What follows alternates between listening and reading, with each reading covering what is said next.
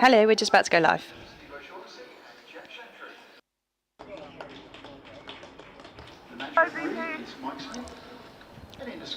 Hello, we're just going live. Lovely.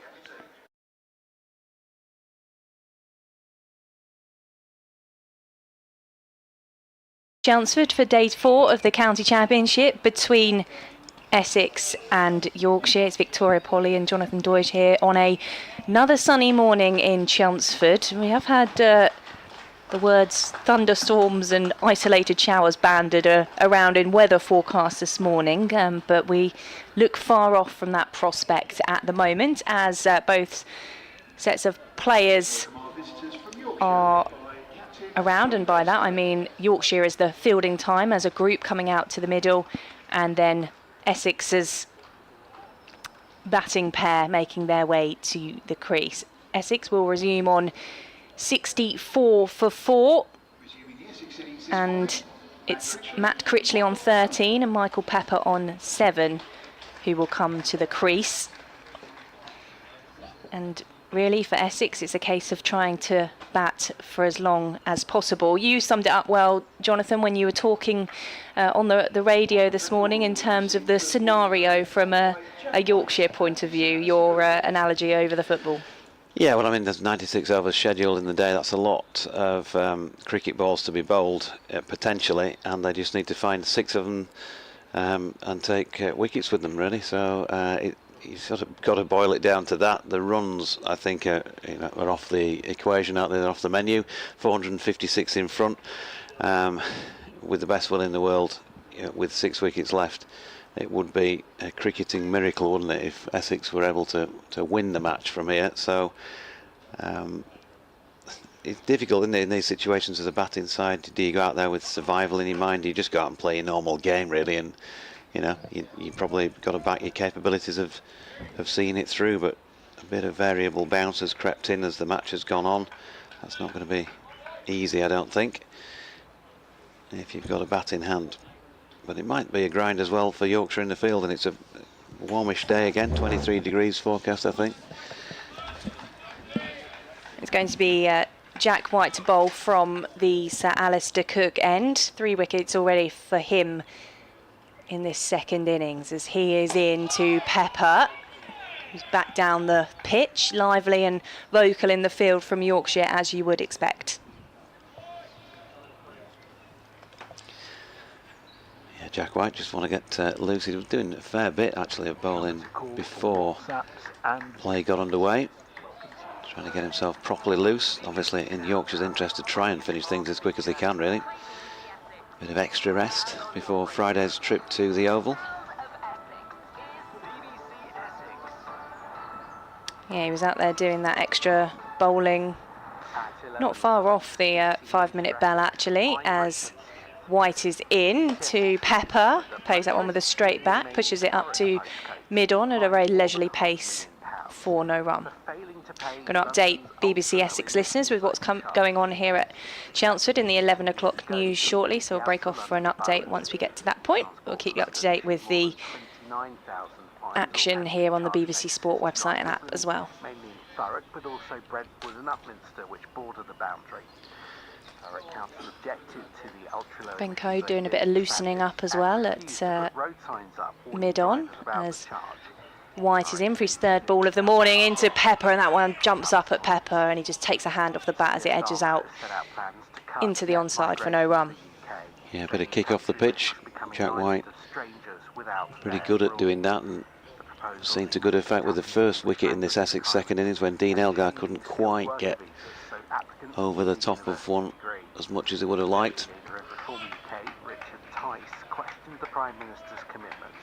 Very quiet here at Chelmsford, as you might expect on day 4, not quite knowing how much of this game we have left as White is bounding in towards Pepper. Pepper is defending that one. It's the top of the Tom Pearce stand, probably the most populated I can see from our commentary box. Still people enjoying the weather there. There's a few people dotted about outside the pavilion. Feels very calm and peaceful morning around the ground. Were there many Yorkshire travelling fans? Have you seen many throughout the yeah, weekend? quite a bit. There's a contingent still seated at the far end. They're mostly Yorkies, but there's been others dotted around the ground. The usual travelling support, really, the hardcore. Pepper waits. As White is in, and that one's played along the ground by Pepper. Lots of encouragement for White in the field. Dry, fairly dead pitch now.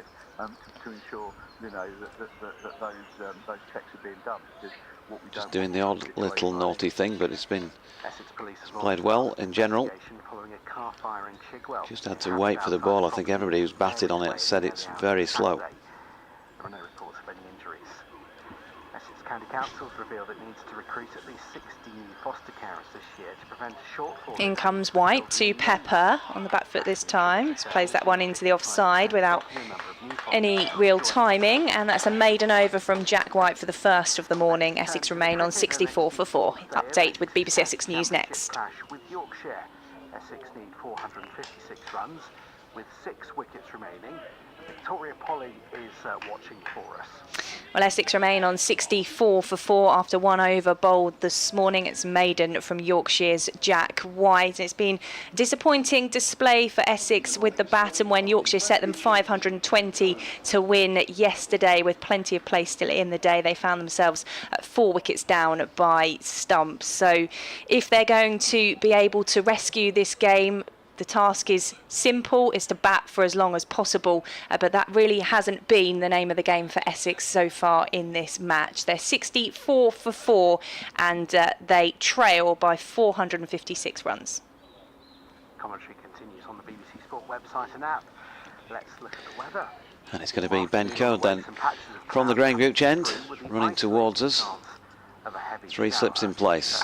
First ball from Ben today is to Matt Critchley, dropped out into the offside for Finley Bean to field, and there is no run.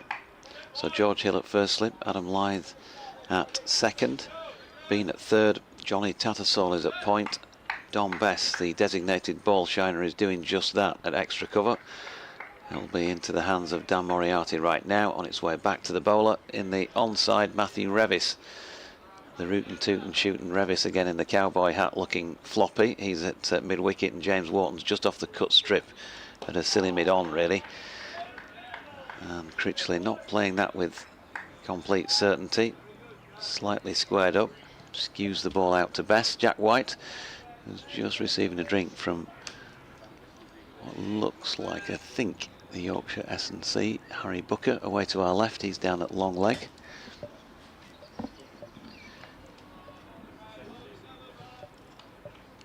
Johnny Bairstow gets through a few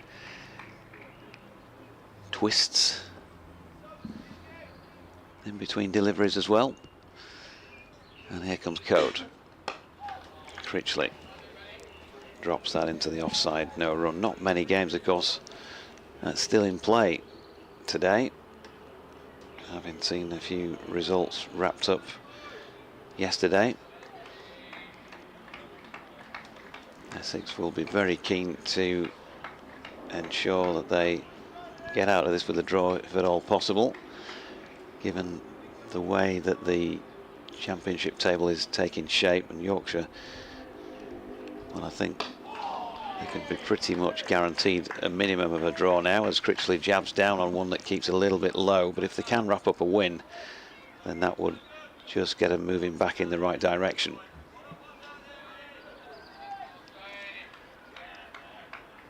As we move on towards the halfway stage of the comp. As I mentioned, they're at the Oval on Friday, first of 4 days against Surrey, and then back at Headingley for the last of this block. That'll be against Nottinghamshire. Code bowling, Critchley again, comfortable enough in defence. The crowd, I think you'd have to say, is sparse today. It's diminished on each of the 4 days so far. Plenty of people in on Friday. There were actually a lot in the Tom Pearce stand just to our right yesterday, to be fair.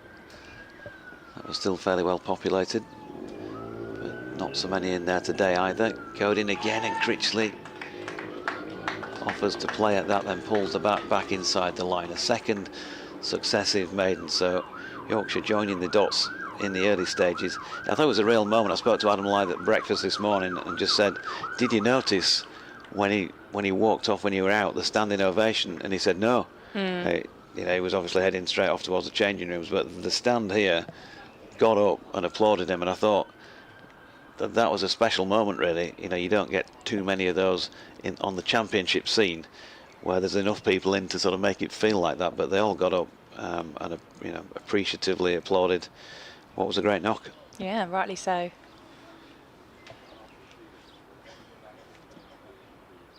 Was it a fairly good mood at breakfast this morning? Yeah, generally speaking, fairly chipper, whatever the match situation, to be fair. Jack White's going to bowl his second over of the morning, and he comes to Michael Pepper. He drives that one to mid-on for no run. Ben Code getting down to it.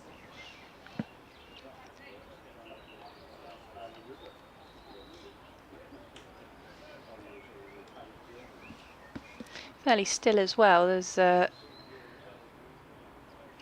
sight screen opposite us with the white sheet. It was really billowing in the breeze earlier on in this game, but it's just rippling gently at the moment. As White begins his run up for his second ball of this over, and he comes to Pepper. And that's outside, past the outside edge of the bat, through to Bairstow.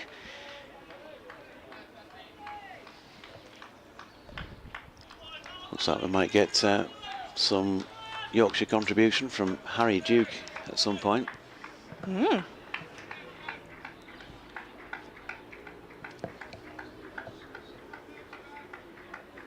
Interesting to hear his thoughts on this one.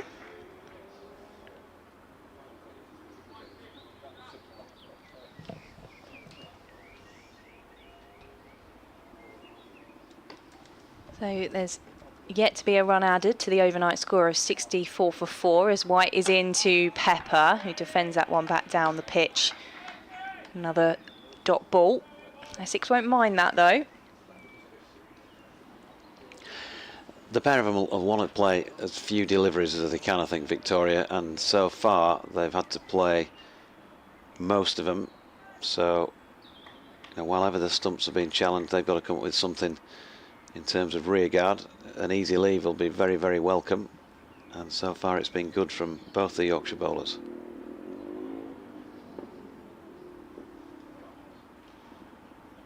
In comes White with the number 19 on his back. Pepper waits. Pepper does leave that one outside the off stump.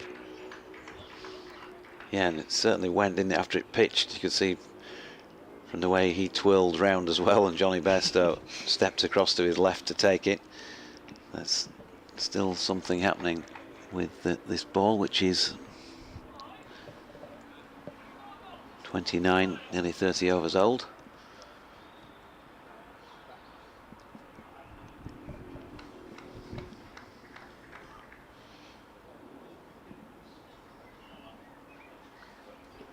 See, Worcestershire have lost their first wicket of the morning. Ben Allison, the night watchman, to go as White is in to Pepper. Pepper defends that one.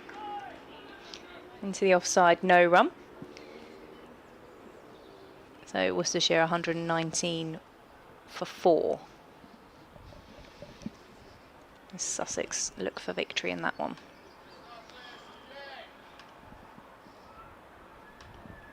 Yeah, Sussex came back pretty strongly, didn't they? Because they were in a little bit of strife on day one. Yeah, there are a few teams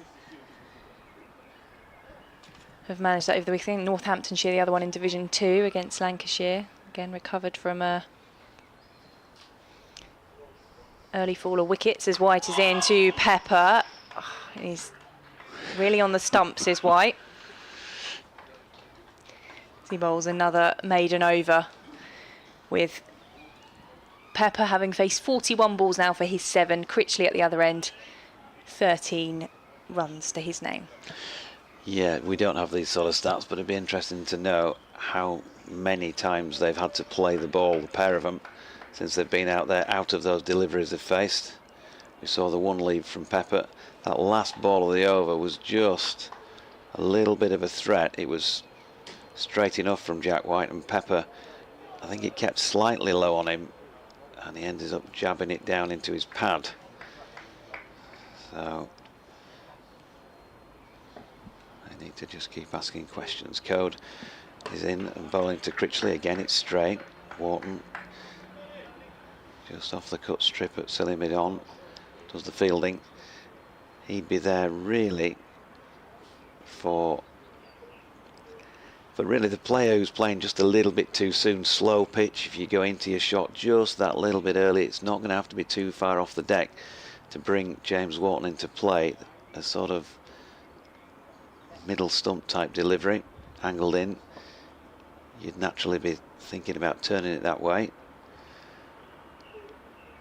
Code in. Ooh, Critchley gets an outside edge this time. He's going to get 4 runs for it.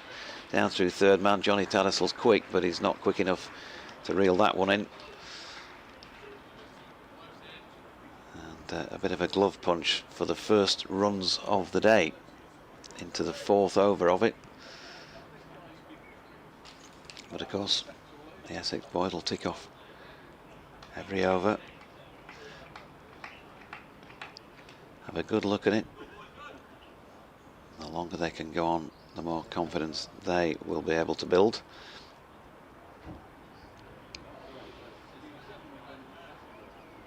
So Victoria mentioned that Sussex-Worcestershire game. Surrey could be under a bit of pressure from Warwickshire on the final day at Edgbaston as well today. Here's Code in. Critchley, solid block out to Bess in the offside. Just one first innings wicket remaining, 287 behind. You would expect Warwickshire are going to ask them to follow on there and have a go at putting them under some serious pressure on the final day. The way the scores look, it's probably favouring the draw.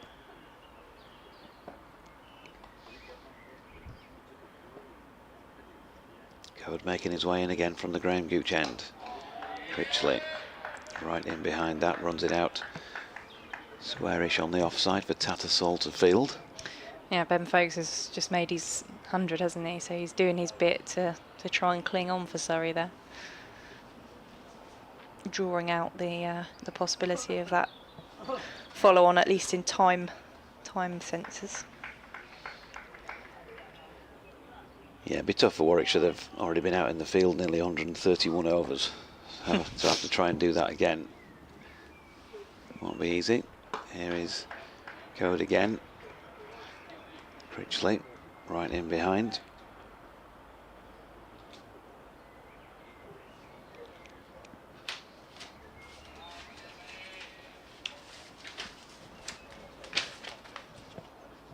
Don Bess, sleeve over his hand again.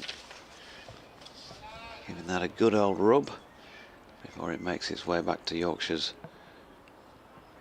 go-to man, Ben Code, making his way back in towards us.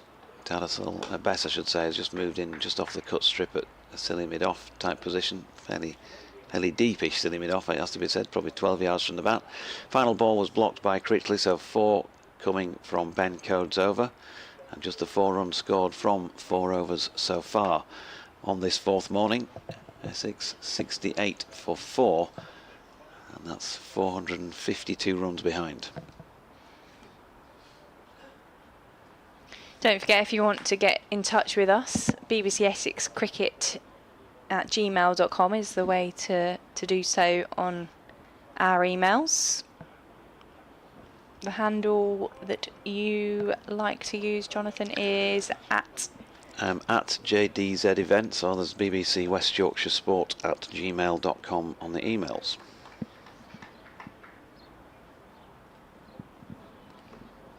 Jack White to bowl from the Sir Alistair Cook end. And he's into Michael Pepper. There's a appeal there for being struck on the pads as it trickles away. The umpire wasn't interested in that shout from White and the slips.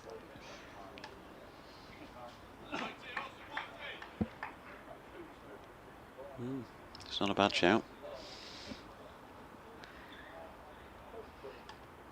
It's the Pepper's back leg there, which we saw quite a few of the dismissals on Friday. I need one of those screen wipe things for my laptop because it's collecting dust here, so it's quite difficult to see through it, especially with the contrast of the It really shows sunlight up in behind. the sun, doesn't it, when you need the laptop cleaned. As White is into Pepper, there's another appeal there as that one just flicks out into the leg side.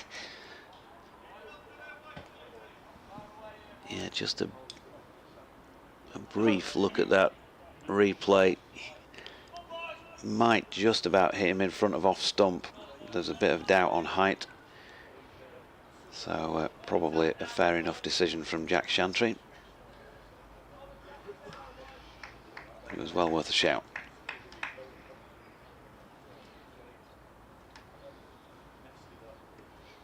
.68 for 4. Third ball of this Jack White over as he is into Pepper, and that comes off the bottom edge of the back and sprays out into the leg side. Certainly the Yorkshire field are encouraged by what they're seeing from the bowling of Jack White. Yeah, he's in the game here at the moment, isn't he? Feels like something might happen. Asking questions. Clearly not playing him with complete comfort.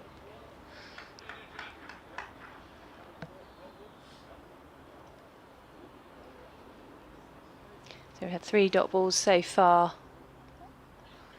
of this over. Pepper waits as White is in. That one's driven. Just into the leg side for no run. James Watt just moving himself a little closer in. That's silly mid on now to what it was just before that ball. And well, there you go, Victoria at 11-19. We've got 19 bowling at 19. Shall I do it again? Were you waiting for that? Yeah,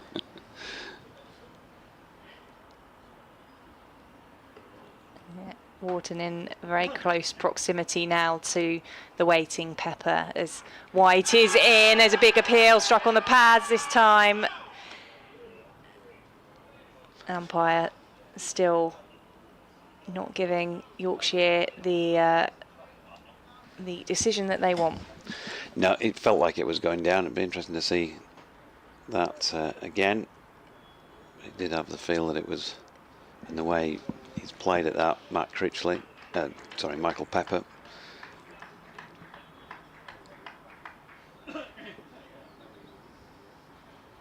And like I say, he's not far away, is he, Jack White? You wouldn't be surprised if something happened soon. Certainly feels like he's building some pressure now for Yorkshire. Pepper is waiting as White is in, gets bat on it this time, just plays it out into the offside for no run. So final ball of the over, 68 for 4. Michael Pepper just having to deal with some pressure there from Jack White. Yeah, and I think I've just seen the replay a couple of times. It does strike him in front, no doubt about that, and it's a good shout, but from the angle that it jags, you'd have to say that there's some doubt there. You've seen some of those given, not saying that they would have been right in giving them, but you've seen them given. But Jack Chantry, I think, again, erring on the side of caution there, and once again that was fair enough. James Wharton still under the helmet. Poor old Don Best doesn't have one of them on, and he's standing the opposite side of the strip. So they're just putting a couple of players in front of the batter's eye line, just something else. That was a little bit of distraction as Ben Code comes in and bowls it now to Critchley, who does get an easy enough leave around about 4th stump. The field hasn't changed a whole lot since the opening delivery, and why would it really? Few runs have been scored, and these two seamers just plugging away, trying to get something out of this pitch. Hope the ball will just do something a little bit different. Going in again, Critchley. Solidly behind it to Moriarty. He's out in the covers at the moment. Enjoyed himself with the bat on day one.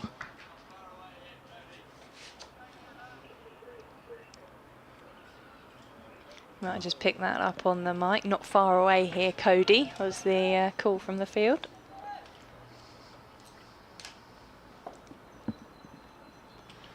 And here comes Cody to Critch, who opens the face and runs it out into the covers, where Moz does the fielding. Is that right, Vic? Are you a Vic? What do you get? I don't mind Vic, but I'm definitely not a Vicky. Right. I'm mostly away from work. I'm a tour. Tour? Yeah. Go on. Well, the middle part of Victoria. Oh, right, okay. Oh, yeah, no, never heard it. Don't think I've heard anyone called Tour before in that way. Because that's wide off stump. He does just move in as if he's going to play that, Matt Critchley, but we'll give him the benefit of the doubt. Through to the gloves of Bairstow.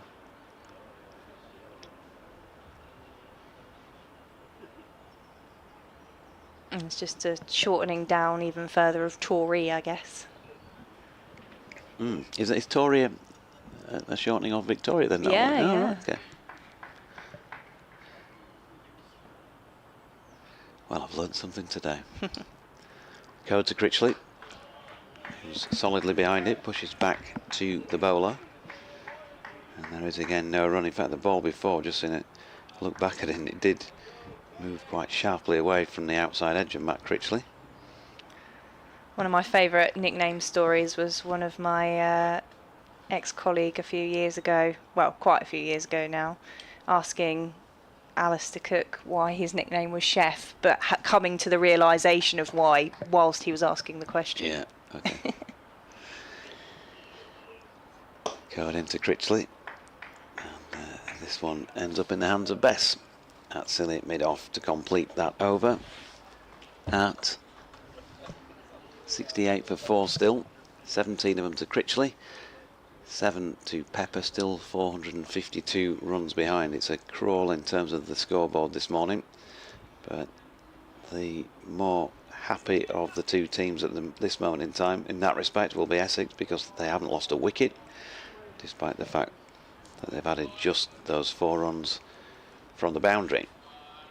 So 1 scoring shot in the first half dozen overs. White's got various layers to take off before he begins his over. Ken has been in touch on the email and says it looks as if Essex have a mountain to climb today, but it's not over until the fat lady sings, etc, etc. Hope the weather stays good, although I think the best that we can wish for is a draw. Ken says, I wish you would refer to the River End and the Hayes Close End. Well, they have been renamed now, so Alistair Cook End and Graham Gooch End, but it will be Jack White to bowl from this Alistair Cook End, or as previously known, the River End. I did spend the entire day calling them both by their old names, didn't I? Well, it takes a little while to get used to, I think, doesn't it? As White is into Pepper, who's up on the toes and defending into the offside for no run. Good morning, JD and Victoria, says Lily. Yorkshire have complete control of this game. It looks like a win for the mighty Tykes. I'm going to the return fixture at York. It's lovely to hear Victoria on commentary. Lily, the chairwoman and president of the Matthew Revis fan club. I remember Lily getting in touch when I did my first ever commentary with you, Jonathan, a few years ago. She's never too far away from the airwaves, are you, Lily? In comes White to Pepper, full of ball, just driven into the pitch by Pepper, collected at mid-on for no run. Paul's been in touch as well, says it's a real shame seeing play with the bat and ball like this. I think this will be over by lunchtime, but at least we can be down the pub for the afternoon, says Paul. Well, it's pretty quiet at the moment, so I'm sure as an Essex supporter you'll be happy about that. Nearly half an hour played, Nothing extra in the wickets column for Yorkshire.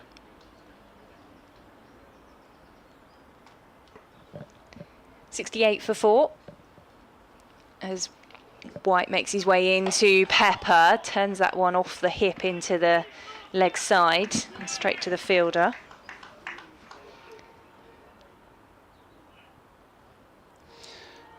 Harrison Allen, Yorkshire analyst, has sneakily been listening in and sent us some stats on your leaves debate. I was asking the question at how many the pair of them had to play at. Rely on someone to be keeping that kind of information.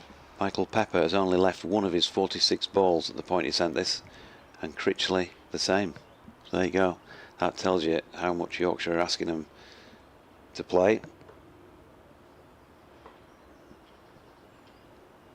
In comes White. Pepper is forward to that one, pushing into the offside. We haven't had a run off White, have we? Because it's just that 4 of the 4 runs off Code's bowling. Harrison also says in the match, across the match, Essex bowlers have allowed 11.6% leaves and Yorkshire only 9.2. And it might not seem a lot, that, but think of the number of balls that are bowled. It's quite a big difference of deliveries that you're having to play out as a batter. Morning as well to Michael, who I think you've heard from a few times over the course of the match, as White is into Pepper on the toes, coming forward to drive at that one. This is Michael, the Yorkshire fan, who's visiting from Dublin. He's here in the ground and says it's been a great game, I think, as I'm a Yorkshire supporter.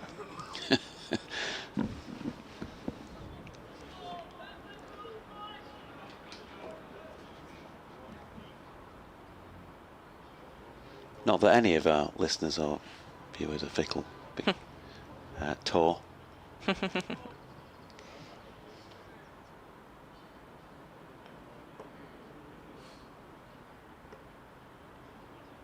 In comes White to Pepper. He's got 2 fielders now in close proximity on the onside as he plays that one out into the off. There's another maiden from Jack White, and Essex remain on 68 for 4. And what have we got? A minimum of... Oh, it's disappeared off my screen. Amount of overs. It's probably 89 now, is it? Yes, I think so. 89 and minimum overs remaining today.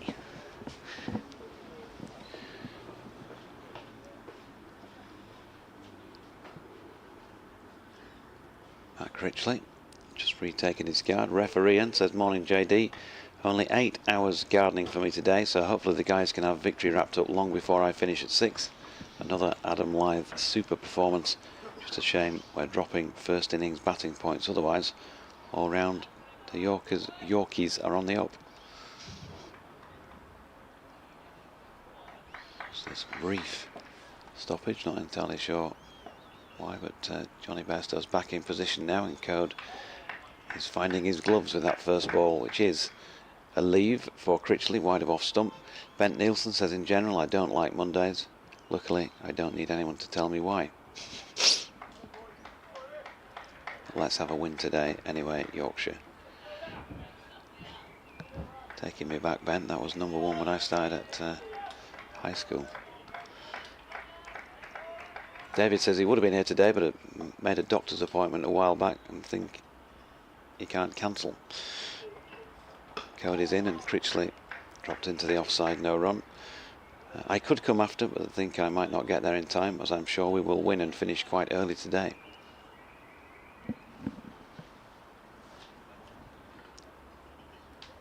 Any other medical queries that you have, it's BBC West Yorkshire Sport at gmail.com or at JDZ Events. You can deal with those ones.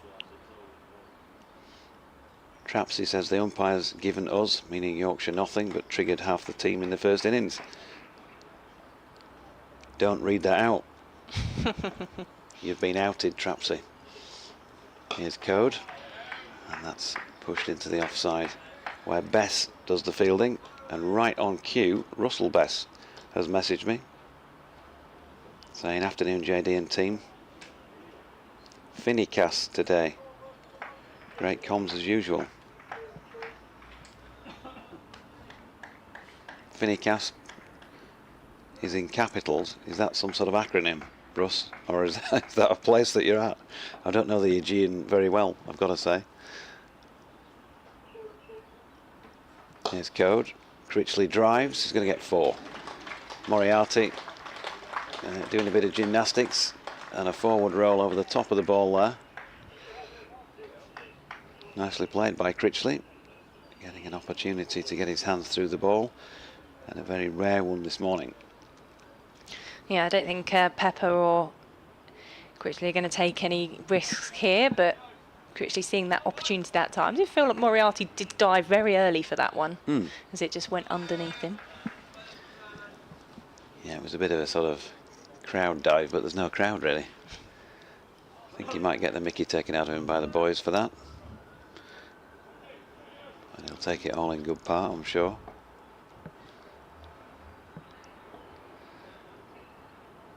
Code to Critchley at the stumps, squared up slightly but played it comfortably enough to James Wharton. Matthew Revis has been brought out of where he was standing previously at mid-wicket, and he's more or less, well in fact from where I'm sitting, he's bang in line between the batter and James Wharton. He's just wandering back round now a little bit squarer.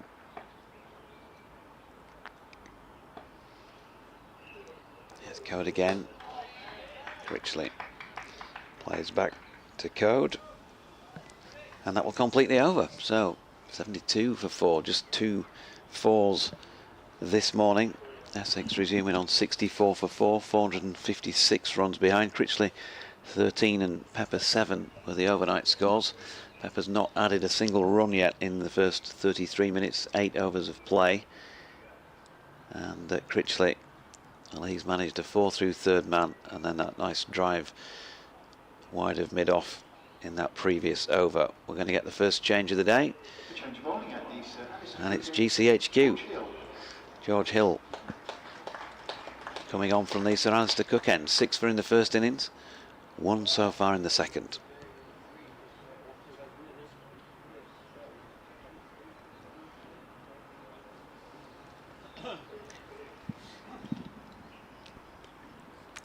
Just completing a few more balls of his warm-up. Getting some encouragement from elsewhere on the field. George Hill. Yeah, figures for 1 for 10, as Jonathan says. He's into Pepper. Good first delivery, which is just fended off by Pepper.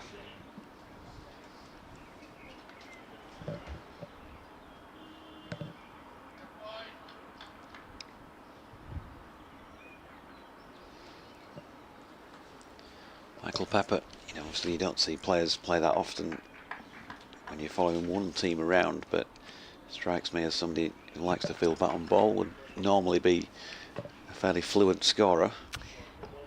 In comes Hill to Pepper, who's forward to defend it. So this is going to test his powers of concentration and that thing about just wanting to get the scoreboard ticking. He's kept it together so far. But I think all players, not just Michael Pepper, you know, if you be calmed for a lengthy period of time, that's the danger time. As Hill is into Pepper, who again is defending into the offside, but this is accurate bowling from Hill, and Pepper's just going to come away to do some gardening and reset himself slightly. Yeah, well, the benefit, I guess, of him being out there for half an hour is he's getting used to the pitch again, the conditions, and that would have helped him there. You wouldn't have fancied that delivery if you'd just gone in, because it kept slightly low and he had to jab down on it. Played it really well. As Hill is in over the wicket, that's come off the edge of the bat from Pepper.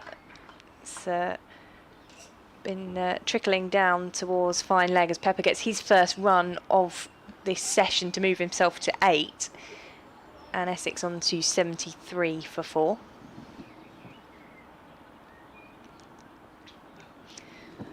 Yeah, Pepper, well, I guess people more associating him with white ball cricket and his excellent form in the T20 blast for Essex, but it was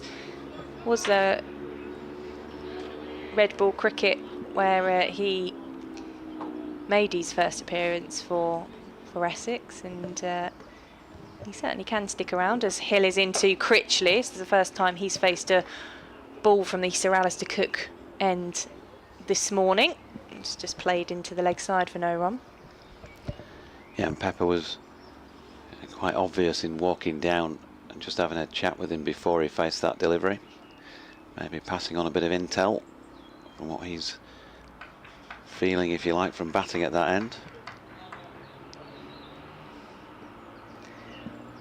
A noisy motorbike going past Chelmsford as Hill is into Critchley, who leaves that one through to Bairstow from the final ball of the over, and Essex are 73 for 4, so 1 run from that one, which has gone to Michael Pepper, who's on 8. Critchley is on 21. Yep, another tidy start by George. He tried to bang in that quicker bouncer that Jordan Thompson was talking about yesterday off the final ball.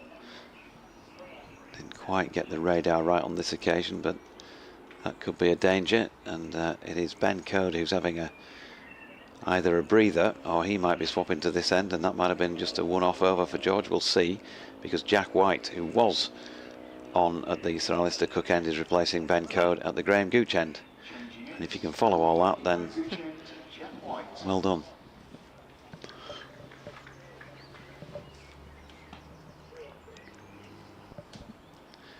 Hopefully we'll get Harry Duke up around about noon. Victoria, extra little breather. She's offered to go get us a nice coffee each. I was very kind of you that before I came on there. How'd you take it again? You'll have to remind me. So Pepper scratching away at his mark on the crease line again. Just trying to get himself mentally prepared for the first delivery of this over. A little bit of gardening while White sets his field. All this part of the joy of cricket, the cat and mouse. Revis has come in just off the cut strip, very straight. He'd probably be 15 yards from the bat. And James Wharton closer at silly mid off. 3 slips, White bowls, and Pepper, after all that, does get to turn a single into the leg side. Ben Code, who was out at mid wicket, does the fielding. Moriarty has disappeared into the Chelmsford distance, away down at deep backward square, come long leg. Tattersall at point. Plenty of gaps through the offside. So trying to cover all bases here, Yorkshire, as best they can with the ball. Bowl it straight, bring the stumps, the pads, maybe the 2 catches into play on the leg side. Offer a gap through the offside. Maybe he'll be tempted to drive and nick you to slip or the keeper. Not on this occasion. Critchley showing good powers of concentration, pushes into the offside for Best to field. And the ball getting on towards halfway through its useful life. Yorkshire will get a second new ball if they need it at some point today. But as that ball's getting older, maybe we will see a fair bit of Bess and Moriarty. But Seam has been king for Yorkshire in the match so far. White bowls, Critchley right in behind that. Best fields again. And if this one does go a long way today, then we're going to get quite a lot of that, I think, Tor. The Grumbler's been in touch, says, "Hi Victoria, have you noticed that Virat Kohli has retired at the very moment Sam Cook gets his first test call up? Pure fear, if you ask me." Absolutely. I'm surprised Sam's not taken to social media to say exactly the same himself, you know. Here comes White with that bustling, angular run-up. Solidly blocked by Critchley. Revis steps across the pitch. Does the fielding. He seemed in pretty good spirits as well this morning. Matthew Revis.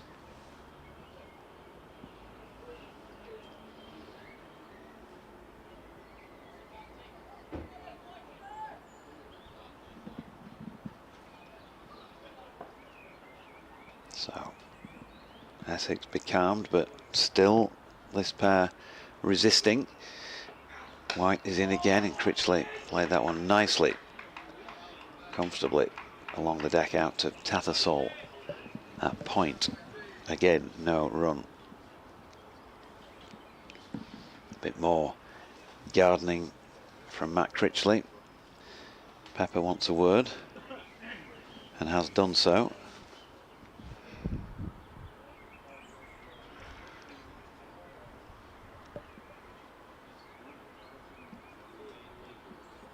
White then turns again. Can he find something from this delivery? No, but it's a decent one. Critchley has to play again. Turns it to Wharton in the leg side to complete the over. At 74 for 4, just 10 runs added this morning. Russ Harker, good morning to you. Says, good day to you in the hot box. Russ in Berlin here, looking forward to a Yorkshire win. I've also been looking after my grandson Joshua James, who we affectionately abbreviate to JJ. Was wondering if you collectively might know of any cricketers over the years who are also known by their initials, like W.G. Grace.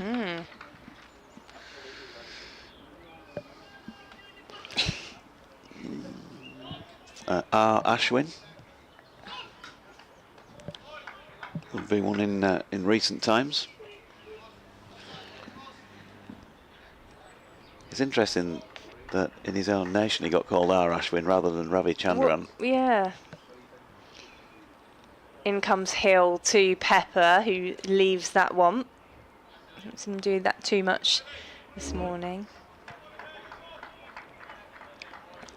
Because you're abbreviated to JD, aren't you?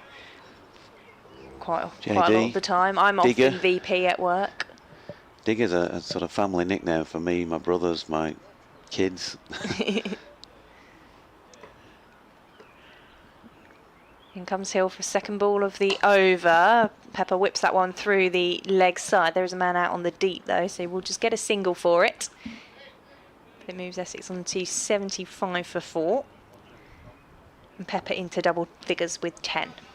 Jeff Greenwood says, Jonathan, do you know why the overseas bowlers are not in the side for this game? After all, they'll only have 2 more games at a maximum to play for the county, and I guess they are being very well paid to be glorified net bowlers. Well, I can tell you that Ben Sears has got an injury which has kept him out, a little ankle niggle, but I think he's going to be okay for Friday. In comes Hill to Critchley. That has come off the inside edge, I think, of the bat, and it's out into the leg side. They come through for the single, but Critchley had no idea where that had ended up. And in the words of Yorkshire head coach Anthony McGrath, who I did give this information out, Jeff, earlier in the match, Buckingham purely tactical. Having seen the pitch, we wanted an extra spinner. So there you go.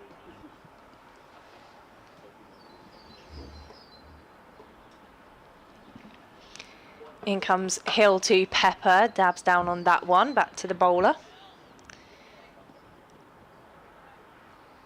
Warwickshire still toiling away, looking for that final Surrey wicket.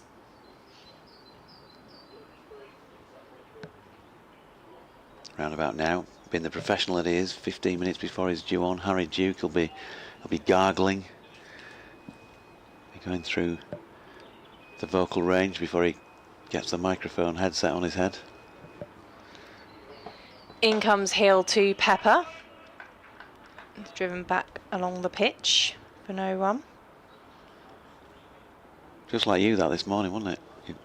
I like the morning sing-song before you put your headset on. Well, as we heard from Sophia Smale on Friday, she likes to sing a song while she's batting. It's one of her superstitions. Maybe, I don't think it'd be advisable for us to do that while commentating, do you? Probably not. As Hill comes into Pepper, and that one is past a diving Bairstow, and that's going to go for 4 byes. Yep, just dragged it down this occasion, George, and because it was a bit of a skimmer really along the ground, Johnny unable to fully I think he got something on it, but not able to stop it. So still few runs from the bat. I guess really that doesn't matter.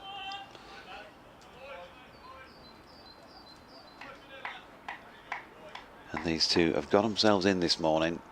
We've said numerous times, and the players have said, not an easy pitch to get yourself in on, but if you do, then you can hang around, as we saw with Adam Lyth, with James Wharton in particular. Johnny Bairstow as well to some extent, although he was a little bit quicker about how he went about things. Ben Code now fielding at the straight mid-on, and silly mid-on James Wharton. Best comes in again a bit closer, just into the offside as White continues, and the first ball not handled as well as he might have liked by Critchley, but ultimately it's safe and drops down by his feet. Just checking elsewhere on the scoring front. Surrey's still going, so they're really doing a great job of turning that one into a draw, you think, at Edgbaston, because the 9th wicket, or the 10th wicket, is still intact. In comes Jack White trying to take a 5th wicket in this Essex second innings. 5th wicket for the team, that is. And that has gone down to long leg. Dan Moriarty round to field, and they pick up 3 to Critchley. Matthew Fisher it is actually, who's with Ben Foakes. The final wicket pairing for Surrey. Fish not out on 8, and Foakes now 112. So doing a grand job for the team that the Yorkies will be playing against later in the week. Meanwhile, Worcestershire still needing 220 off 86 overs, which is clearly doable, but they've only got the 6 wickets left now in their match against Sussex. So that one, you probably think that the hosts, Sussex, are favourites to see it through. See what Worcestershire have got. They've obviously struggled so far this campaign.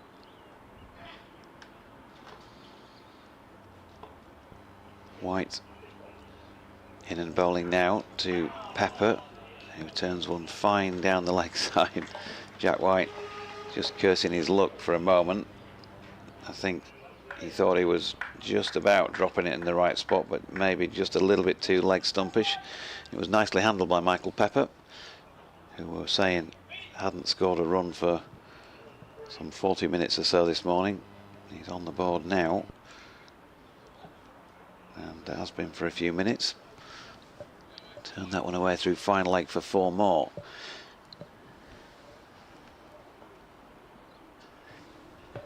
$87 for 4. 23 added this morning without loss. And White comes in again past umpire O'Shaughnessy. Pepper drops that down at the feet of James Wharton under the helmet. No run.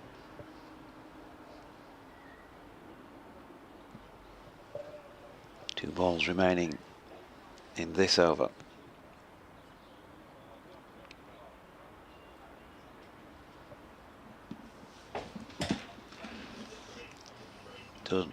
Doesn't seem like it's going to be too long before Dan Moriarty gets a bowl.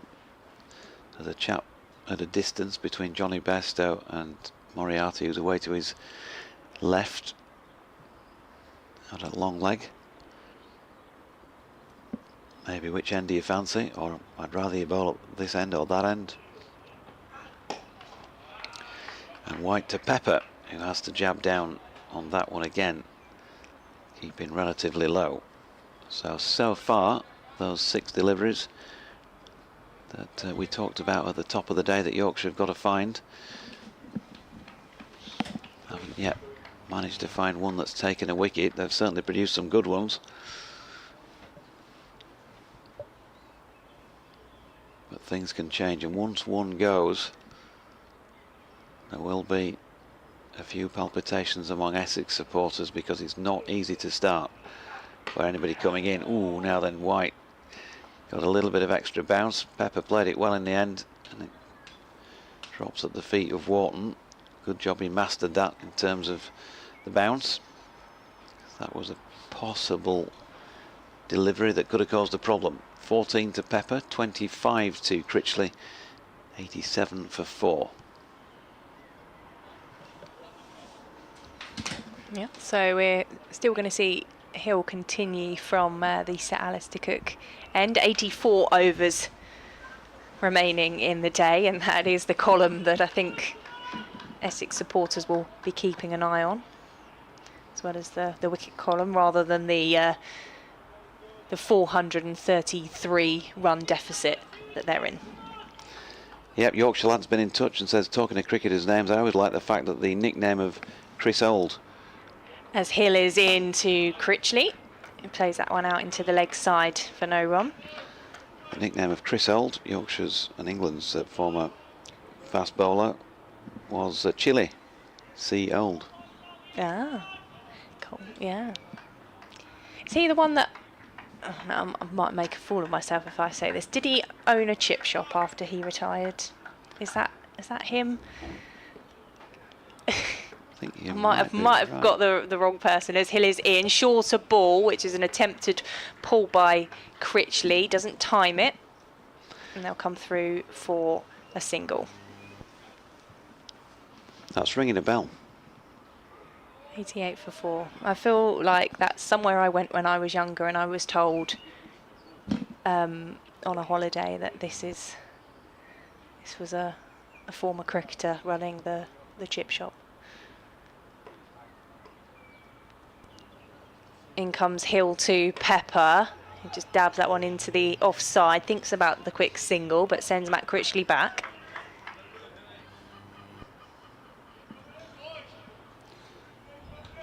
You'd never have eaten fish and chips from a Yorkshire player's chippy, surely. I'd eat fish and chips wherever I was offered it, to be honest. If fish and chips is being bought, I'm not one to say no.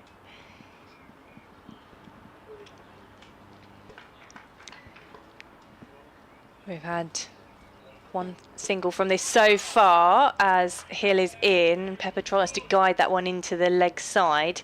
Won't get there, and it's behind the stumps to Bairstow for no run.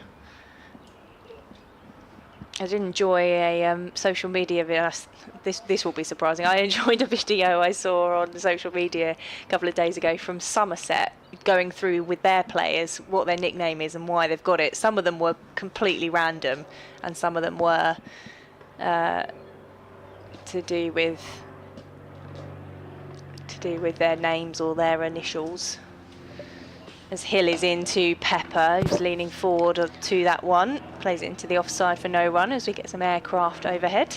Speaking of which, Jim Green's been in touch, says, hi Jonathan, it's notable this season that co-commentators change every day. All of them very polite. I worked with a Victoria and she was known as Sponge or Cakey. No. I can understand it. In comes Hill, and that's on leg stump. Sylvia says, morning Jonathan and everyone from Baking Bradford, hoping the lads can finish it off and breach Fortress Chelmsford. It's the end of Hill's over, 88 for 4. Pepper's on 14, Critchley on 26. And Martin Ramsey says, managed to watch most of the match from my sunbed in Cos. Enjoying the comms, which is good to hear. Great performance from Yorkshire. Just need to finish it off.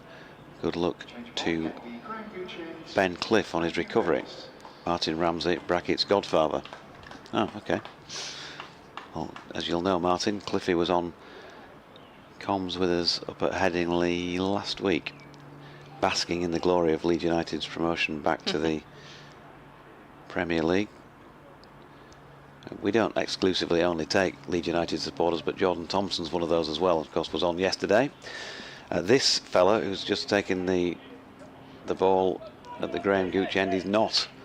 And he was basking in the glory of Bradford City's promotion last week, Matthew Revis.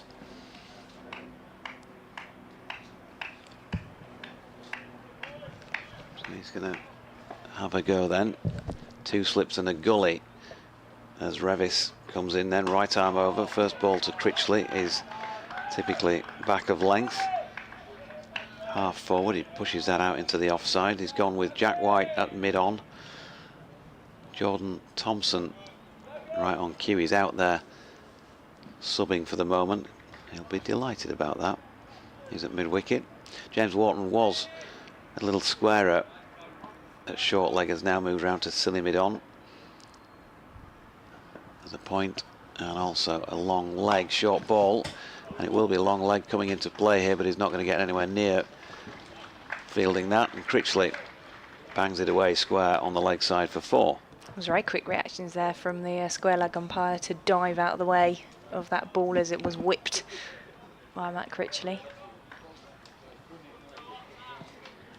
Cole's been in touch on the emails, and according to Chris Oll's Wikipedia, that is correct. Yep. He did have the fish and chip shop in Cornwall. I thought it rang a bell, yeah, when you said it. Revis in again. Critchley pushing forward into the offside. Best doing the fielding. Haven't seen much of Matthew Revis with the ball. Did suffer, I think, a stress fracture at the end of last season, back end of last season. So it's been carefully managed back to fitness. Looks okay at the moment as he bangs that one in again. Critchley doing the fielding.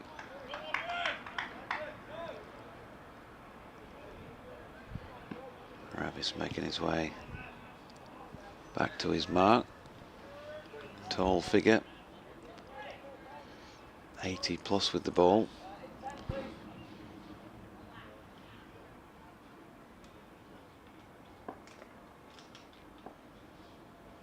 Making his way in again past umpire O'Shaughnessy. He goes short of length again, and Critchley pushes out into the offside. Tattersall does the fielding. Into the 14th over of the day. Nearly just about bang on an hour played. And Essex doing well in their attempt to get out of this with a draw, because they haven't yet lost a wicket. Yorkshire trying to find one delivery to break this partnership, not that one. Critchley right behind it again, and that completes Matthew Revis's first over for just that 4 that was pulled. 92 for 4. Runs not the issue, 428 of those to Yorkshire's advantage, but they have still got 82 overs in the day, so there's no panic, but no breakthrough yet either. Hello to Philip, who's been in touch on the emails, who is an Essex fan in Hong Kong. Says, great to see live cricket, looks like perfect weather. I'm not sure why we're struggling. I know we've got a few injuries, but also worried about the lack of confidence in the batting. We look a couple of batters short. Dropping anchor for the rest of the day, we can do it. Need to get through the first session and then see. And Yorkshire lad says Chris Earl did work part-time at a Sainsbury's store in Truro in Cornwall after retiring from the game. Previously ran a fish and chip restaurant with his wife, which eventually led to his part-time role at the supermarket.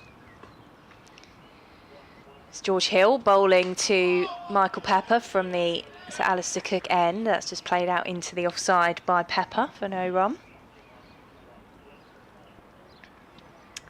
Jerry on the emails that says, great commentary. Come on, Essex, hold out. This is from a Lancastrian in Blackpool. As for initials, perhaps the most famous Essex example is JWHT, translated into Johnny won't hit today, for former Essex captain Johnny Douglas.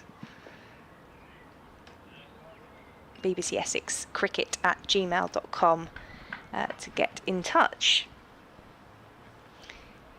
In comes Hill to Pepper, who's forward to that one, plays it back to the bowler.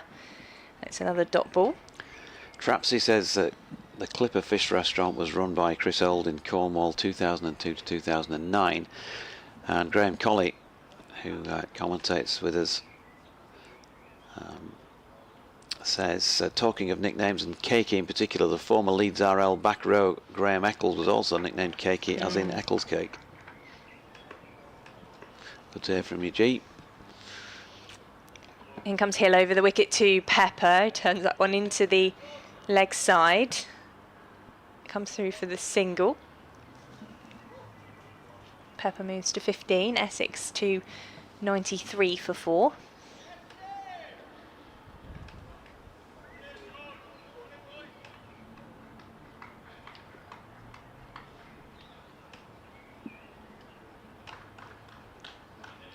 I've been told I must leave the com box today, by the way, if Yorkshire aren't taking wickets, because yesterday when I did, they did.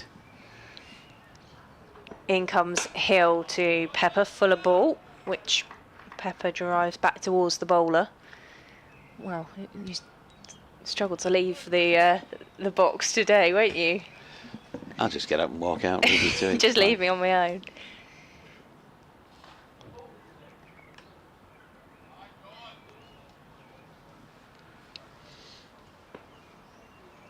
Hill's turning on his mark. He's into Critchley, which Critchley manages to whip out into the offside for no run. I feel like I'm having that effect at the moment. Obviously, I wasn't on commentary on the weekend. I was out and about. I had a wedding reception. I was out on Saturday evening, but I did get out and about to watch some club cricket on Saturday afternoon. As Hill is in to Critchley, turns that one into the leg side for no run. And I just popped in to watch my boyfriend's match, and during the match he scored, I think he scored about 20 and he took 3 wickets, and I didn't see any of that. In the time I was there, nothing happened. So I do feel like at the moment it's better when I'm not there. He didn't perform when you were there. Well, that's 93 for 4 at the end of that Hill over. No further comment, my lord. And on that note, shall I make way? Go on then, Tor. We had a very polite knock on the door from somebody, and he's just walked in the back of the box. Young Harry Duke. Martin Mellor says, by the way, on the nickname front, Secretary of Sorby Bridge CC, initials HP, nicknamed Saucy. Like it.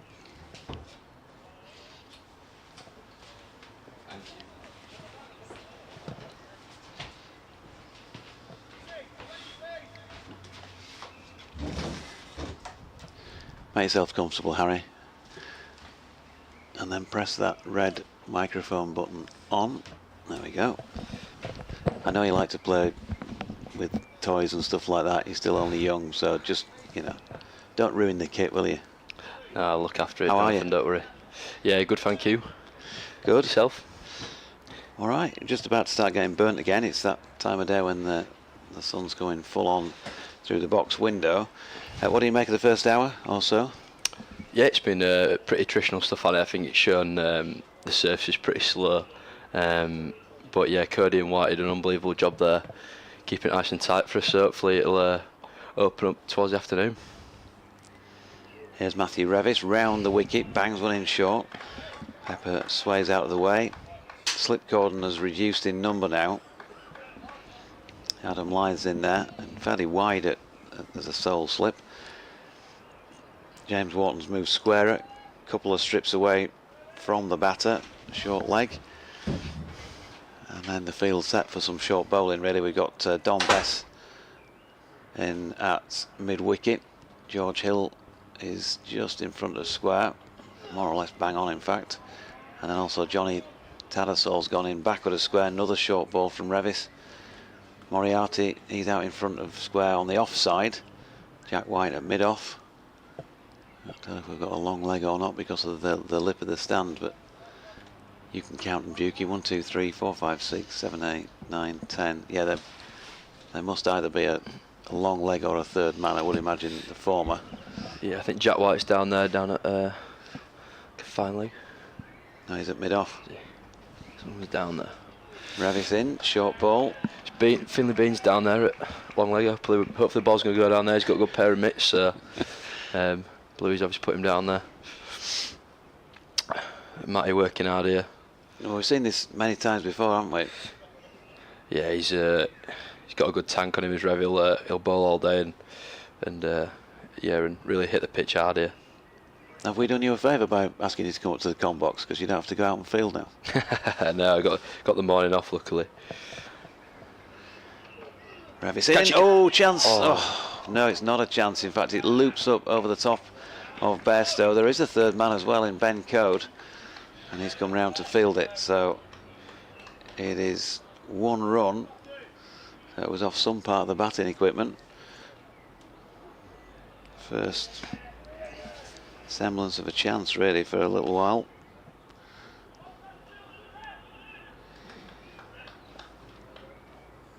Played well, these two, though. Added 29 in, 67 minutes now. So it's been fairly painstaking progress, but it's not about the scoring for them. The Essex boys clearly just want to bat as long as they can. Critchley just pushes one out to Moriarty, no run. Presumably, given that Harrison's been in touch with figures on the lack of leaves by Messrs Pepper and Critchley, I guess all the talk in the dressing room's been about keeping the stumps in play. Yeah, I mean, it's a pretty attritional surface now, so trying to keep as many modes of dismissal in the game as possible. I've seen a couple keep low as well, so... Here's Revis again, back of a length. Critchley has run it out backward a point. Moriarty comes back for 2. A flashing blade after his 24 the other day. Enjoy that? Yeah, it was nice touch. Who was that from Rev? No, from Moriarty. Oh, from Moz, yeah, he's been telling everyone about it, so yeah, he's been pretty happy with himself. But no, Danny works hard at his batting, so nice to see him go out there and change the momentum of the game a little bit going into our bowling spell there. So and then nice to see him his hard work pay off there. Don Best into the attack here.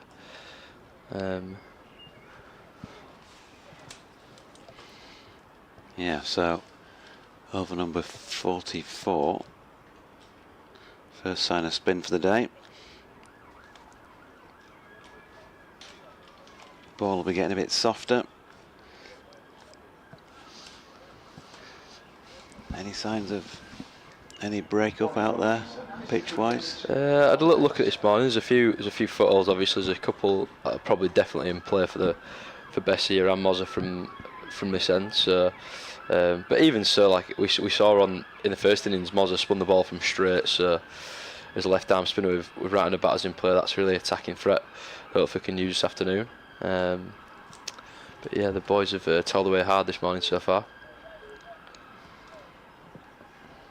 Yeah, they stayed disciplined as well throughout, which is, I guess, partly why there were so few runs scored in the first half hour, 40 minutes or so. There's been a few since then, but largely on account of them trying a few things.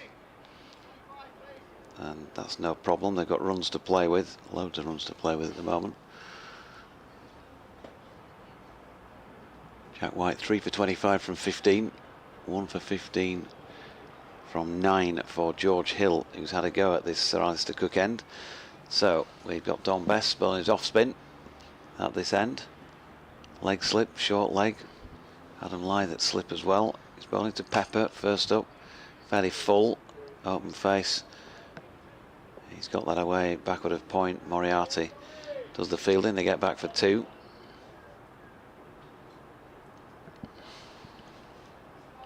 Lots of words like discipline and patience this morning as well, no doubt. Yeah, exactly that. We know what it can take into the last hour a day. This sort of trying to take 10 weeks on the last day. So I'm patient here. Bessie in. Oh, edged by Pepper. He's going to get 4 here. He's going to run away down through third man. But Don Best won't mind that too much. Finds the outside edge. Would have probably gone to second slip, but might have been too low for a catch. 100 on the board for Essex in 43.2 overs and 3 hours and 6 minutes of play.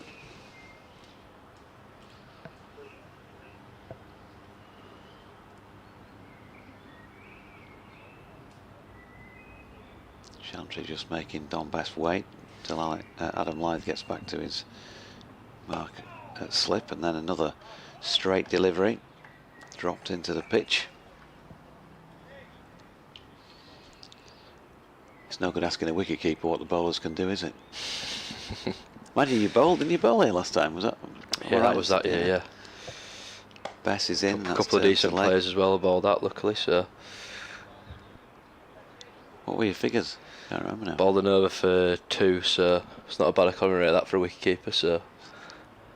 Yeah, outstanding. Bess in again, and blocked this time by Pepper. Yeah, that was that. It was a bit of a ball draw, wasn't it, that match? That 3 years ago? Yeah, it was start of that year when the wickets were unbelievably good, that start of that summer. Was it a Kookaburra game? I can't remember now. Bess in and bowling. That's dropped I'm not into sure the it was. offside, no run. I think it was a year when Brookie got off an absolute flyer, didn't he? And you know, really stamped his mark on the county champ that year, didn't he? With 300 or 400s in a matter of games. So pleasure to watch actually that week where Brookie batted. It was great to watch you bowl that over, to be fair. I mean, the variations you came up with. Yeah, I mean, when you're bowling at Alistair Cook, you've got to really, you know, try and change it up, haven't you?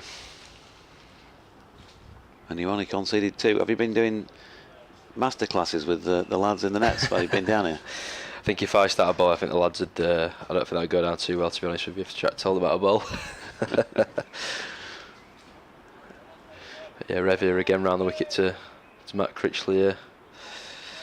Leg side trap set. So for our listeners, viewers, what's Rev trying to do? Obviously the wicket's very two pace, so it's actually harder playing the short ball when it's like this. Just hoping to get a false shot out of Critch here. It's typically live. He sort of said this yesterday when the wicket yesterday found the short ball harder, given the fact that he didn't really get up at times. So often on a slower wicket, the short ball comes even more of a threat, really. So we saw last over, Rev created a half chance, probably just flying over the top of the slips there. So yeah, with so many runs on the board, it's absolutely worth a crack. That was Dot first up, pushed by Critchley into the offside. Another short one here from Revis. That's not slow. That's a fairly sharp short ball through to Johnny Bairstow, who talked to me last year about how Matthew Revis was hitting his gloves when he kept him at Scarborough. Remember that red hot spelly ball at Barbados? Yeah, in Sussex, wasn't it? Yeah. Yeah, he's done it a couple of times at Scarborough. Revitt. He enjoys bowling there. I think it was the year before that was at Derby, was it? At Scarborough. So no, he's a type bowler, hits the gloves very hard. He's in again. Really, you can feel the effort that he's putting in to getting it through. Dropped into the offside by Critchley, no run. Some days your heart goes out to the bowler because the sun's shining, it's pretty hot out there. He's coming in, really putting his back into it with a ball that's getting softer on a slow pitch. It's a bit of a thankless task, isn't it, at times?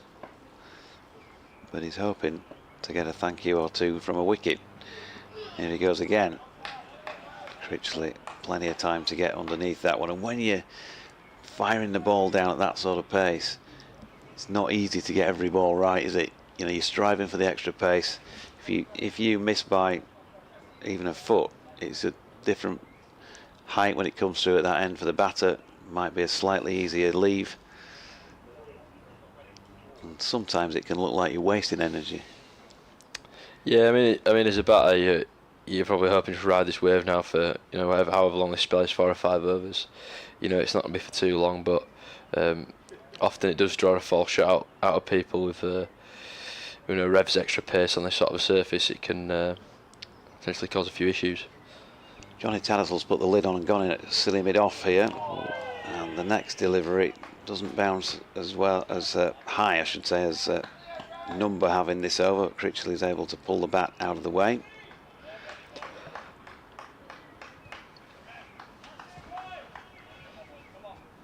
Been out there for 97 deliveries now, Matt Critchley, for his 32.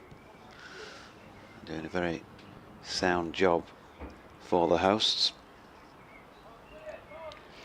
You'll be stopping down, will you, for a game at Billericay? Yeah, second 11 we've got a game at Billericay, so I'll be involved in that. Revis in, Critchley gets another short ball and right in behind it to complete the over at 102 for 4. 3 overs, 1 maiden, none for 7, Matthew Revis so far. When does that start? So that starts tomorrow.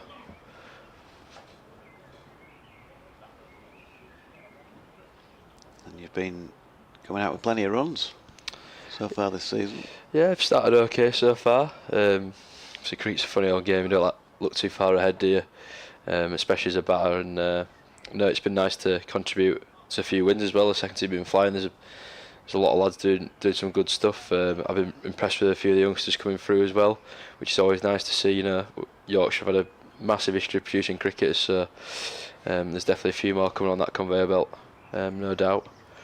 But no, it's been Tom Smith and Matty Wood have done a fantastic job so far this year. So no, the boys are really enjoying the cricket.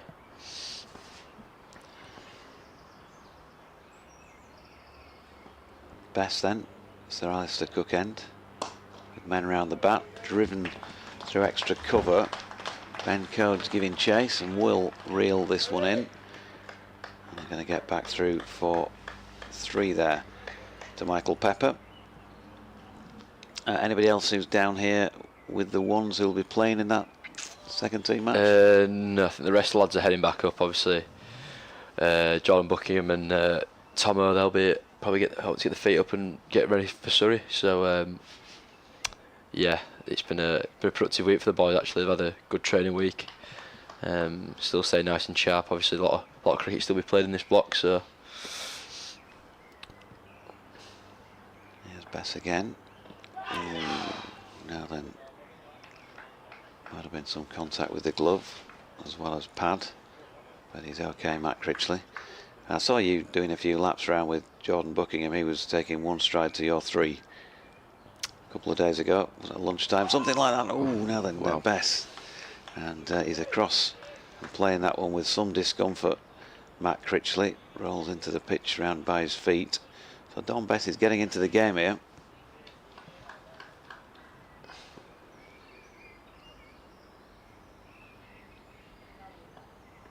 He's in again. That one looping up off the pad this time, and that's with the field he's got set. You feel like that's more like the line, yeah, than the one he got driven through wide of Ben Code earlier in the over.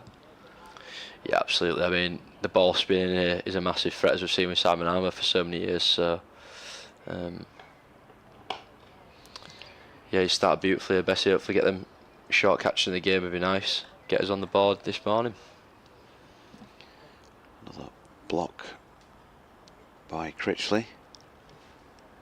Final ball of the over, just that 3 off the first delivery so far, and again Critchley across. He's just moving slightly across to the off side of the ball technically, and he's just trying to drop that down and he make sure he gets his hands over the top of it, and playing it pretty well so far.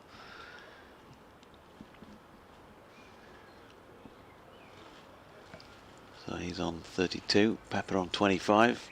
Partnership came together when the score was on 45, so they've added 60 so far. Doing a very solid job for the hosts. Still got 34 overs before another new ball can be called upon. There'll be plenty of use out of that one. 77 overs as a minimum remain in the match. Bluey has just had a run down the pitch. What is it with you keepers? You always like to be busy, don't you, running around. Even if nothing's happening, you look like you're coming up with something. Absolutely, it's part of the job, isn't it, really? Bluey's he's up and about all the time, really, John, so no, it's nice to see. Revis bowling here to Pepper. He gets one to his left shoulder, which he's able to leave, but there's almost like a wicket keeper's handbook. I must clap my hands a lot. I point around on the field even if I'm actually not saying anything, just so the crowd think I'm doing something with a bit of purpose to it. No, absolutely, comes with the job, people say. So no, especially like today, it's good to keep the boys up and about, and it can happen very quickly in this game. So It's a better round delivery by Revis, and Pepper has to drop it into the onside. No run. Energy, isn't it? It's about energy when you're keeping. You've got to keep the energy levels up. I don't think that's difficult for you, is it, really? Did you have your own charger when you go to sleep all night so that you're fully wound up on a morning? I don't know what it is, though. You just, I think it does generally come with the job, but it does seem to be that way. Bluey's obviously got it as well, no doubt. Revis in. Ooh, good delivery. This time coming over the wicket to Pepper, and he had to be good with soft hands there to drop that short of Johnny Tattersall, who was lurking close in on the offside for the catch. Andrew, an exiled Yorkie in Cheshire, says former Lancashire bowler Jack Simmons, Flat Jack, that was his nickname, never owned a chippy, but he was well known on the circuit for his love of food. Most famous story involves Clayton Street Chippy, a fish and chip shop at Great Harwood. More in a sec, because Revis comes in and Pepper drops that one into the leg side, and there's no run. He says on a night out, Simmons couldn't decide between meat pudding and fish, so he did the obvious thing. He ordered both, along with chips and mushy peas. Clayton Street Chippy now has a signature dish that consists of a whole fish on top of a steak pudding, chips, peas and gravy. And yes, they've named it the Simo Special. Yeah, Bumble did a few events with him during the winter, and he talked about Flat Jack quite a bit and came up with a story that was pretty much that. Ooh, really good short ball from Revis here, and Pepper played that well. He's down on one knee, pretty much losing his balance and getting out of the way of it, but full credit to him for getting out of the way of it. Now then, Steve O'Shaughnessy has just had a walk down the pitch, and I think just had a word with Matthew Revis about running on the protected area.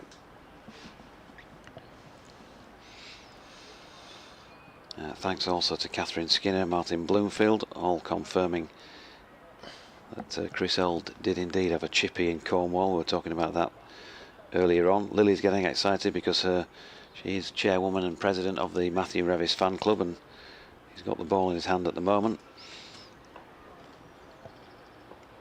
Two men now close in on the leg side. Revis goes short again. Pepper drops that out into the offside, and Moriarty is round to field, and they get through for one. Pepper's just checking his bat, and it did sound a little bit like there might be a crack in it the way that was played. Simon, en route to Bramall Lane, says YJB with regard to nicknames and initials. May require amendment soon to NSYJB. Not so young, Johnny Bairstow. I understand Jordan Thompson has recently acquired a new nom de plume. He has. Apparently it's called Doiji now. It said yesterday, when I asked him about that, he said, yeah, I don't mind that. I thought, thanks very much. Don't mind it. It should be an honour.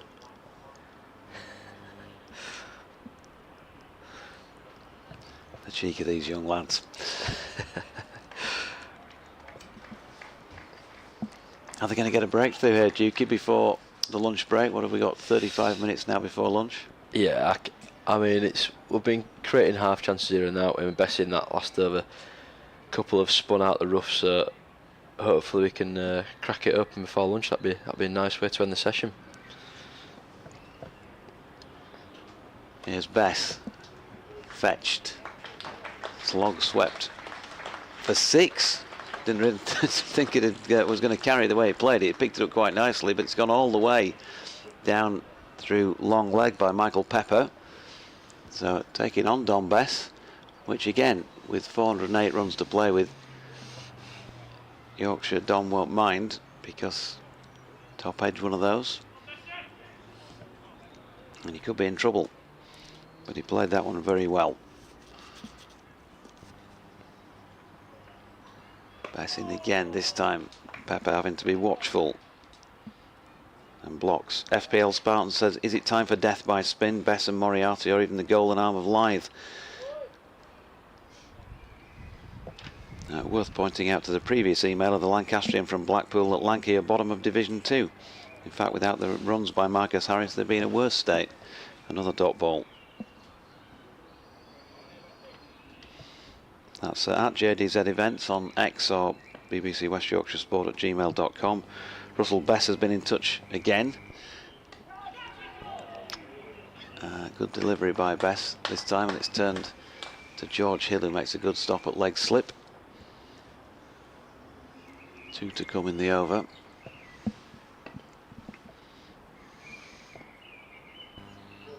Pass in again. That's Dom, not Russell. And that's turned to leg by Pepper, no run. Russell sent us a photograph of a yacht, which loses a bit in translation on the radio. But very nice. Very nice, Russell. He's out in Finicas in Greece, just to clear up any confusion.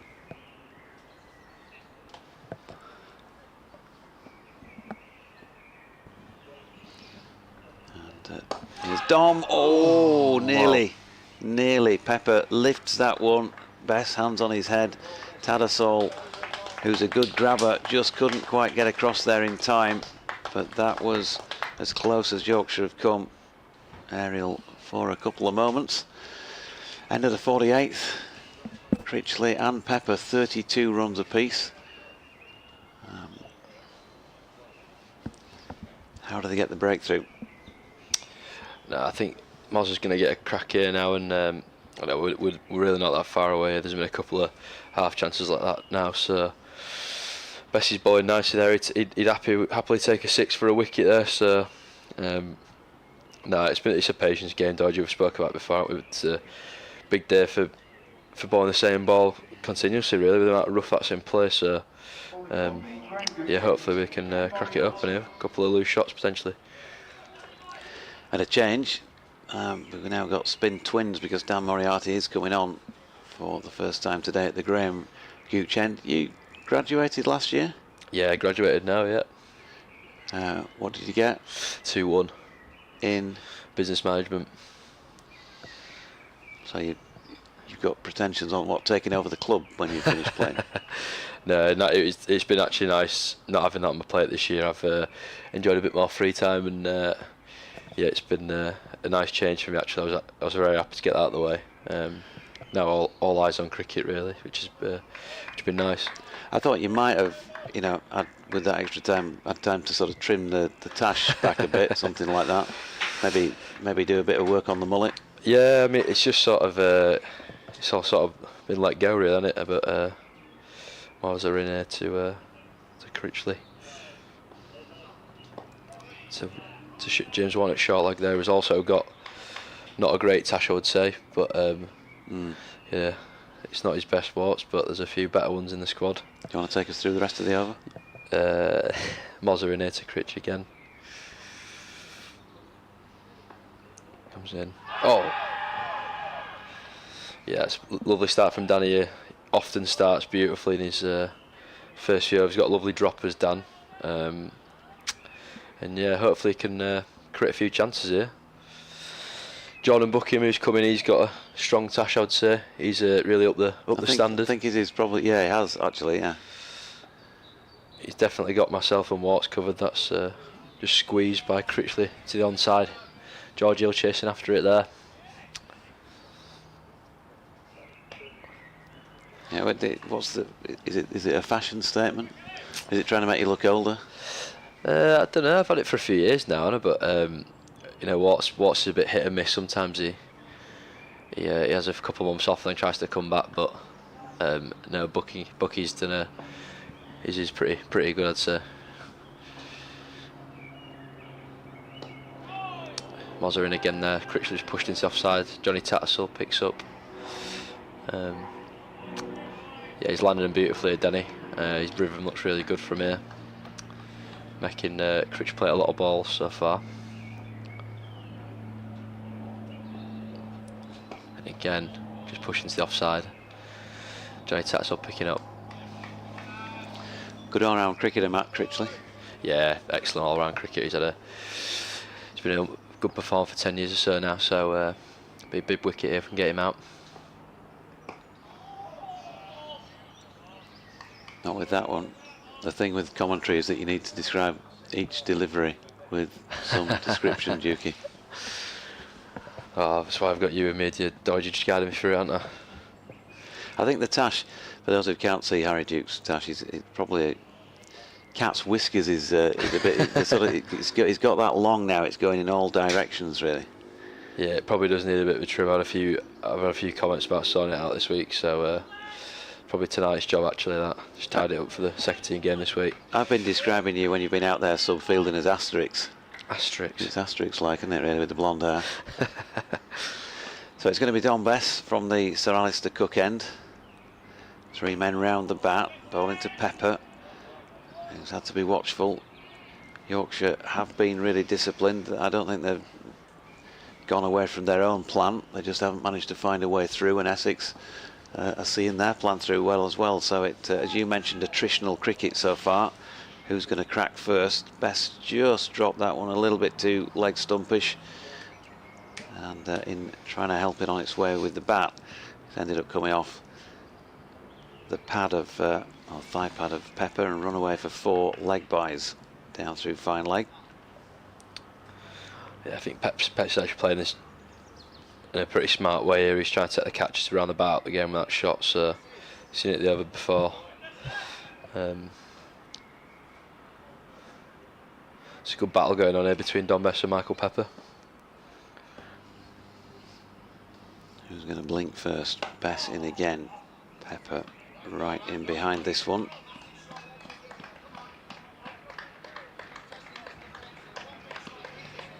Well, the Yorkshire boys are up. Certainly plenty of encouragement out there between deliveries. Bess loops this one up a little bit more outside off stump. No shot from Pepper. Too wide to get excited about.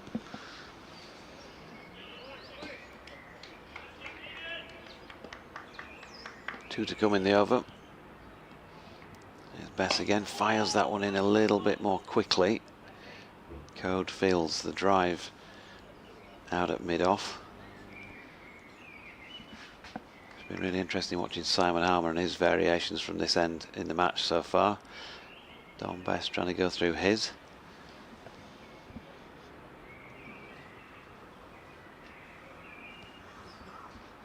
Pepper not happy with some debris on the pitch.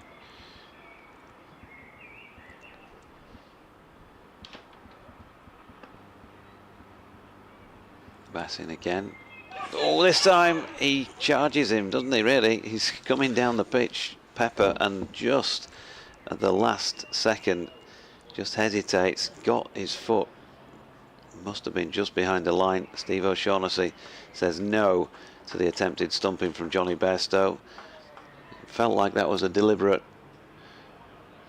delivery from Bess to try and draw him out, and it was a good piece of bowling, not quite coming off for him. Talk to us about, you know, you've kept wicket to both Don Bess to Dan Moriarty. What, I know they're obviously one's right arm, one's left arm, one's off spin, the other bowling left arm orthodox spin.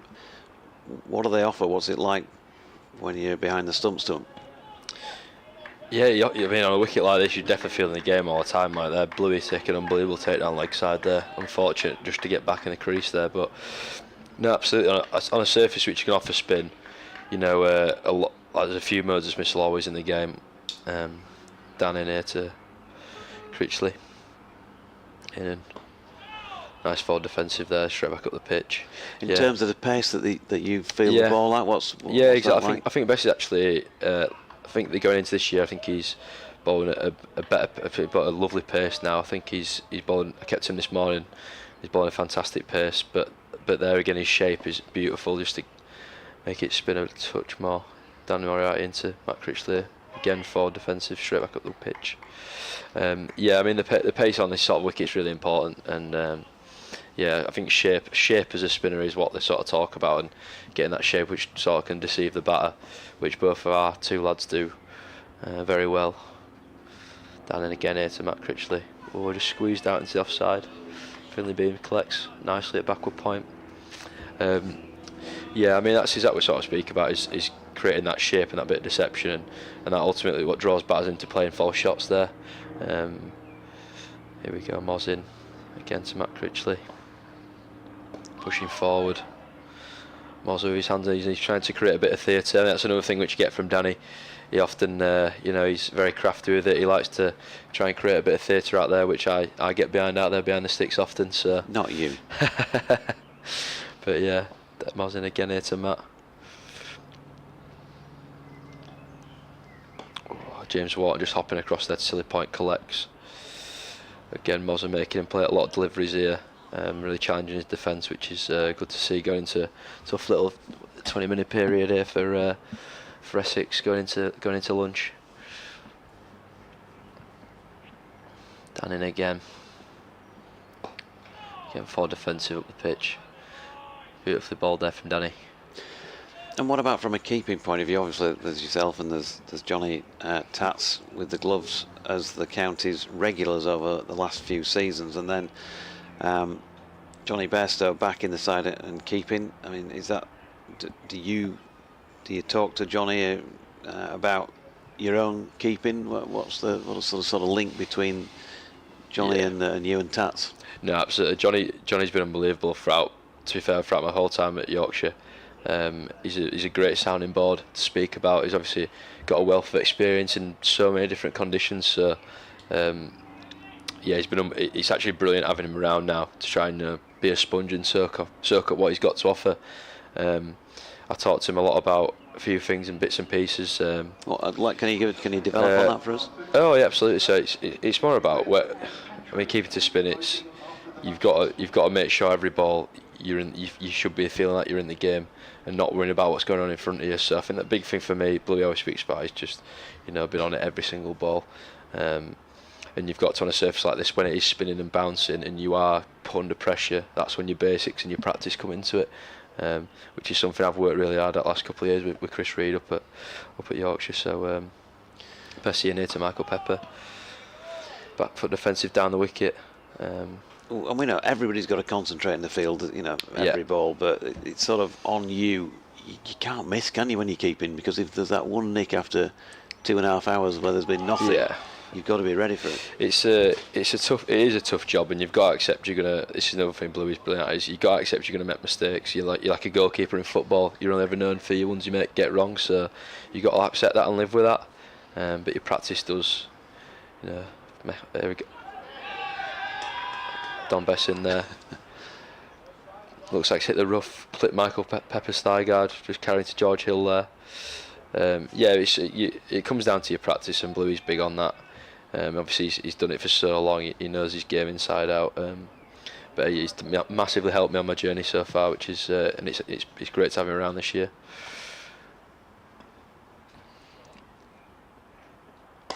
Now then, Bess in again, and he's been lofted away over long on 4-6 by Michael Pepper,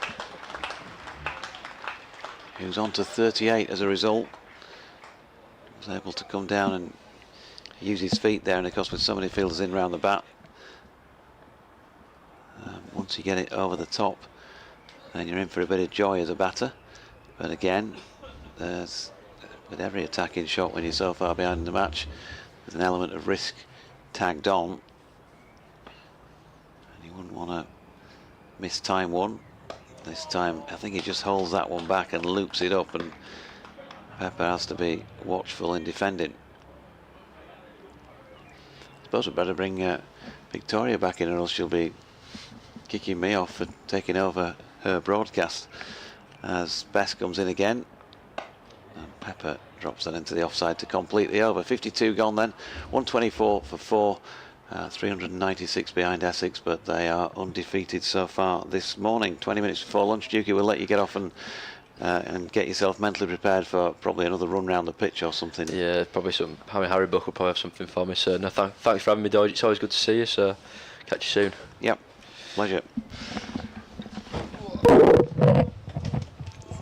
Cheers.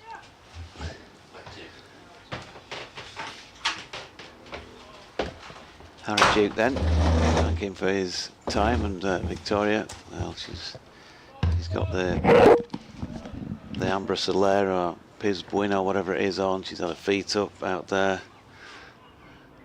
All right, now are you well rested? It's a good start, isn't it? I've had my break. Take it away if you like. Oh. That one's just pushed out into the offside from Matt Critchley. Dan Moriarty continuing to bowl from the Graham Gooch end.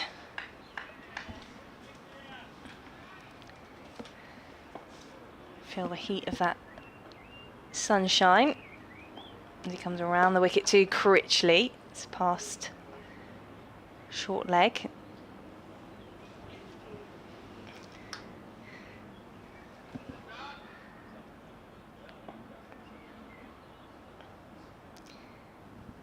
Two dot ball so far as Critchley is in.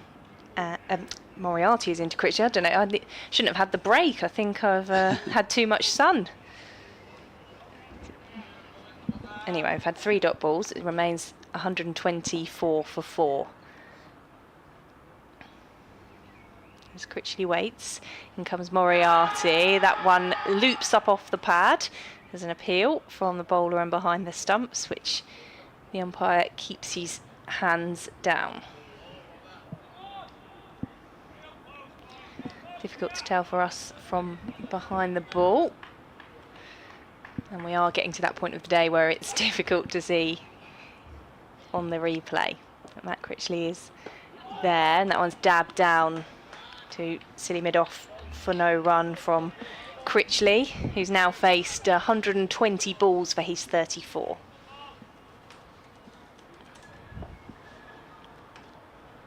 I've got one more ball of this Moriarty over to come, and Critchley turns that one into the leg side for the final dot ball of a maiden Moriarty over, and it remains 124 for 4 Essex, and there are, as I wait for the maiden figures of Moriarty to disappear from the scoreboard, that's 6 overs, 2 maidens now for him, with 12 runs coming from it.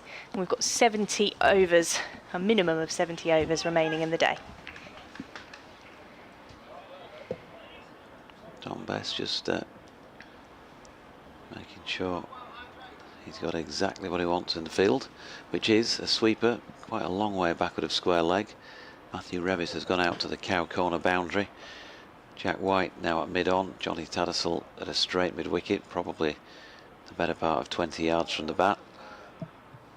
Wharton under the helmet at short leg. George Hill at leg slip. Adam Lythe at slip.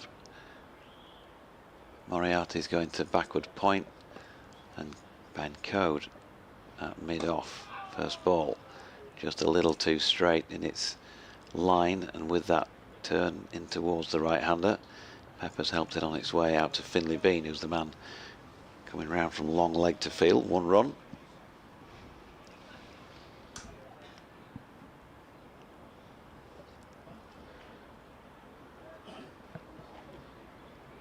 Critchley just taking his time. White moving himself 5 yards to his right at mid-on, right in front of our commentary position. And this time, with Bean having been brought up from long leg to saving one, he does just that, with a ball that Critchley turned backward of square. Back in the hands of Bess again.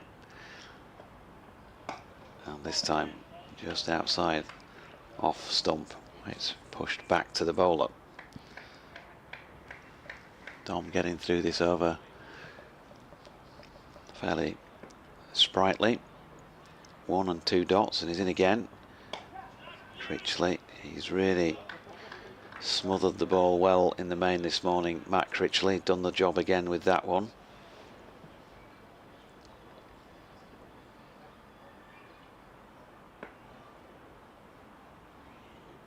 Bess in again. Critchley. Again, he's getting himself, both of them actually, just slightly outside the ball to play with the spin, and they're hoping keep control of where they drop it. And so far so good for Essex in that respect. Bess in again. And Critchley solidly behind it to complete another good Bess over, but a wicketless one. 125 for 4 after 54. Critchley on 34, Pepper on 39, and Bess 10 overs for 27 so far. My co-commentator Dick Davis has been touch to back me up on my my story earlier about when you're watching your loved ones play cricket or any kind of sport. He says, I played club cricket for 4 decades and I rarely scored many runs when my girlfriend or wife was watching, but the same applied when she wasn't. So, thank you, Dick. Dan Moriarty to bowl from the Graham Gooch end. Michael Pepper is just surveying the field. Top man, Mr. Davies. Been great working with him the last couple of days again. I think Michael Pepper is now ready. As Moriarty is in, and that's turned around the corner from Pepper, and it just bounces before a leg slip fielder dives on it. George Hill there, getting to ground quickly, but the ball just falling short of him.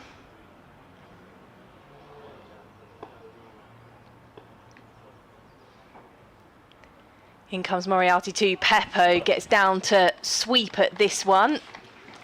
And there's no one out in the deep at the moment, so that will go away for 4 runs for Michael Pepper. Yep, no cover. Just looking at the replay of it, he swept that off about middle and off. So he's just trying to have his say, really, Michael Pepper.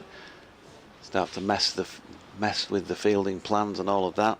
But Yorkshire's got, you know, stacks of runs here, 391, so they don't particularly care about that. And if he's playing shots, then he's got a chance of getting one of them wrong. Although they are going to leave Don Bess out. Backward of square on that sweep. 129 for 4 as Moriarty is in. Pepper just guides that one gently into the leg side and takes the quick single. He moves on to 44. Hello to Brad, who's been in touch and is hoping that Essex can keep digging in.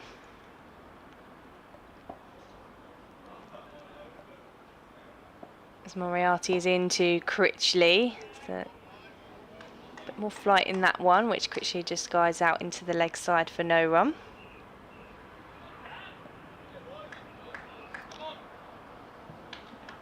Critchley's on 34. We've got just under 10 minutes to go until lunch, as Moriarty is into Critchley full of delivery, which is defended by the Essex batter. Hello to Dean, who's been in touch, is watching on the stream, having been here for the first 3 days.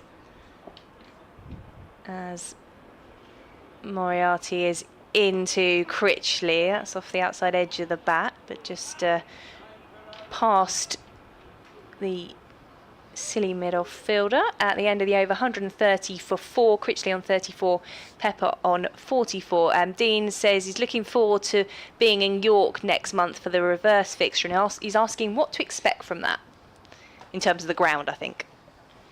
Well, the grass will be green, and the wicket will hopefully be maybe a tinge greener than this straw-like looking one. No, it's as I've said a few times, there is a temporary stand if you want an elevated view, or otherwise you'd be well advised to take your own chair. There are some benches around the ground from memory, but generally speaking people take their own chairs or rugs there or whatever, sit outside of the boundary edge as Bess is in bowling to Pepper, who smothers it, no run. But usually very well supported. The matches have been there so far. So as ever, I sound like I'm doing a ooh. Now then, that's a good delivery by Bess, which goes past the outside edge of Pepper's bat, bounces off Adam Lye that slip. Sound like I'm doing a sort of travel bulletin here, but I would advise you to get there fairly early. There's loads of car parking, I've got to say, because they use a couple of rugby pitches that are on the site there. It's a big sporting complex, not just a cricket ground. Tennis courts, another cricket ground, Clifton Alliance in view as well at the other side of the rugby pitches. So, but still, it's well appointed for an outground county championship contest, which Just seen another dot played there by Pepper, and this time Best fires one in. That was rapid by comparison to most of his bowl today. Pepper was a little bit slower than the ball. Bounced up off, I think, Johnny Bairstow's pad. No run. Pepper just doing a bit of gardening, slowing it down. 2 to come in the over.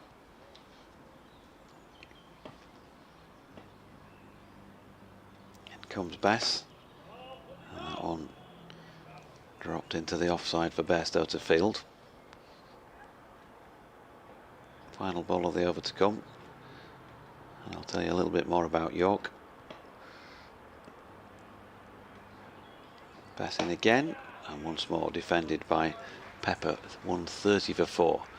After a maiden by Bess, 11 overs, 4 maidens, none for 27 from him in this innings so far. It's not sort of in the city centre, the ground. I think it's probably up north of York City Centre. Don't quote me on that. It's not, you know, miles out, but it's definitely, it'd be a fair old walk, I think, from the city centre to get there. So yeah, take your own car if you want to, and there's plenty of parking. Like I say, there's usually food vans around the periphery because it's kind of not near any obvious, you know, close by shops.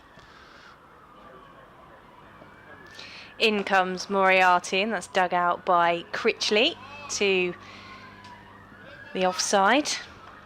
It's interesting to hear from Harry Duke this morning. We're going to hear from the Essex CEO Dan Feast after the lunch break as well.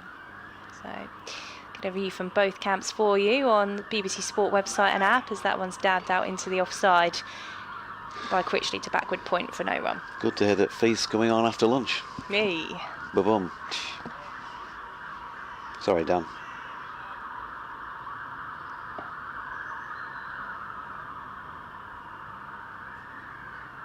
In comes Moriarty to Critchley. That's driven uppishly this time, straight to the fielder. 3 dot balls as you hear the siren wailing through the city of Chelmsford.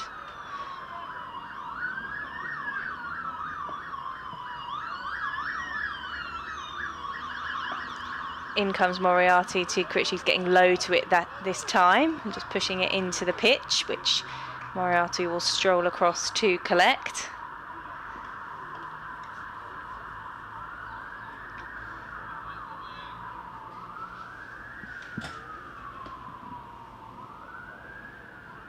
Back on his mark, coming around the wicket to Critchley with the straight bat. Just defending and walking away from his crease, keeping the concentration going.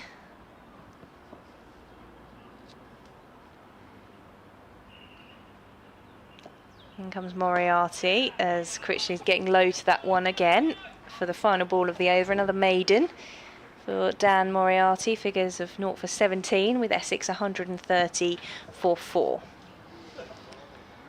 Yeah, nearly there as far as ticking off an entire session without losing a wicket goes. Nearly there. We'll probably have time for 2 more. 12:55 has just ticked over on the scoreboard clock. Don Bess is going to bowl the next of them from this Sir Alistair Cook end, the old river end of the ground for those who know it thus. Pepper on strike, still got 3 men around about. Lyth at slip, George Hill at leg slip, and James Wharton at short leg. Tattersall also in a catching position to the leg side, but this one pushed to mid-off, where Jack White does the fielding. Adam Lyth winging his right arm round. Wonder if he might get an over in before the lunch break, just as something a bit different.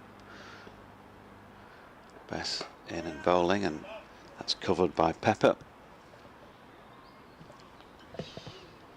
130 for 4 from 64 for 4 at the start of play this morning.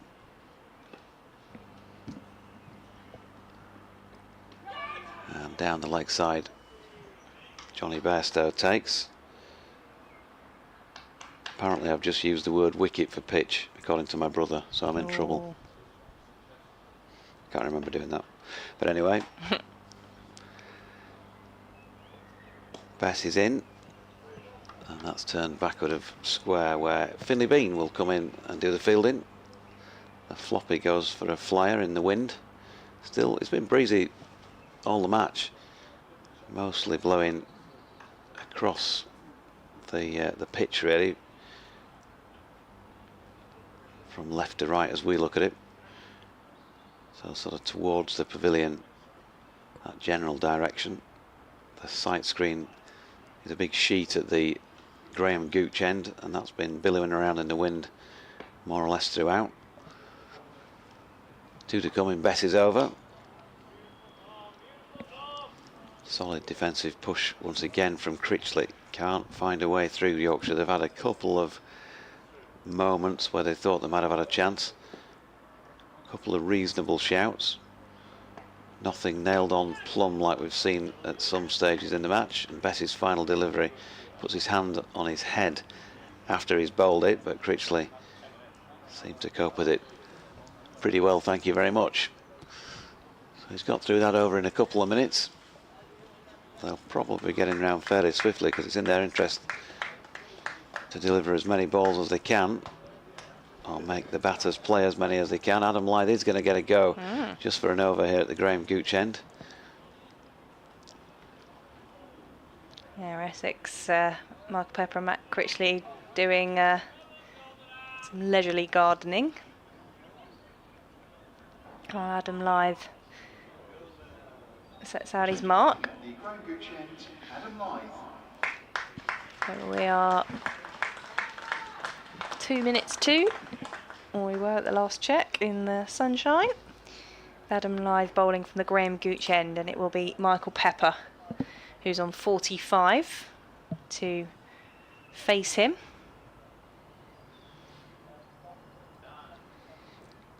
A different feel here. Off spin, of course, Adam Lythe.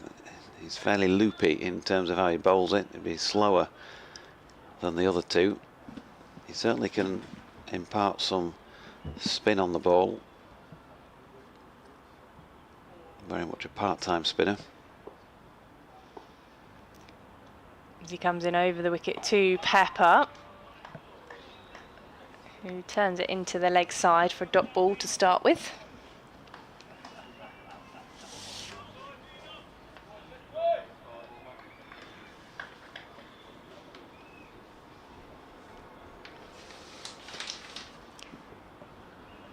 In he comes again to Pepper, who just lets that one trickle out into the leg side. Just the 3 overs bowled for him before this season. Does that sound about right? Yeah, yeah.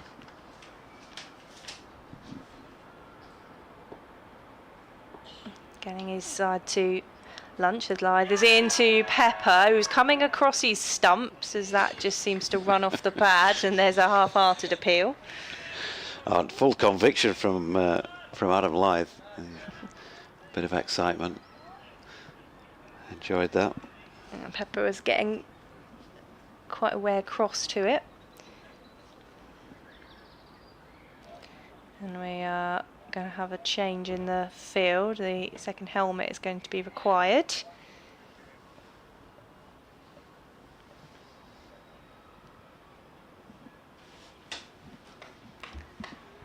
That Tattersall gone under the helmet? Was that? Yes, it is.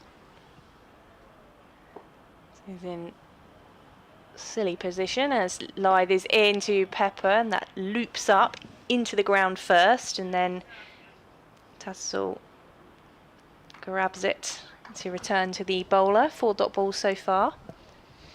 Yeah, 1 o'clock's ticked over, so it'll be the last 2 of the session.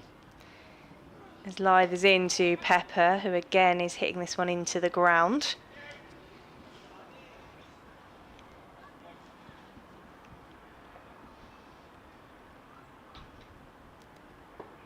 And our final delivery before lunch from Lythe. Pepper again hitting it into the ground, looping it into the arms of Silly Mid-off. And that is the final ball of the morning session here on day 4. And that's been a good recovery by Essex. Matt Critchley and Michael Pepper digging in.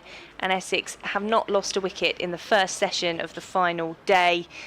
Doesn't matter so much about the the runs at this point, but they're 131 for 4. Yep, they've played really well.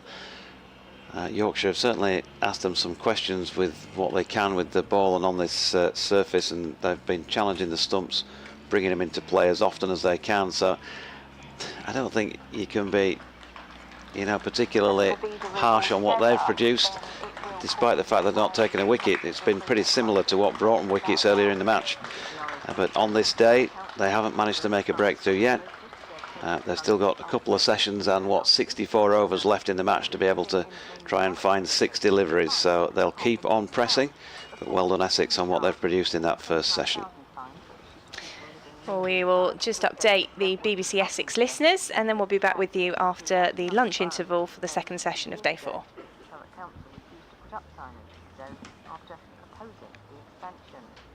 The leader of Harlow Council says families forced to leave a block of flats in the town over fire safety concerns will be offered further hotel accommodation while their long-term needs are looked at. 23 families had to move out of Redstone House last week after Essex Fire Service issued a prohibition notice. Conservative Dan Sword says Harlow Council's been able to work with the landlord to find accommodation for about a week in a hotel, and those stays will continue. The engagement we had with the landlord yesterday is that they'll be extending the stay from today for a few more days. That's allowed the council the time to go through the very detailed process of assessing the homelessness phase, to see what the long-term requirements are. All of those individuals, all of those families, all of those children who are facing incredibly difficult Food or drink during the lunch interval, and pantry is open during lunch, but will be closing afterwards.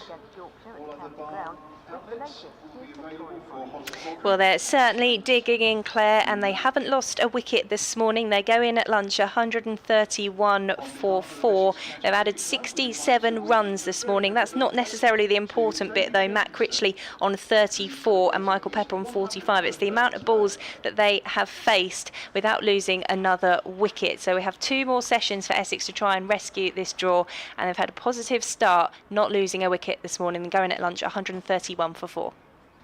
And good weather for cricket, warm with some patches of cloud.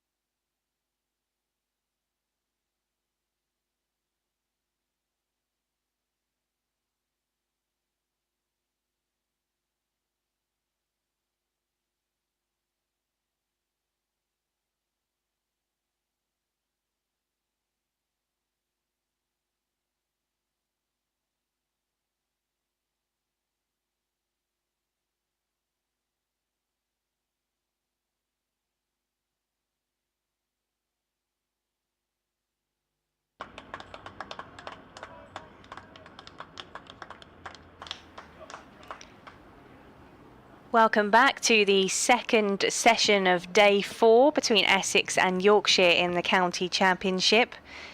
It's Victoria Polly from BBC Essex with you. Jonathan Doige also alongside me for commentary. He's having a well-earned break at the moment, and we'll hopefully be joined by the Essex CEO Dan Feast to talk through a bit about this match and some of the other bits going on at the club. But Essex and Yorkshire both making their way back out. Yorkshire, the fielding team, the Essex batters Matt Critchley and Michael Pepper out on the pitch with the umpires. And Essex will resume this session 131 for 4. Positive morning's play from Critchley and Pepper digging in for Essex, but there weren't many of the balls bowled by the likes of Jack White, Ben Code, and more recently before the lunch break, the spinners, in which they were able to leave. They are being made to play by Yorkshire, trying to put pressure on them. Adding to the overnight total of 64 for 4. But staying at the crease, the important thing. Don Bess from the Sir Alistair Cook end will be the first over to get us underway after lunch. He's coming over the wicket to Matt Critchley. And that's leg side delivery from Bess behind the stumps to Bairstow. So Critchley's on 34 and Pepper is on 45. Matt Critchley, I'll tell you in a minute how many balls he's faced as Bess is in. That one pops up at Critchley and balloons into the leg side safely. 137 balls Matt Critchley has faced, Pepper 129.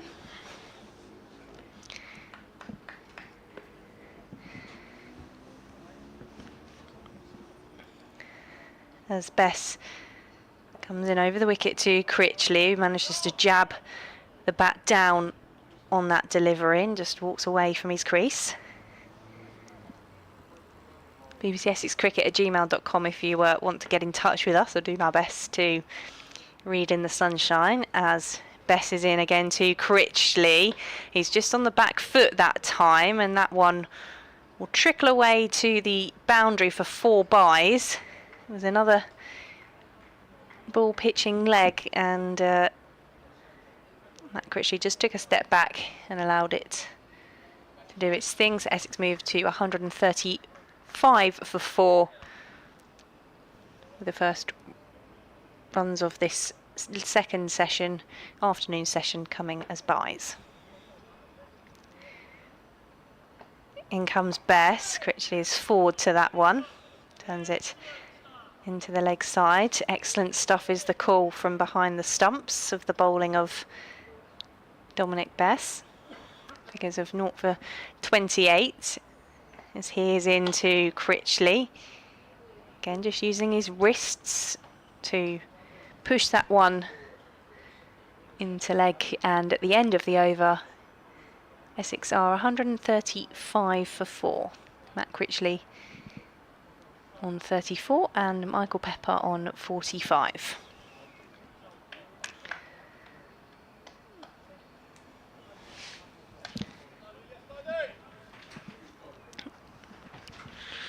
Adam Lyth bowled one over before the lunch break. He is going to continue from the Graham Gooch end. And we are going to be joined by Dan Feast, Essex CEO, as Lyth just goes through a couple of looseners for his off spin. And Michael Pepper will be ready to face on strike. Afternoon to you, Dan. Afternoon, Victoria. How are you? I'm good, thank you. How are you? Well, I'm nervous now because I haven't moved all morning. Now you've made me come up here. Well, it's my fault, as Lyth is into Pepper, who just plays that one uppishly back towards the bowler. What have you made of this partnership between Matt Critchley and Michael Pepper? Oh, it's been sensational, isn't it, really, in terms of their mentality and their patience and understanding what the game requires in front of them. So it shows. As Lyth is in and Pepper just defends that one. It shows the focus around, and again, to future leaders of the club, really, to sort of showing their opportunities out here. Getting through this quite quickly as Lythe is back on his mark. 2 dot balls so far. As Pepper waits, Lythe is in. Pepper is low to it, just turns it to short leg for no run. I guess once Lythe has got through his delivery, I'll get your thoughts on the game as a whole as Lythe is in and Pepper defends that one again. What have you made of it? Because it's probably by Essex standards hasn't been their best of games. I think you've been very kind about that. That's the beauty of 4-day cricket, isn't it? It has a story that unfolds through the 4 days, and no one quite knows what they turn up to and expect through the days. And as Lythe comes into Pepper on the back foot this time, defending. And it's what makes it so attractive to so many people, whether it's Test match or 4-day cricket, the ability that 1 session or 2 sessions or 3 sessions you can be out of the game, but actually you can find a way to come through and get a result from that, and that's what these guys are fighting for now.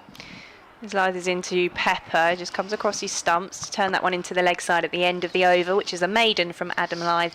Essex remain on 135 for form, but the overs will be the important thing to tell you about, because we've had 2 since the lunch break, and Essex looking to try and see this one out. Of course, the disappointing thing as well for Essex is injuries to Jordan Cox, Paul Walter, Sam Cook off with England, which is good for him, but it does obviously mean there are headaches for Chris Silverwood when it comes to looking at the squad selection, as Don Bess is going to continue from the Sir Alistair Cook end, and he comes to Matt Critchley, who just turns that one with the wrists again into the leg side. Yeah, that's professional sport. Yorkshire can say the same. They've had players in and out. We have to do it. Again, 2 injuries is not fortunate for us, but we have to adapt to that. As Bess is in, more connection this time from Critchley, just drives to mid-on for no run. And so I think it's also the team was so collective together. When someone like Cox is now that 3rd time that he's been called up and then gets injured, it has a mental impact across the team. Bess is in on the back foot. Critchley is popping up. You have to adapt, and you look then for people to see what their characters are and see where players are in terms of their development and their journey as well. So it was an opportunity for some of the youngsters to come through. In comes Bess, and Pepper this time will get away for a single as he hits that one into the leg side. Essex move to 136 for 4. I mean, one of the positives yesterday when you talk about those younger players would be there probably wasn't too much to shout about, but Noah Thane's figures with the ball was good to see for him as Bess is in, and that one's pushed back down the pitch for Critchley. Yeah, and you take Pepper even the figures is one part of it, and again that's great for him in terms of his best, but also it's the learning he'll take from that and playing and learning and the skills he'll develop through that situation. As Bess is into Critchley, there's a big appeal from behind the stumps by Bess. There's the only one that goes up, and that is the end of the over, the single from it, 136 for 4. Overs remaining in the day, 61. Yes, pretty much halfway through. But yeah, I think at any point, like sometimes you learn from when you had your biggest challenges in front of you, and I think this is where it's an opportunity now. The team will get together. So there's still a long way to go today, and the guys are fighting brilliantly for that. And at the end of it, they'll reflect on that and see where the opportunities are going forward to get back to where we want to be, really. Adam Lythe will continue from the Graham Gooch end, where it's much stiller with the sheet of the side screen and the trees. It's not as much of a breeze that we've seen in the recent days, as Lythe is into Critchley, looping up that one. Critchley just dabs it out, no ball called. Don't need extra balls being bowled. But you're right, it's again, even today it's a picture, isn't it, of the sun out. We've been blessed over the weekend, and great attendance again over the weekend, people coming in to watch. As Critchley just pushes that one into the offside for no run. In terms of the key moments of this game and the moments where it's swung, what do you kind of pick out? The way Yorkshire bowled in that first session with Hill and that as Lythe is in. That's dug out by Critchley, drives to mid-on and takes the single to move Essex on to 339 for 4. They just had a very, very good session in that point, and then I think everyone knows they've outplayed us in all the sessions. If we can win these last 2 sessions, then we hopefully walk away with a result as well, which is the beauty of 4-day cricket. But generally, I think just they've produced their skills levels at a slightly higher level than us, and that's produced more sessions for them that they've won through the game. As Lythe is into Pepper, again defending. We were saying this morning in commentary, there's been not many balls that Critchley and Pepper have been able to just comfortably leave in this partnership. They're really being made to play by Yorkshire, aren't they? And I think, when they batted, they put our bowlers under pressure, and when we've bowled, they've put our batters under pressure, and that's where they have outplayed us in this game. But we've got an opportunity, which is the beauty of 4-day, to find a way through it and come away with a result. Now, it's going to be immensely hard work and a long afternoon, but that's why people are so connected to this version of the game, and why people keep checking in. And I'm sure there's people around listening to us now, or in the offices or wherever they are, just every now and then check in. They're still going and still happening. It's that uniqueness that cricket has over any other sport that gets people to it, and this is a prime example. That was a winder delivery that time from Lythe, which is 2 runs for Pepper. Lythe is in again. This time Pepper is forward and defending. 141 for 4.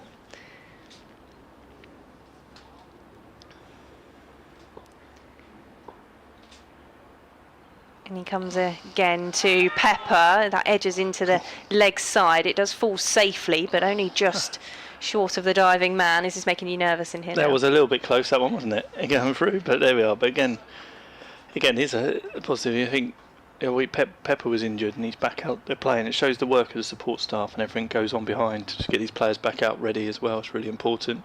And he's got an opportunity now to show everyone knows what he can do in the shorter format, and he can show he's got that mentality and that resilience and that fight as well during this period as well. The end of the Adam Lythe over. Essex are 141 for 4. And Critchley is on 36. Pepper's on 47. Don Bess to bowl from the Sir Alistair Cook end. 14 overs from him so far, as he's in over the wicket to Critchley. Turns that one to short leg for no run.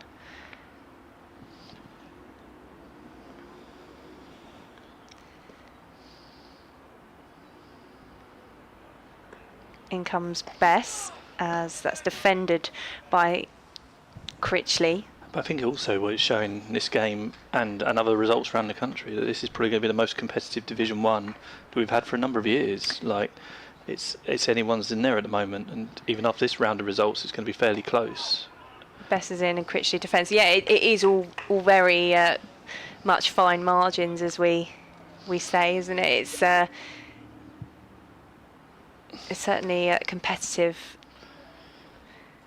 as Bess winds up and is into Critchley. Do you think you expected that from this season? I think there was a chance. You saw that Sussex and Yorkshire both came up with good depth and strength to their squads as well.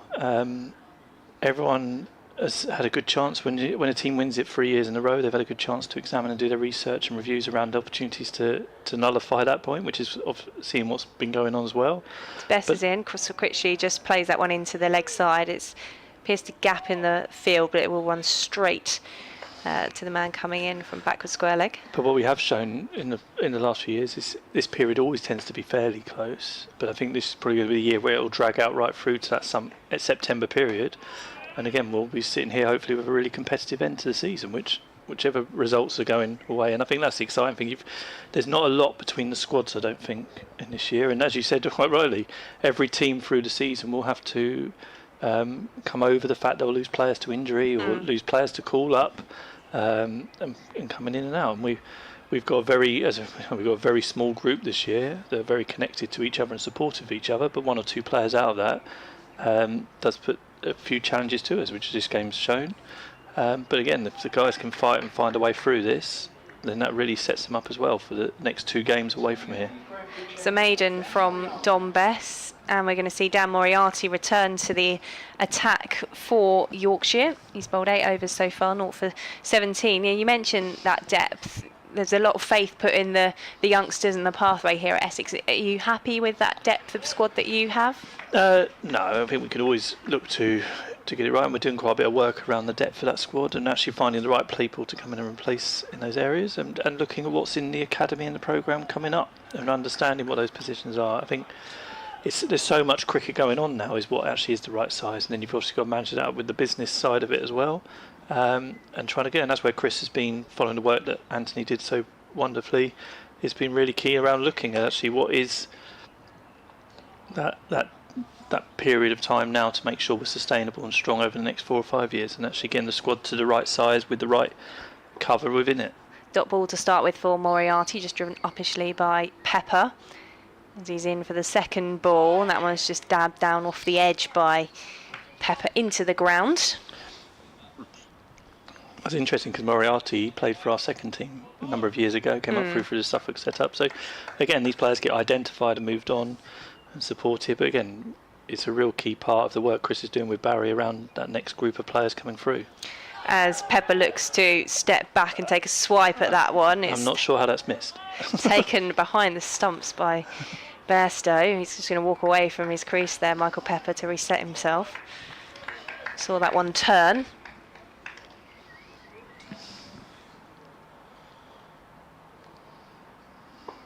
Michael Pepper on 47. As Moriarty is in. It's a fuller delivery, which is played out into the leg side by Pepper, and he will come through for the single. 142 for 4. He moves to 48, brings Critchley back onto strike on 36. That was a great sign of his maturity and development as well. A couple of years ago, he wouldn't have taken that walk away and set himself again, but he's taken that time and that learning and that experience from some of the players he's played with over the last 2 or 3 years to realise that's a key part as well of managing and controlling the moment himself. In comes Moriarty to Critchley, who is looking to drive that one. He's driven it straight at silly mid-off. We've got a slip, a regulation slip and a leg slip in as Moriarty comes around the wickets, and that one's just squeezed into the leg side by Critchley, fending off the pressure. You're right there again. It's 6 balls that hasn't given any relaxation to the player or any chance to him to leave or go. They're constantly at him at the whole time, and it's why it's going to be so fascinating this afternoon session, really. Do you sort of try and keep away from that area when games are on, where the players are often watching on in the balcony? Do you sort of leave them to it, or do you like to pop in and see how they're all doing? Yeah, no, leave it to it as much as they think. And we've changed it a bit this year, so what used to be the old chief exec's office is now part of the players' area, and that creates a bit more space for them and a bit more of an area where they can relax, because that's part of it. Is that Bess is starting his next over from the Sir Alistair Cook end. He's into Essex's Michael Pepper. Yeah, so we've allowed them to have that extra bit of space so they can then find that areas. No, we leave them to it. Now and again, I'll pop in and make sure Chris has got everything he needs, or we're doing other bits, planning like a lot of these things. Second ball of the over from Dom Bess into Michael Pepper, who's getting low to meet that one and just pushing into the leg side for no run. This game is currently happening, whereas we've got to think about the next 2 games or later in the year for T20 or into the Metro series. So I'll tend to go in conversation, but no, it'll be a tend to welcome in the morning and then leave the players to it. Bess is in over the wicket, and Pepper just waits on that one. Again, just defending. 3 dot balls so far from this over. And that's quite a strange thing about weekend cricket when you goes into a Monday, that you're almost starting the next week and stuff, so you've got the staff in as well doing their planning and prep.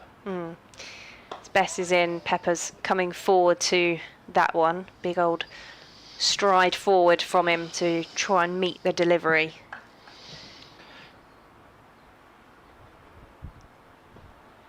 As he just waits to deliver this next ball to Pepper. Pepper gets connection on that one. He will be hit straight to mid-on though. He'll take the single. Essex move on to 143 for 4. Pepper's now on 49 at the non-striker's end. Matt Critchley will be facing the final ball of this Dom Bess over. He's on 36. As Bess is in, Critchley watches that one past the leg stump through to Bairstow.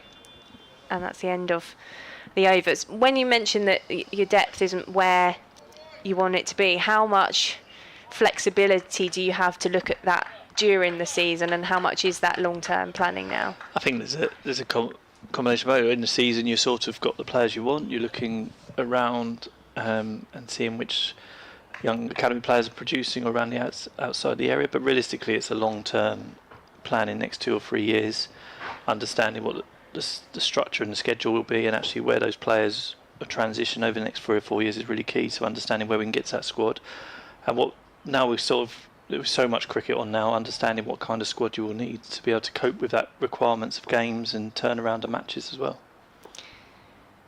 Moriarty to begin from the Graham Gooch end into Pepper. That's why it's key having that balance of those younger players alongside the senior players, and make sure that learning takes place and that development, and make sure you get the exposure for cricket for them going around there as well. So it was good that Jamal last week went out on loan and got a bit of a taster of first team cricket. The second team play Yorkshire this week at Billericay. Moriarty is in. Pepper hits that one into the offside, straight to the fielder though for no run. He's on 49 still. Yep. As Moriarty flicks that ball into his other hand. There's a big appeal from Moriarty and behind the stumps as it hits Pepper on the pad, but the umpire stays unmoved. It's hard to tell from this area. It's hard to tell where we're behind the ball on this occasion. It's also hard to tell with the sun. So yes. can't tell you anything conclusive from the replay that I'm trying to squint at. But Moriarty will continue to pepper, and Pepper balloons that one into the offside. It's over the head of a fielder and drops safe. Another dot ball. So yeah, it's constantly working, and you obviously got the things like last week with Sam's contract, and so you're constantly working around those players, keeping those players within the setup, looking to come through, and making sure you're giving them the right exposure and opportunity to develop their skills at the same time as well. Moriarty is into Pepper. Pepper playing that one out into the leg side. That will be his half century. Michael Pepper coming from 155 balls. He's hit 4 4s and 2 6s during that time, and it's been a really important innings for Essex as they look to dig in and get a draw out of this game. Yeah. That takes him off strike as the ball is into Critchley from Moriarty, attempts to sweep, doesn't get the connection on it, so it's a dot ball to finish the over, 144 for 4. And again, that's testimony to his development and his maturity over the last couple of years as a player. As a keeper, he's come on phenomenally, and now as batter, he's becoming a real asset within that middle order in the team as well. And to take the situation this morning and be out there and show that resilience and fight is really key to him. And obviously, just recognising that they'll be starting to see where the next stage is to get through, knowing that the new ball will be coming up soon as well. So all of this again shows the beauty of although cricket is so interesting, because there's always a different moment in time coming up. And Michael Pepper then on 50. Dom Bess with spin at both ends from the Sir Alistair Cook end. That is wide of off stump, but Pepper was moving across to it. It's interesting you mentioned about how he's come on as a keeper, because there was a time that I thought he might end up not actually continuing with the keeping, the way in which Essex had those resources, but actually that's not been the case. Yeah, he's done phenomenally well. He took his opportunity that probably wasn't, like you say. Oh, Pepper has swept that one, and it is going to bounce safe in the deep backward square as he comes through for a single. That's well played again, isn't it? He's just making sure that things are ticking over to add that pressure up. There's the 100 partnership there as well, which you can hear an applause for. It's come from 305 balls, 181 minutes at the crease for these two.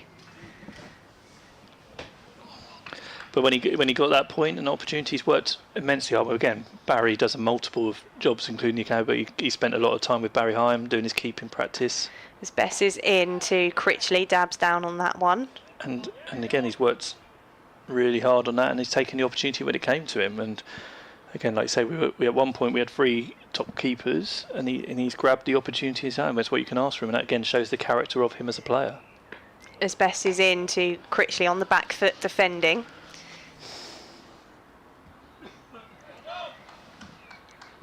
It's a narrow defeat as well for the Essex women yesterday. It looked to be a good chase from them at Hampshire. As a young group, it's Bess bowl now. As Bess is into Critchley, just dabs that one into the leg side, straight to the fielder for no run. Yeah, and again, Grace getting the back-to-back hundreds, and then the way she's handled herself in terms of presenting the core philosophy and the values around that team at the moment, which is trying to create a next group of players coming through with them. As Bess is into Critchley, that one's edged into the leg side. It's the final ball of the over, 145 for 4. We knew this year was going to be a challenge, especially in the 50 over competition, because of we haven't got any England players in the setup, and that makes a big difference for people. But we've got 3 or 4 players who are on the verge of that and have been away with England A, and they're starting to show in glimpses what they can do. We just unfortunately a couple of games we've been competitive in the games, but just not quite got across the line and come through. And yesterday there was obviously a couple of unfortunate with Flo Miller getting injured and then Cord going through. That's 2 quite key. And again, as you know, someone on the outside also is thrown into bat. It's getting that point. But again, at certain points that game, they look like they've given Hampshire, who are now top, a real challenge, and actually that's a real positive sign. We're really keen and looking forward to the next 2 games here, which are against obviously Durham with on Wednesday, and then Surrey on Monday. Is going to be really exciting for us.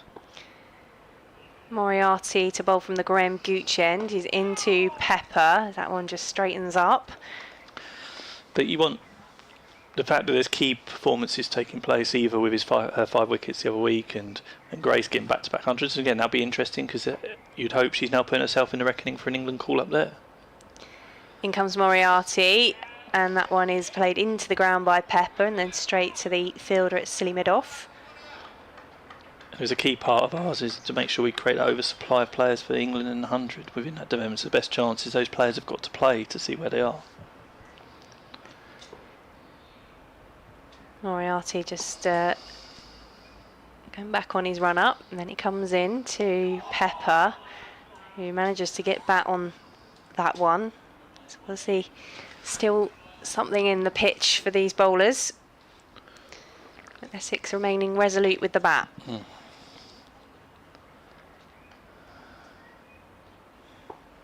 There's an immense amount of concentration as Moriarty is into Pepper. Takes a swipe at that one, and it is going to run quickly away to the boundary. Found the gap in the offside, pierced the fielders, and that one, as soon as he hit it, was racing away for 4 runs. And again, that's not in any inning chase or anything. That ability to be able to, when there's a ball there to hit, still put it away is a real mark of his and Critch's character, and any player's really ability to do that, to not just let it go through, but actually I'm going to take this opportunity to release some of the pressure as well.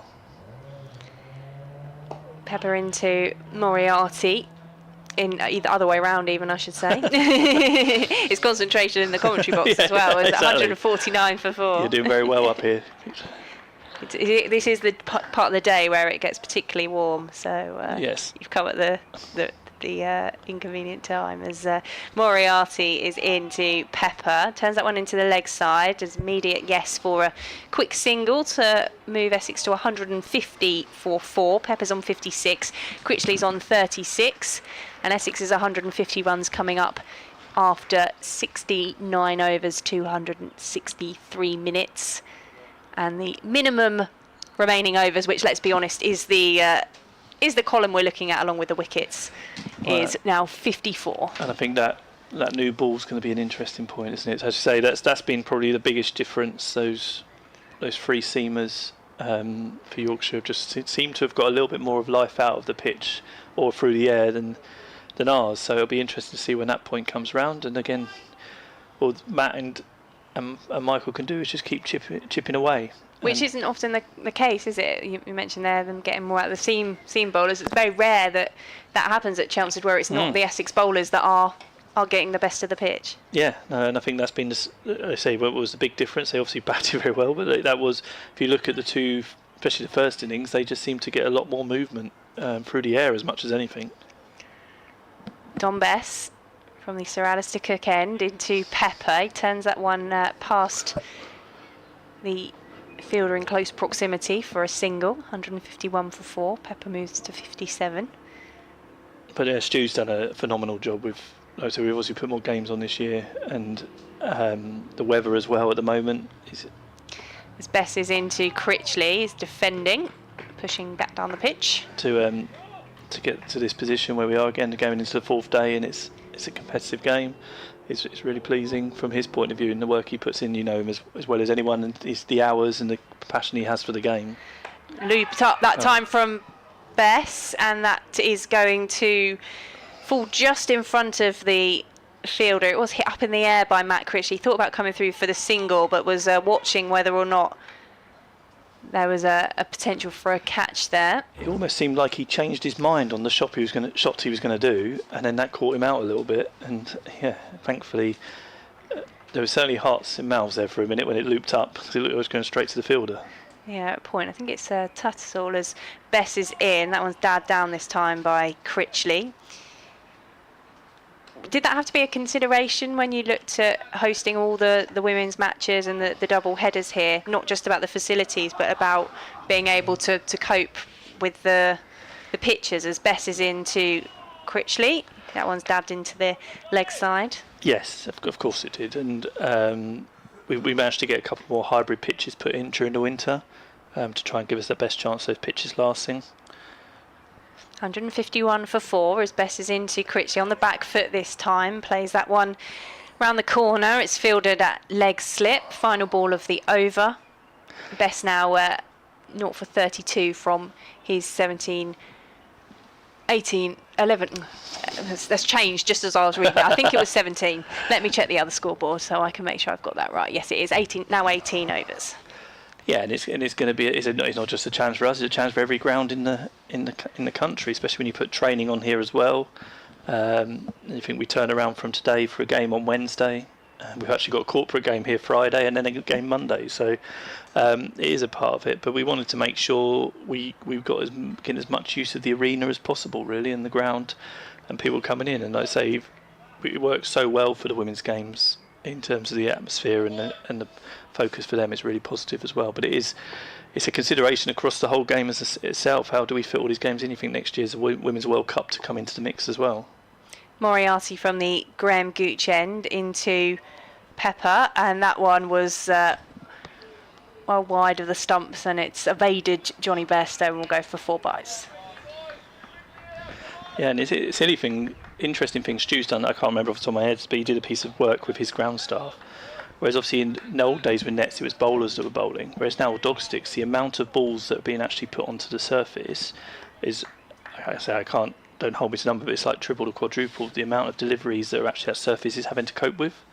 Because they're now just dog sticking, or what we call dog sticking, but thrown that way rather than days where bowlers would bowl into it and you'd have a bit more of a rest. So he's having to take that consideration that pitches don't last as long either. Moriarty into Pepper, plays that one out into the offside. But as you can see sitting here, if we get a few more weeks this weather, it's going to make great. It was a great decision to put our solar panels in a couple of weeks ago. But the outfield is one of the hardest things Stu has here. Is trying to keep that alive and not drying off. As Moriarty is into Pepper, fuller delivery this time, which Pepper digs out off the toes to push back towards the bowler. So some people always focus on the middle, but it's the whole thing around it that starts to suffer and struggle as well. And how do you keep them on top? Moriarty into Pepper, plays that one with a straight bat into the leg side. You know it's warm when your phone tells you that it needs to cool down before you can use it. This doesn't bode well for my laptop either, does it? That's two of us at the same time. There was a lot of people taking up the free ice lollies I saw going around for staff and stewards a minute ago, so it shows where it is. Did you miss out on that one? Yeah, I haven't seen that Okay, yet. As Moriarty is into Pepper, uses the wrist to turn that one into the leg side. I'll pass that on to the team to make sure they Bit of realise they feedback. missed you out. Yeah. I don't think they would last very long in this, No, this no. box. As Moriarty is in, Pepper leaves that one wide of off stump again, one of those rare leaves that we see at the end of the over. Moriarty is 0 for 24. And we are going to have a brief stoppage. There's a few players swapping on and off, I think. Yes, just subfielders, etc. You managed to catch up with Anthony McGrath and the gang? A little bit on the first day. He's staying down here because I said the second team are playing at Billericay, so he's staying down a bit to watch them because then they go to Surrey after this game. Yeah. So he's staying around a bit. He keeps himself to himself as well when matches are on. I don't want to disturb him for those points. So we've said a quick hello. It's great that he's settled back up there. I know his family and his daughters are really pleased around that point. But it's great the reception and how close he was and spent time talking to the players as well. When he comes back, it was a real honour for us to have him here during that period. The work he did on the back of the work he did with Chris when he first arrived, and no one can ever forget. Let's say to be the only. It's Bess is into Critchley to start the new over, and that one is dabbed down by Critchley and just moves across his stumps to protect them as it unpredictably bounces. Yeah, but it's good to have him and Mick back and to say hello to him and catch up and see they're all doing well.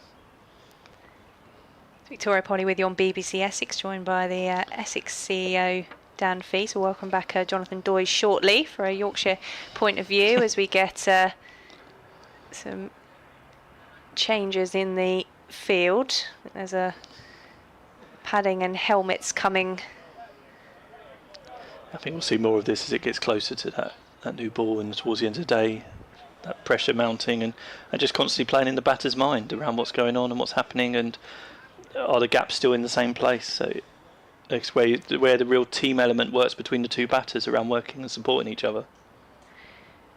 In comes Bess, and that one is just popping up at Matt Critchley as he tries to get back down on it. And that's Johnny Tattersall under the helmet now with the silly mid-off position as Critchley defends that one from Bess. Or is it a sub? I can see the 2. I can't see what the 12, isn't it? Yeah, if it's 12, it's Johnny Tattersall. As Bess is in. He's varying up in his pace really well, isn't he? And keeps keeping the batter on the toes. And it is really interesting just seeing how often the batters are just taking a bit of time to reflect on each ball.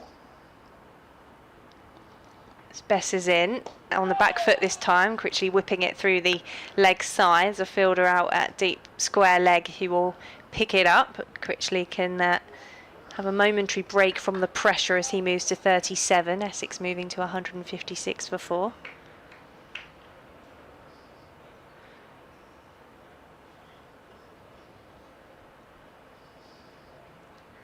Michael Pepper just surveying the field as Bess is in.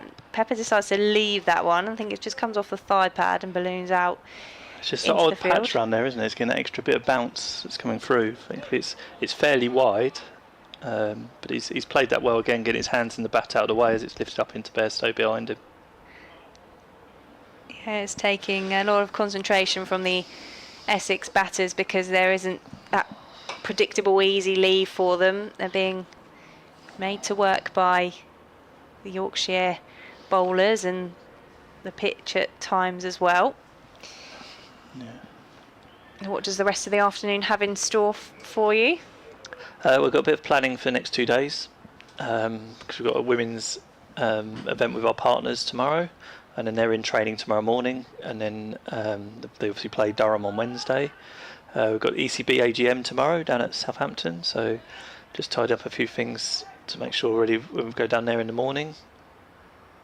Dan Moriarty start his 13th over from the Graham Gooch end. He's into Critchley, and Critchley hasn't timed that as he Tried to swipe that one through the offside. Yeah, we had Richard Gould here yesterday actually, which was really nice. He's done a bit of a tour around. He went to Sussex, Kent, and then up to us, and came in and spent the morning with us, which was really useful. Moriarty in. Critchley does get connection from the back this time. It will be stopped in the offside by the fielder as they come through for a run. It's a bit planned out. We've got some T20 prep stuff coming up because again it soon moves into that mode. Obviously England women are here on May the 26th. That's really developing well. Tickets are selling really well, almost up to sold out on that, so I'd recommend if anyone's keen to come watch Charlotte Edwards' new team in their series. As Moriarty is into Pepper, that's taken behind the stumps by Bairstow. So there's a bit planning going through because, as you know, with those international games, the ground becomes a totally different setup and support mechanism around that point. And then we've got a new member of staff starting next week around supporting us around the HR and people and culture side. So just prepping and getting ready stuff for them to come in and start on Monday. Moriarty is in. Pepper drives this one to mid-off. Stopped by the fielder for no run. So before I let you go then, your thoughts on how this one is panning out? Well, I think we'd all have taken that these two will still be in now and come through. I think we've seen in this session... As Moriarty is in, and that's defended by Pepper. The techniques that they're using to get through each delivery and each over is really strong. So now Bairstow is now starting to think, being creative. But as I say, I think what happens when that new ball comes, and that session, as we all say, it's famous words in any game of cricket when the new ball comes. But if they can get through to that point, and then carry on the way they are now, then who knows? There's been plenty of examples this year of teams that have shown that resilience and got through to the end. As Moriarty is about to come into Pepper, and Pepper edges that one into the offside. I guess the example of that would be, in a more extreme fashion, last week was Somerset. You know, if you'd looked at that maybe middle of day 3, you would have thought Essex were well on course there for victory, and it can turn around, and that must have been, well, it must have really hurt the Essex side. Yeah, again, it shows how much people make such a big assumption of a pitch on day 1, and it evolves over 4 days. But even the Worcester game here, that almost went both ways. So you had that example of Worcester batting out at the start of the year as well. So there is signs of optimism for the players to show that it can be done and come through. And again, there is how they work collectively. And if we know at some point it's likely a wicket will fall. We hope it doesn't, but it does. It's then how does the team reform and manage and get through that next stage. But I think it's like those ones. We'll see where we are at tea. But then when you've seen enough games, that evening session becomes very tricky. The closer you get towards something, the actually harder it is to concentrate and show that resilience. So all of these things have to be taken into account. But sitting here now watching the fight and the character they're showing, you couldn't ask for any more from these two. Bess is going to come around the wicket this time to Critchley. Plays that into the field and was desperate to get that quick single in that time from Matt Critchley. It didn't go particularly far in where it travelled, but he was definitely going to go for that run, whatever, 158 for 4. It's very noticeable they're obviously trying to soak up as much as they can in time and balls, but actually realising they need to rotate it, which means keeps the opposition on their toes and just takes time as well at the game as well, which is key.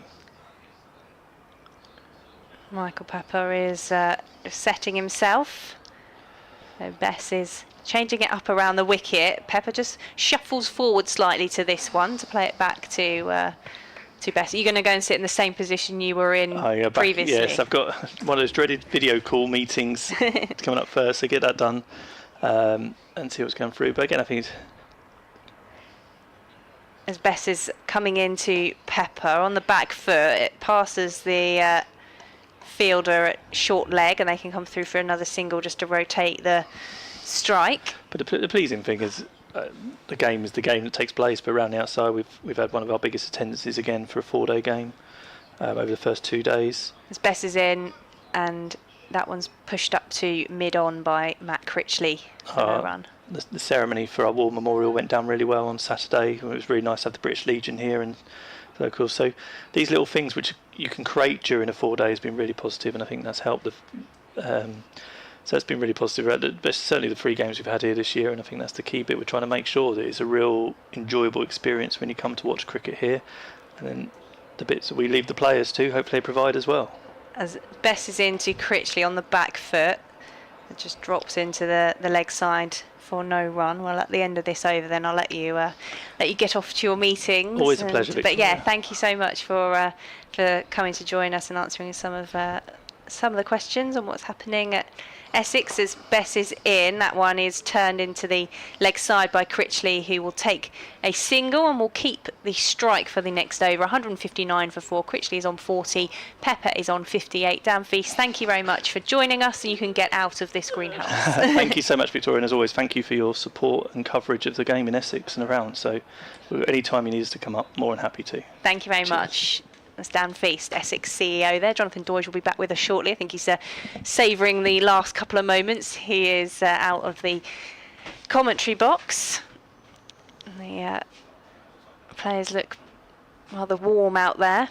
A long day in the field for Yorkshire. Johnny Bairstow is just directing his field. He's taken his helmet off momentarily because I think we are about to see a change of bowling. Matt Revis will bowl from the Graham Gooch end. So we welcome back Jonathan Doidge.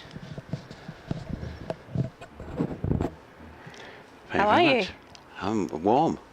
Baking outside. If you're warm out there, you'll be warmer in here. Would you like to resume with a Matt Revis over? Oh, certainly give it a try. So we have Adam Lyth at slip, George Hill at leg slip. Still got a short leg. Yorkshire trying to find a way in on this final day. Revis goes long first up, and Critchley punches back to him in his follow through. No run. Imagine we'll see some more of the shorties from Matthew Revis. 4 overs for 8 earlier, when he tried to pepper Michael, as it were. Yeah, he had him And ducking Matt. and diving, didn't he?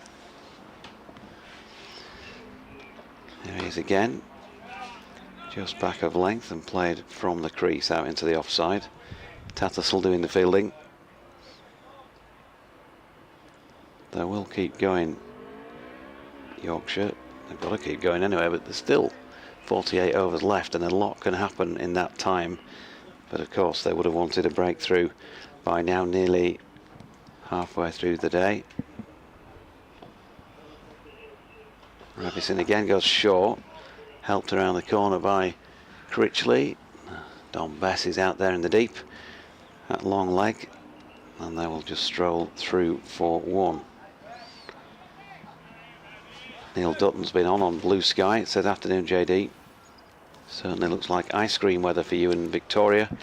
Would you go for a choc ice or a Calippo? Other iced snacks are available.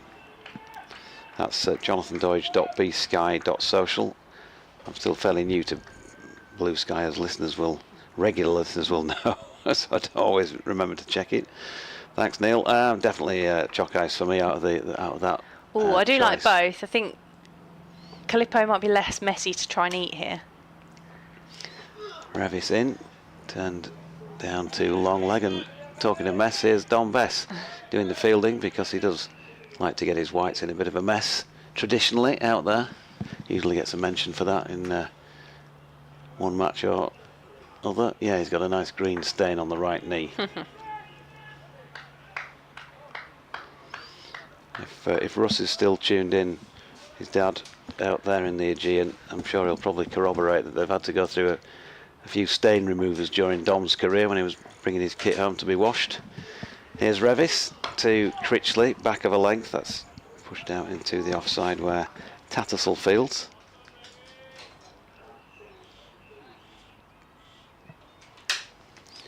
Dan Feast was just telling us that apparently there was free ice lollies being handed out to staff and stewards. Did you get anything on your way around? No, I mean, if I'd have known that, I would have nicked one of the fluorescent jackets off the steward's back and put one on. Free, absolutely. Revis is in again. Critchley this time pulls just about bang on square. A flick more than a pull, I suppose. And he's going to pick up 4 runs. It's looking... It's not easy, is it, out there? Because I think the story of the match has shown that, but it's looking easier, as we've said, when you've got your eye in, as these two have, playing really well. There's just basically 0 life left in the pitch at the moment, by the look of it. And so Yorkshire will be pinning their hopes on what will come in about 5 overs time, which will be a second new ball. If they can make a couple of breakthroughs with that, then they'll be back up again and might exert a bit of pressure on the lower middle of the tail. But at this moment, Essex looking, well, you'd have to say, fairly comfortable. Andrew Christie says 2 points. This is proper cricket, loving it, for point 1. And Pepper looks great, like a seasoned pro. Ba-bum. So Dan Moriarty's changing ends. He's now going to bowl from the Sir Alistair Cook end, replacing Dom Bess. Is just trying to change things up, get some variation. And Michael Hickman says, may as well call it off now, Doidgy. You'll never get this lot out. Never say never. 166 for 4. Pepper is on strike. He's on 59. Moriarty has bowled 13 overs, 0 for 25. As he's in around the wicket. Pepper's coming very far forward for that one to try and sweep it. And there was an appeal for LBW. Johnny Bairstow, hands on hips, just looking back down the pitch to the umpire, who just remains in position. Not a bad shout, you know.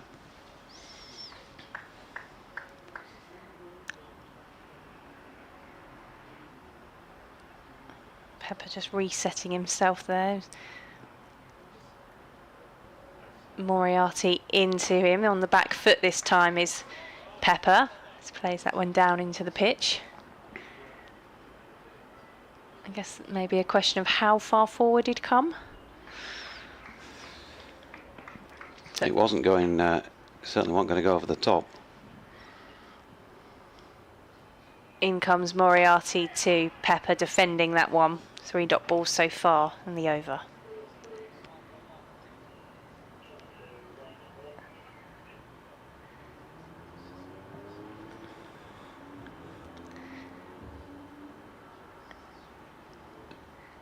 Moriarty waits.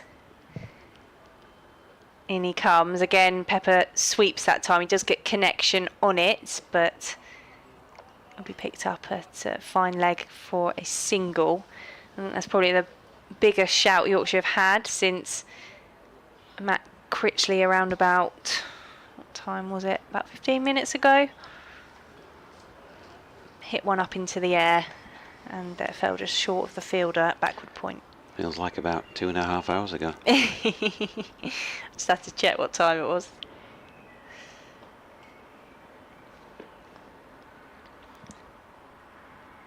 Single so far from this Moriarty over. As he's into Critchley. Turns that one to short leg for no run and just walks away from his crease, trying to keep the concentration going.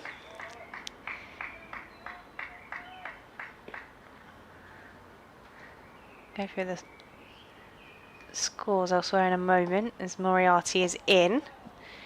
And Critchley turns that one into the leg side once more for no run. 167 for 4.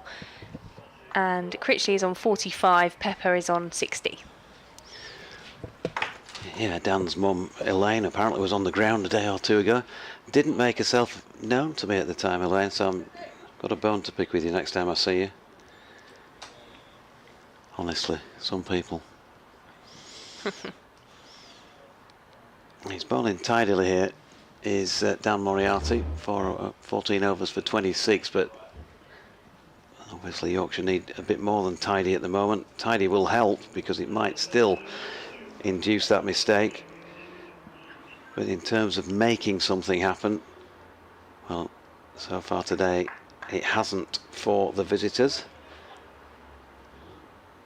And all you of an Essex persuasion will be relieved and, well, delighted might be too strong a word at this stage about that, because there are still so many overs left.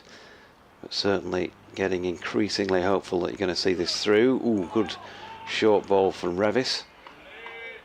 And Pepper really did have to get low to get out of the way of that. Harry Duke mentioned when he came in to the com box earlier today that the short ball could be more effective than anything else on here, because batters who've been out there say they're not quite sure how much it's going to bounce.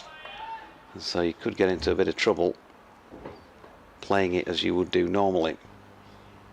Revis in again, goes short again. Pepper just helped it on its way around the corner to Moriarty. 1 run. Pepper now 61. And he can't say he's not earned them. Being very watchful out there.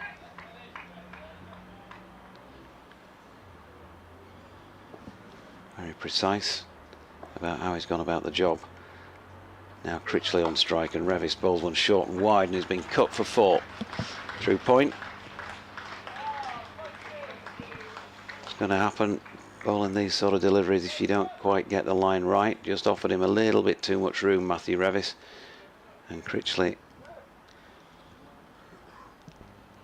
just managed to play really a short arm jab of a cut shot. Didn't really show any flourish on the end of it. 49 now to Matt Critchley. Just wants to retake his guard. Johnny Tattersall meanwhile has been brought across from in the covers and will now come across to mid wicket. Revis coming round the wicket, goes short. Another good sway out of the way there from Critchley. Kept his eye on it as long as he could, ducked the head away to the left. It's a decent short ball from Revis, but didn't get the desired result. Been negotiated well by Critchley on that occasion, Michael Pepper previously.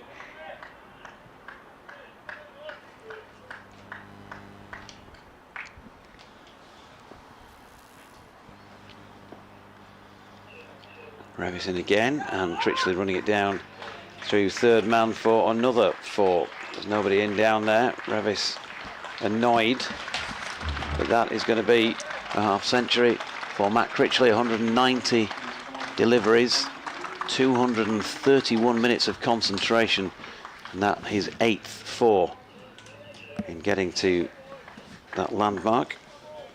Well played to him.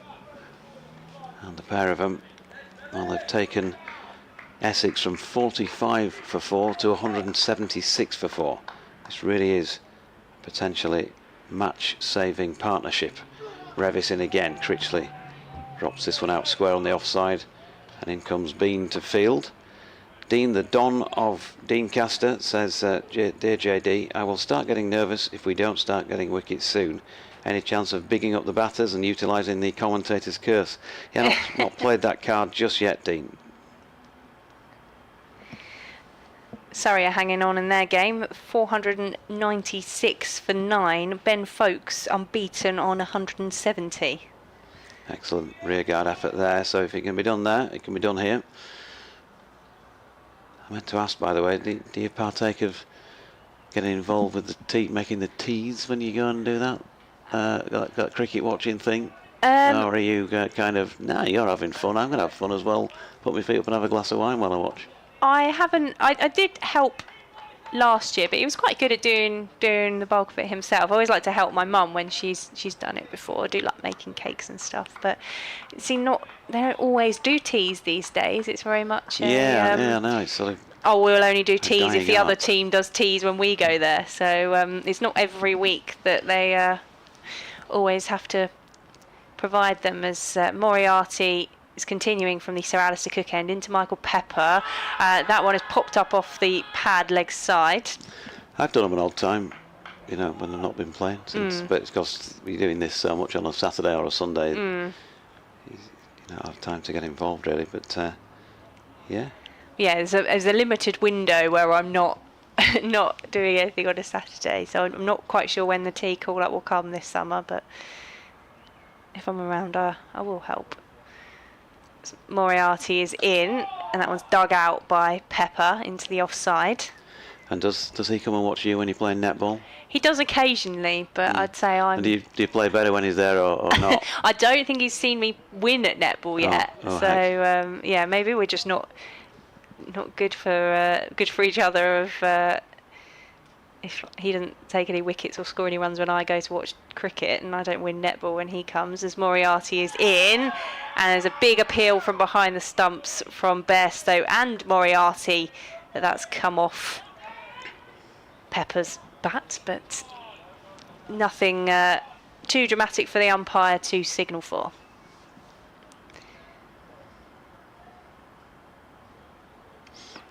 Yeah, there was some dip in towards the right hand and turn away from him. Moriarty around the wicket to Pepper on the back foot, past short leg, slightly uppishly, now rolling along the floor as they come through for the single. 177 for 4. And Pepper's on 62, Critchley is on 53. See, I like going to watch the cricket because I understand it, I can analyse what's going on, I know I can follow it. As Moriarty comes in to Critchley, and that one's turned into the leg side. They'll just jog through for the single, keeping things ticking over. But when I go to watch my boyfriend play hockey, I never really played hockey at school. It's not something I've really ever got into reporting wise. So as much as I can understand the basics, I can't. You know what it's like when you report on sport, you like to be able to just know everything that's going on. As Moriarty is into Pepper, just flicks the bat at that one into the leg side, jogs through for another single. That's 3 from Moriarty's over. Essex moved to 179 for 4. Oh, as we'd say in North, do you not just hit it with a stick if you're playing hockey? Well, that's going to a barrage of emails coming in now giving me the finer points of the art of playing hockey. What about, does he understand netball when he comes to watch, do you think? I think he's got better at understanding it. The last time he came to watch, he got drafted into score, and so he had to learn pretty quickly how you're meant to lay out the netball scorecard. All right. It's not as complicated as the cricket one, I must say. Do you get fouls given against you in netball, a bit like you do in basketball? Yeah, I played basketball for school. Here comes Revis, meanwhile, short ball, and helped on its way to George Hill at a leg slip, I should say, by Pepper. He was onto that way too soon. So you got 2 points for most baskets in basketball, not all of them. There's a 3-pointer. Netball, is it just one goal? It's just one goal is a goal, although they have now changed that at the very top level of netball, where there is now something called a super shot, but we don't play those kind of rules here. Okay, Revison again short, and Pepper walking away from it. If you go and watch the Leeds Rhinos netball in the Super League, they now do have a super shot. I've watched them a time or two on telly, although not in recent, probably not in the last year or so, but I did watch a few of the matches, got to say. Some tall girls playing that game. Revis in, and that's pushed out into the offside by Critchley. By Pepper, and there's no run. Yeah, a bit like basketball really, they're on stilts, aren't they? Well, yeah, I think of myself as tall in the level I play at, but I think at the very top level you very rarely get anyone under 5'8", 9", probably. Most of the over 6 foot.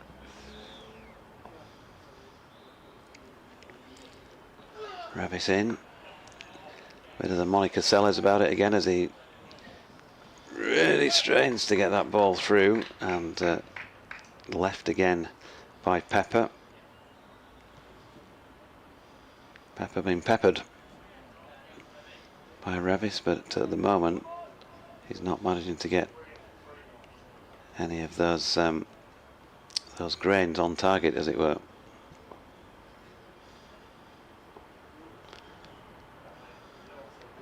Granules as he's in again. Revis, and a bit of puff of dust again, and once more Pepper able to sway out of the way, and there is no run. Neil Dutton again says, can't help feeling young Critchley is on a personal mission to defy Yorkshire in punishment to me for his 1 wicket loss to my Maghull 5th team when he was at Wigan as a youngster. Such bitterness. Yeah. Short ball again from Revis, and again Pepper is able to get himself out of the line of fire to complete that over. As a maiden, 7 overs, 2 maidens, none for 23, Matthew Revis. Figures irrelevant at the moment. The only figures really relevant on this day are the wickets column. Can Essex keep it from being 10? Can Yorkshire get it to that number? It's very much not just a test of concentration out there, but particularly when it comes to the Revis over, it's a test of agility for Critchley and Pepper in ducking and diving. It's the ball is out there. Is that ready in preparation? Yep. Colin has been in touch and says, good to hear of other Essex fans exiled in Lancashire. After hearing from the gentleman earlier in Blackpool, I'm listening in Accrington, born in Chelmsford, and hoping Essex pull off a miracle draw. Or a win, says Colin. Accrington, Bumble country.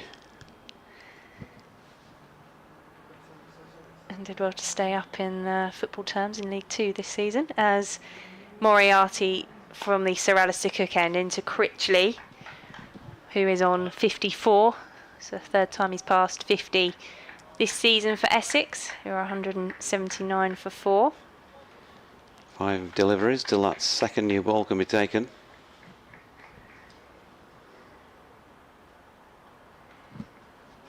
In comes Moriarty to Critchley, thought about the single, sends Michael Pepper back. Ben Code getting himself loose, down to our left at mid-off.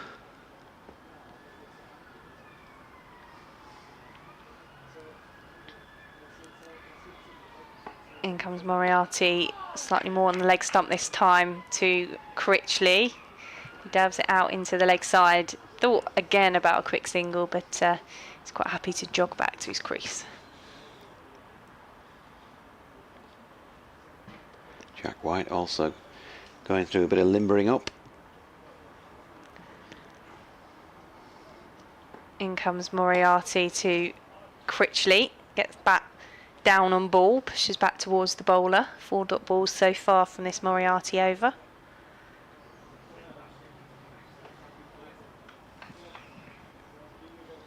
Field's just changed. James Walton going right in front of the eye line. That's silly mid off. Moriarty releases the ball wider off stump through to Bairstow for another dot ball. Bit of bounce and definitely turn away from the right-hander there, but too much of it really in that instance.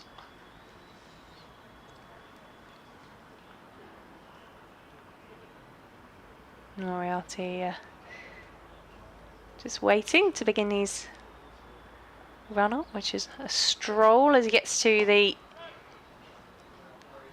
mark, and then it's hit out into the leg side by Critchley.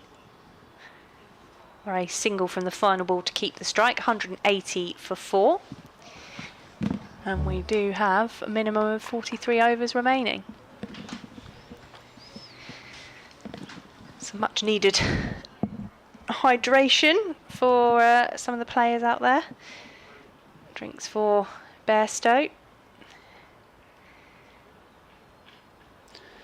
Yeah, and we've got that minimum 96 overs to play on the day, so there could be more actually because of the amount of spin we've seen. Still got 53 minutes until tee, which is fixed at 340 on the final day. And 11 overs to get to the 32 over mark. So they may have to face more than they'd like, Essex, if they're going to hold out. You'd expect Yorkshire to take this one as deep as they can, because even with 10 overs to go, if you manage to bag a couple of quick wickets, then you could be back in and among and give the opposition a scare. But it's been placid, it's been quiet, and no real clear-cut opportunities so far on this final day. Code then with the second new ball.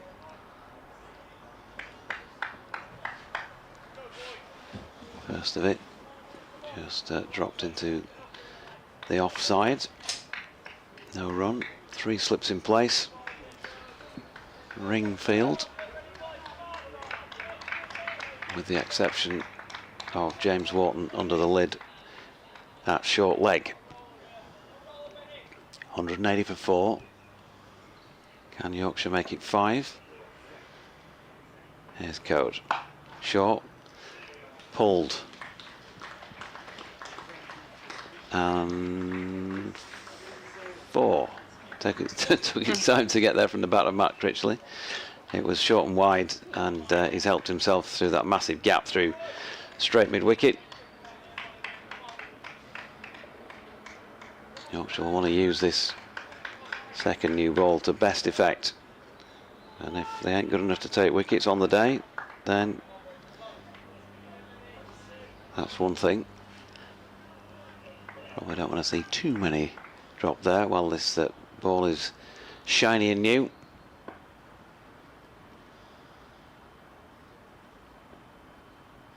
This man, known for his consistency, here he is again, bowls, and there's a little bit of shape away from Critchley, who has to be watchful.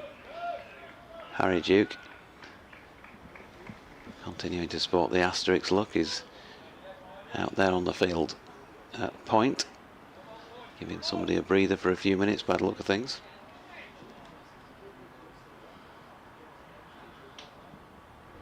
Code turns again. Past umpire O'Shaughnessy bowls it now, starts it wide of off stump, and Critchley again leaves. So a dot 4 and 2 further dots in the over so far. +5 with the over 8 Yorkshire, unusual. But they'll hope that that means that whatever points they get from this match will be kept. Had to relinquish one of them last week for slow over 8. Going in again. Oh, now then. First false stroke for a little while, and it's Critchley who's trying to turn that one to leg, gets a leading edge on it. If it's not your day, that goes to somebody's hand. But he's playing well here. Maybe he's owed a little bit of luck on his side, because it did go aerial on its way to Don Bess at mid-off, but dropped comfortably short of him. You just see him motioning as to what he wanted to do with the ball. Going in again. Critchley this time pushes it to mid-on, where Jack White will get a hold of the ball and hand it on to Bess to do a bit of shining, because Jack is coming on at this Sir Alistair Cook end of the ground to take the second new ball. Yeah, Jack White then to bowl from the Sir Alistair Cook end. He's taken 3 wickets in this Essex second innings so far, 3 of the 4 wickets, which all fell in the final session on day 3.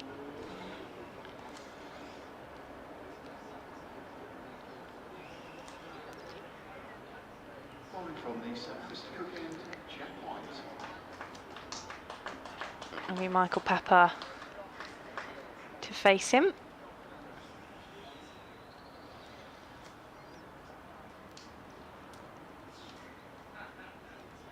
Very quiet around Chelmsford. Those here watching intently. See how this one plays out. As White is just marking out his run-up.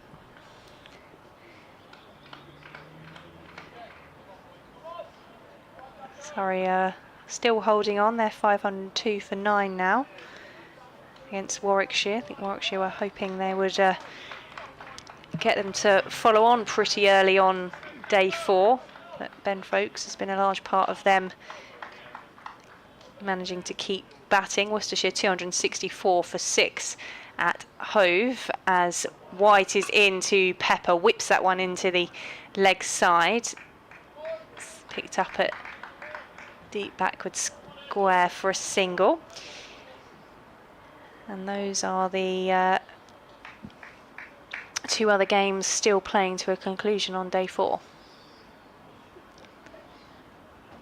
Yeah, sounds like a thriller at Edgbaston.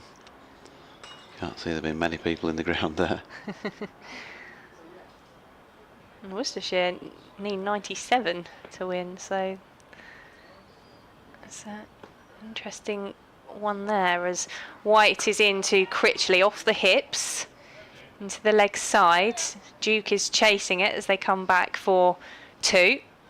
How many wickets left, Worcestershire? 4. 4. So yeah, It's a tough old ask with 97. 4 wickets left last day. Who's still in there?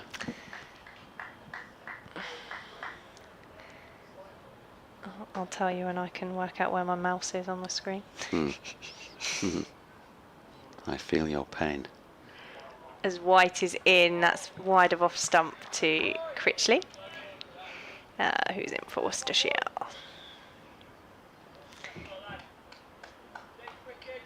Libby is still in, 155 not out, and he has been joined by Matthew Waite. Oh, well. Jake Libby stays put, maybe. Certainly Matthew Waite can hold a bat, as Yorkshire supporters know.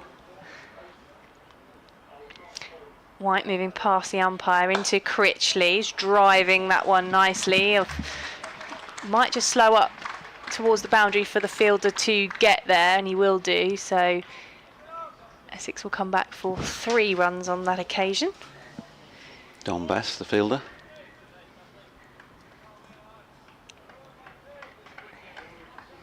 $190 for 4. Critchley's on 64, as is Michael Pepper, who is on strike. You can hear applause. I feel like that's picked up a bit from the Essex fans now. Just trying to keep that encouragement going. As White is into Pepper, who's forward to it and defending into the offside. Yeah, nerves turning into maybe a bit of confidence now.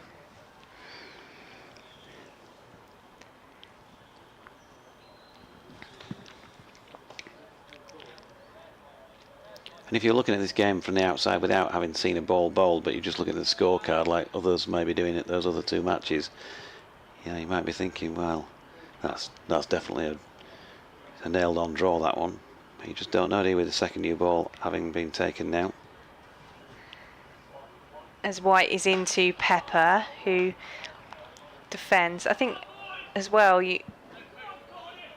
as end of the over, 190 for 4. I think also you look at the way in which the wickets tumbled for Essex in that first innings, and there are batters like Matt Critchley and Michael Pepper, as we've seen in this second innings, who are very capable of playing a patient innings and sticking around at the crease. But because it was such a succession of wickets where partnerships were hard to build in that first innings, like you've said, if 1 or 2 fall, maybe the pendulum will swing and the confidence will be back with Yorkshire that they can go on to finish this one. But I think Essex will be encouraged by what they've seen from these 2 as well for a large part of this day. Yeah, no doubt. Both these batters on 64 at the moment. Code bowling to Critchley, who bowls it short of a length there, Ben, and Critchley turns it into the turf just short of James Wharton, who must be feeling fairly sweaty under that helmet. He's had it on most of the day. In terms of where he's been fielding the shin pads as well, it'll be sticking to his shins. Yeah. Not great. Rather him, especially fielding there. Code turns, making his way towards us then. Passes umpire O'Shaughnessy. He's up there, good length ball, and defended into the offside by Matt Critchley. Every ball that Yorkshire bowl at these two, they'll know. That's another little bit of energy expended. The dial moving more towards red than heavy green. The ball, again, second new ball, but with every passing delivery, gradually getting just ever such a little bit more warm. And another solid defensive push by Critchley up to mid-off. Stephen Tokley's been in touch on the email and says, I was pursuing other sporting interests yesterday, watching London Broncos Rugby League, who lost narrowly to Sheffield. I decided at half-time that if Essex were more than 3 down overnight, I wouldn't make the journey from Hockley. I never expected no further wickets before the second new ball. Code in again, it's turned to leg by Critchley. Jack White's going to make his way around from mid-on to do the fielding and keep him to 1. Stephen goes on to say, just goes to show how you can have a pretty good idea of what will happen, but you never really know. I'm off to the reverse fixture in York and would be interested in any tips about the ground, says Stephen, sweltering in Hockley.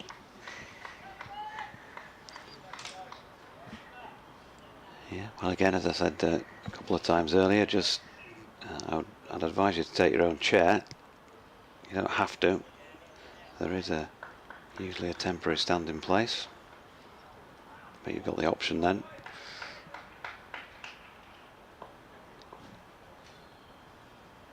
In comes Ben Code again to Pepper. Gets the ball slanted across him down the leg side, which Bairstow takes, no run.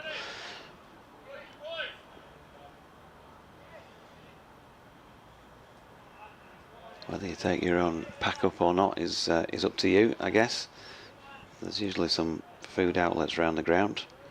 Some people choose, of course, to take their own. But it's the usual outground fare that you'll get the kids having a knock around at the lunch and tea breaks.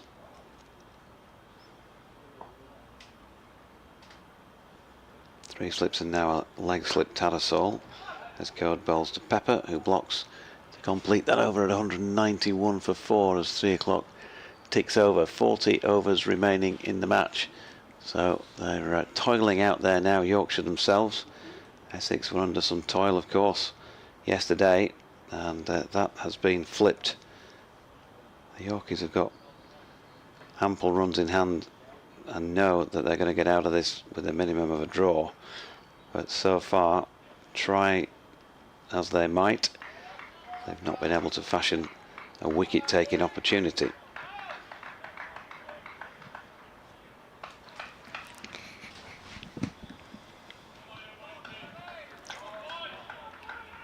It's the Yorkshire field encouraging Jack White.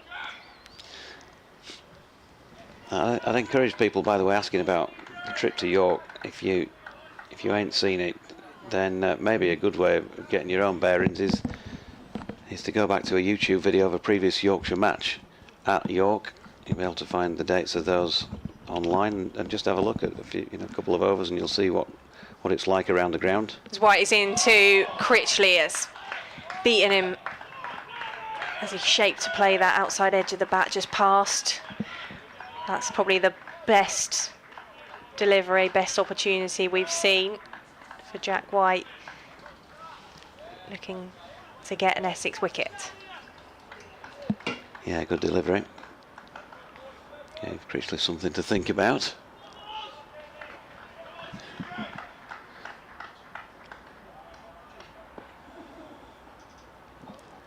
£191 for 4. In comes White to Critchley.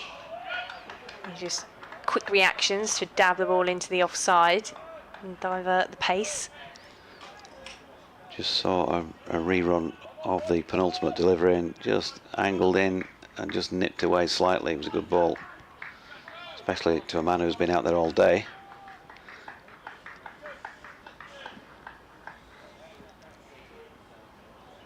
Critchley on 65.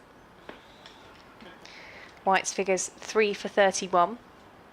It's the third ball of his 17th over as he is into Critchley, who's up on his tiptoes and playing that one into the leg side, fielded at mid-on for no run.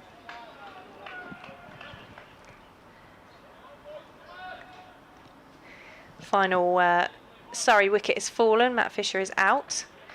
So Surrey all out for 504. Have they avoided the follow-on? Who'd want to make them follow on when you've bowled about 2,000 overs at them? I'm not sure yet. That wicket's just fallen. As White is into Critchley, who's happy to just leave that one wide of the off stump. Worcestershire still going. They're 275 for 6. 86 away from a first victory of the season. Well, they could ask them to follow on Warwickshire. They got 665, so they're more than 150 behind, even though they've got 504, 161 behind. I think you probably just got to throw the dice at that one and have a go. There's no point in going in and batting again.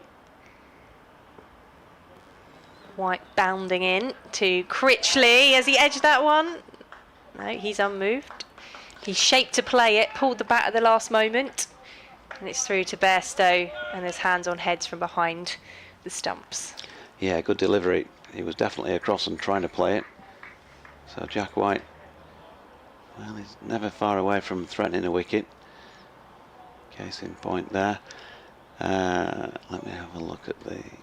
So Surrey 161 behind, still waiting to know whether or not Warwickshire are going to enforce that follow on. They've just bowled 178.2 overs, would you? In comes White to Critchley, leaves that one comfortably on this occasion for the final ball of the over, 191 for 4. I guess there's a couple of schools of thought, really. You know, one is, has everybody accepted a draw, in which case you might just bat again so that your bowlers don't have to bowl again. Ethan Bamber's bowled 33 overs, Ollie Hannon-Dolby 27, Simmons 23, Webster 28, 47 for Robbie Yates. I should imagine they'll be fairly jaded after that stay in the field. So the chances of them going back in and blasting Surrey out with another new ball would be slim, but it you know, that feels like, in a cricketing sense, the right thing to do. The only real thing to do if you're trying to push on for an amazing win. But yeah, would you fancy that if you've just come out in the field? Yeah, let's go back out in the field again, chaps, for another couple of hours. Cody's in and bowling there to Pepper. Runs it out into the covers, and Tattersall does the fielding. And there is no run.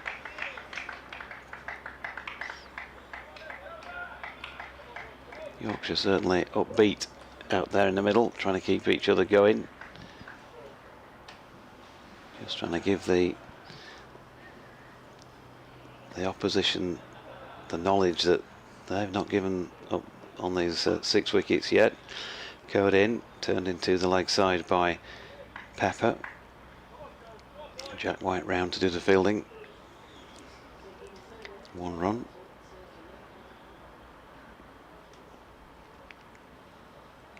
You can get in touch at JD's events or BBC West Yorkshire Sport at gmail.com. Tor will give you the other details. BBC Essex Cricket, gmail.com. His code. Critchley right in behind and playing out to mid-on. Andrew Christie's asking if I can stop making puns on Pepper, just leave him to grind it out. Oh, have we reached that point of the day? It's sort of getting towards that stage, isn't it? Lily says, go on Matthew Revis, get the breakthrough. Unfortunately we missed that, Lily, while he was on.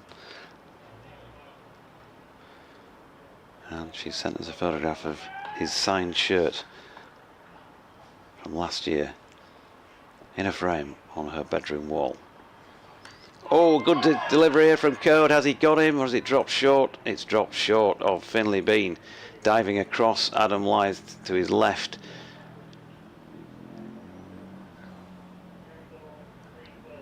And must have bounced just short, unless he didn't manage to fully grab it, which would be highly unlike Finley Bean. Can't think of many, if any, that have gone down at third slip in the last couple of seasons. So thick outside edge. Yeah, bounces just, only just, but just short of Finley Bean's grasp. First opportunity created with the second new ball. Critchley probably pleased with the next delivery to get off strike with a little push into the covers.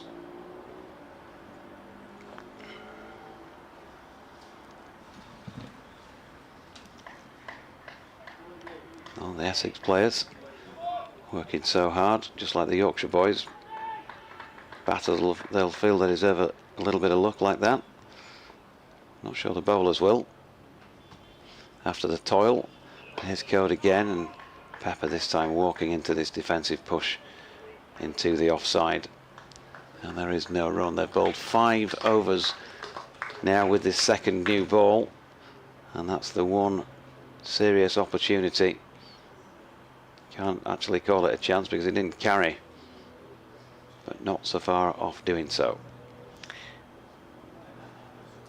And it was in the previous Jack White over where Critchley just had that last minute leave, last second leave even. He's going to continue from the Sir Alistair Cook end where our commentary box is positioned. So he begins his run up into Critchley, turns that one into the leg side for no run. Oh, that sounds lovely and refreshing over there. Just opened a can. Unfortunately, it says water on the front of it.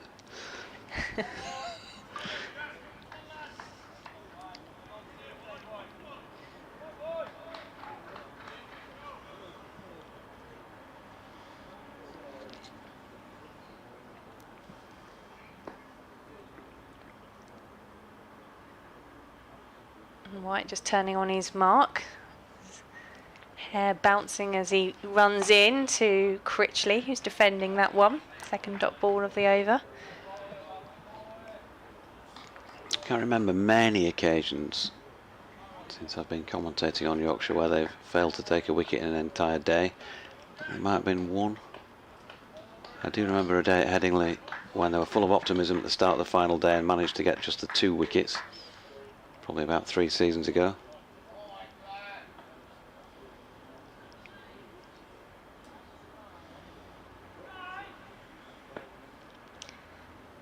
$193 for 4. In comes White, and Critchley bringing the bat down on that one, back to the bowler. And Pavilion very much in the shaded part of the ground now. A few of the Essex players milling about on the balcony.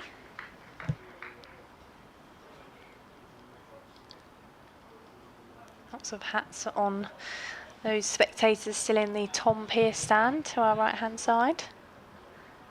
I'm sure there was a few more sheltering underneath in the shade.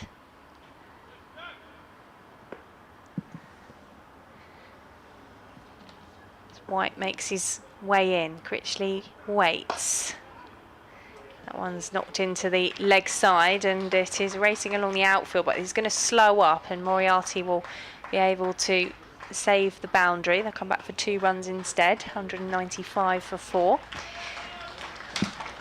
And we've got an 150 run partnership now to be applauded by the crowd, with Critchley on 67 and Pepper on 65. They face 415 balls for that. Yeah, brilliant as far as Essex are concerned.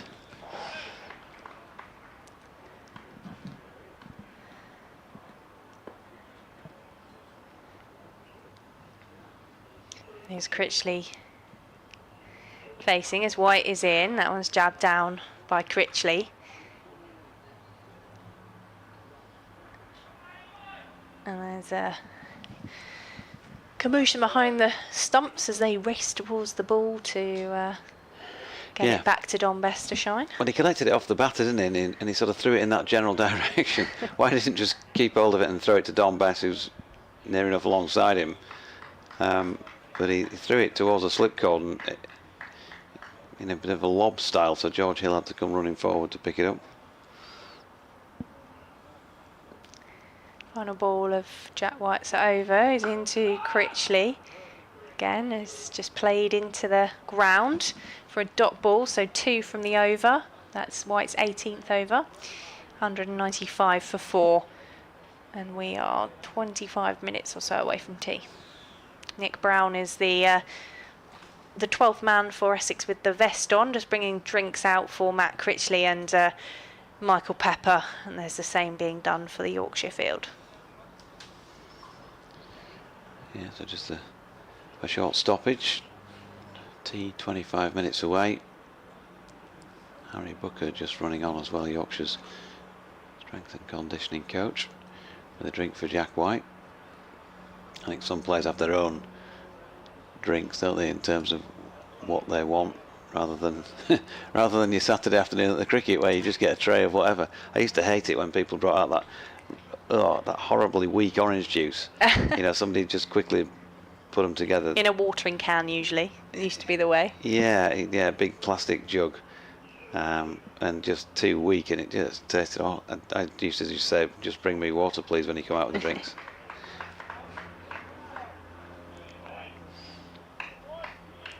Code then from the Graham Gooch end.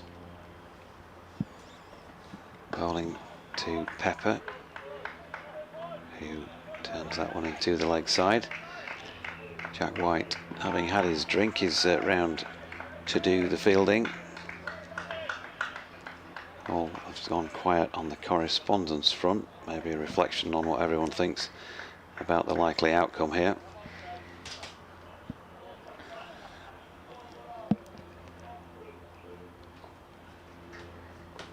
Three slips and a leg slip.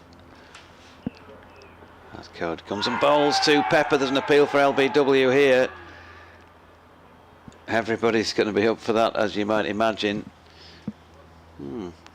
Again, interesting.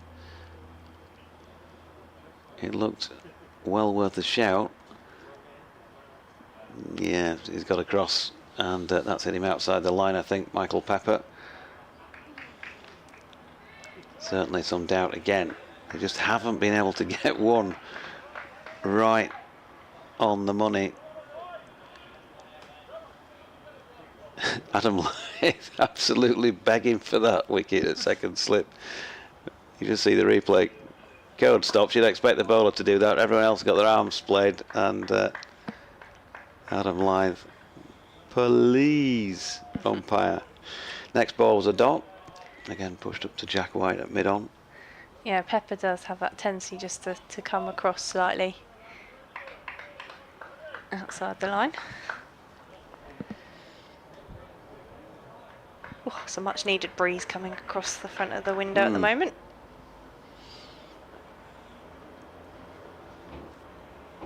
Code running towards us.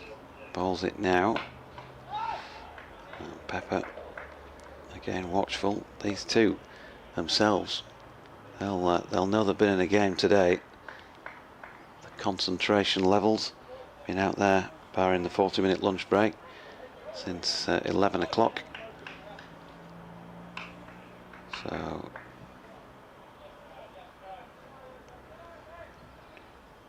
he said, trying to work it out.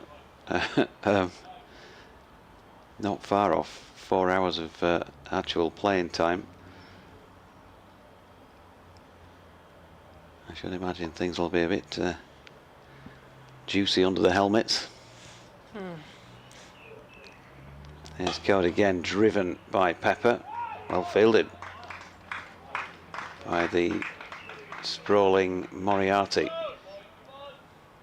Wide of mid-off. He got across and got down well. One 195 for 4. Pepper 65. Code. Unusual to see him bowl nigh on 14 overs without taking a wicket, but that's the case at the moment. Will the last ball of his 14th be the one? We're about to find out, because he bowls it now to Pepper, and the answer is no. Dropped into the leg side. So 195 for 4 after 87. 7 overs with that second new ball. Still no breakthrough. And this gets to tee, and there are no wickets down. I think it's then beginning to move towards the inevitable.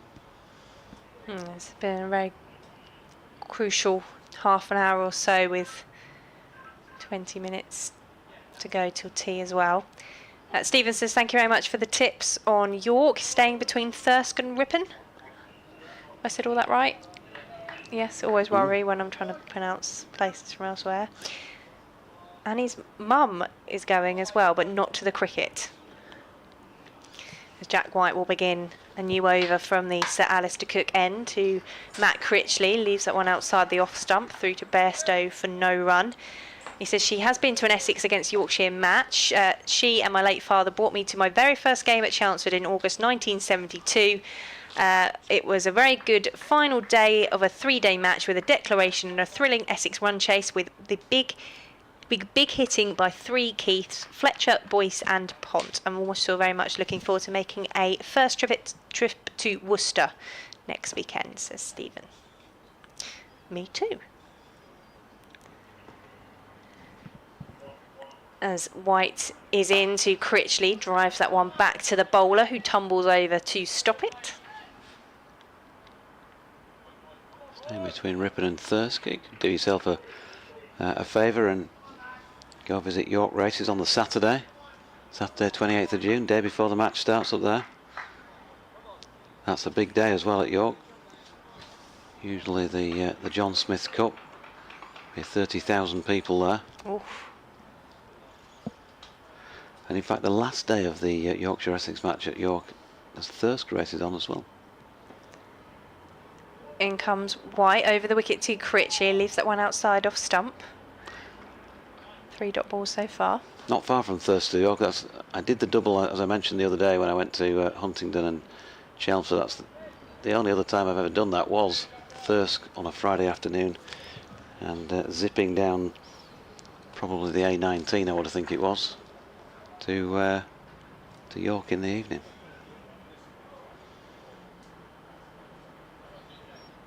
I'm not getting paid, by the way, for publicity to go racing in Yorkshire. Wish I was. Still just the 3 dot balls from White as he makes his way in again. Critchley gets bat on ball this time, plays it into the offside.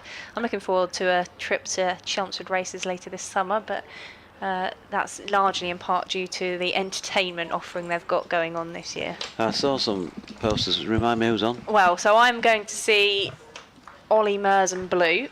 I think Yeah. Justin Timberlake's there as well, and Duran. Geraint. I think Essex are having some concerts on the pitch here during the summer as well. An ABBA night, I think, was a part of the lineup. I'd do the Geraint one, I've got to say. That'd be good. Yeah, it's been very popular as White is in. Critchley is defending. It was accurate bowling once again from White, which Critchley's defending.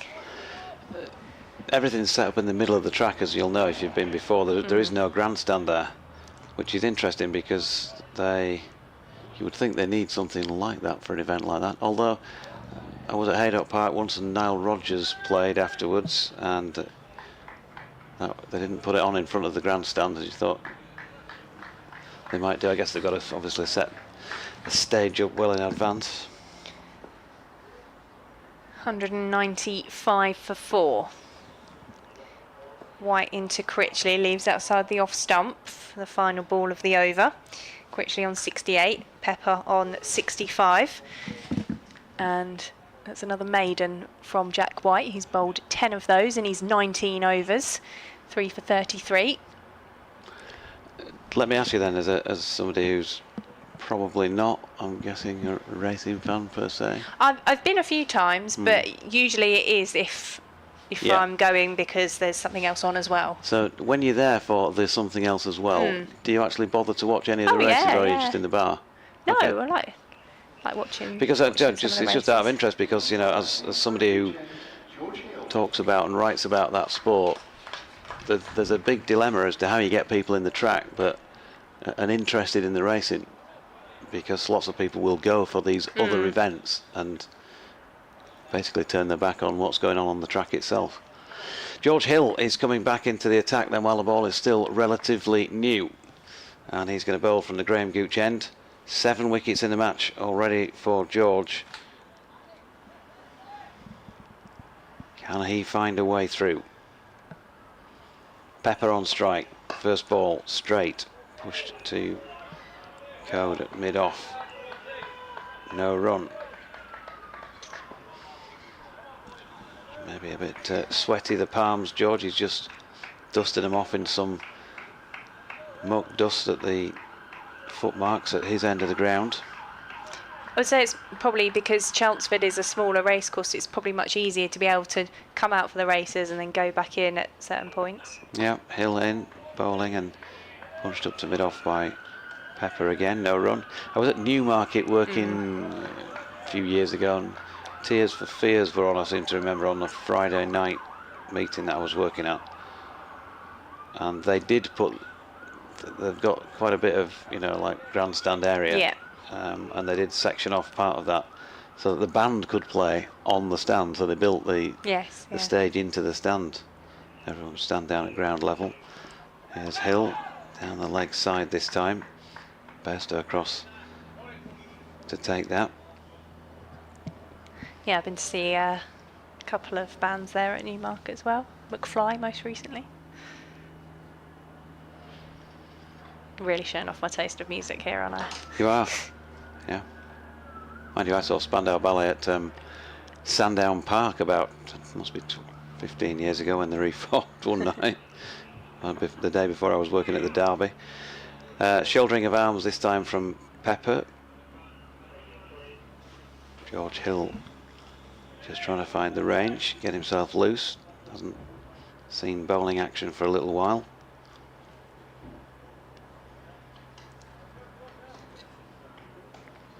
Saw Blondie at York one night, Madness, Tears for Fears there as well. Tom Jones was supposed to appear one night, but couldn't get up there in his helicopter apparently because of thunder. Hill wide of off stump, and that's left by Pepper.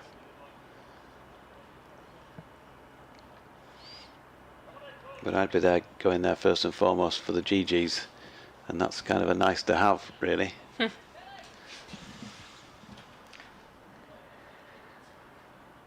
think it's certainly good to combine the two, isn't it? Like you say, but it's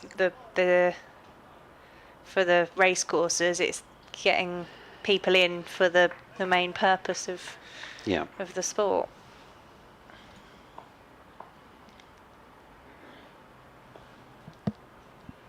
Here comes George Hill once again.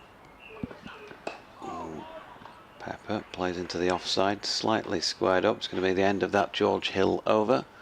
10 overs, 3 maidens, 1 for 15 following on from that maiden. Yeah, just difficult to get people, the marketing for racing. You'll regularly see an advert for something like, the Derby or a big race, where it's got a lot of people on it with smiles on their faces, but never a horse. You know what I'm saying? So it's like we're advertising for a party here.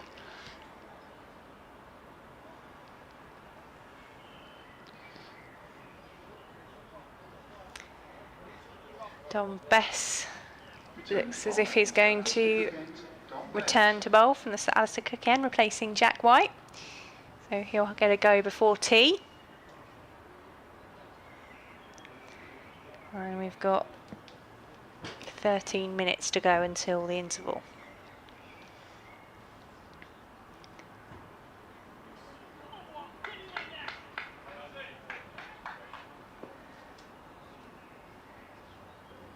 Don Bess over the wicket to Matt Critchley. That's outside edged safely into the offside.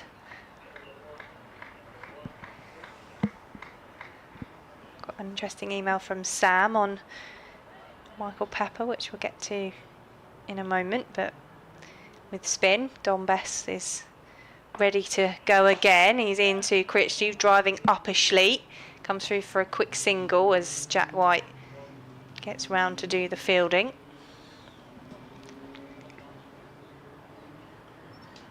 Sam says, hi Victoria and Jonathan, thank you for the wonderful coverage over the past 4 days. It's been great to hear from the guests who've been over the box over the course of the weekend.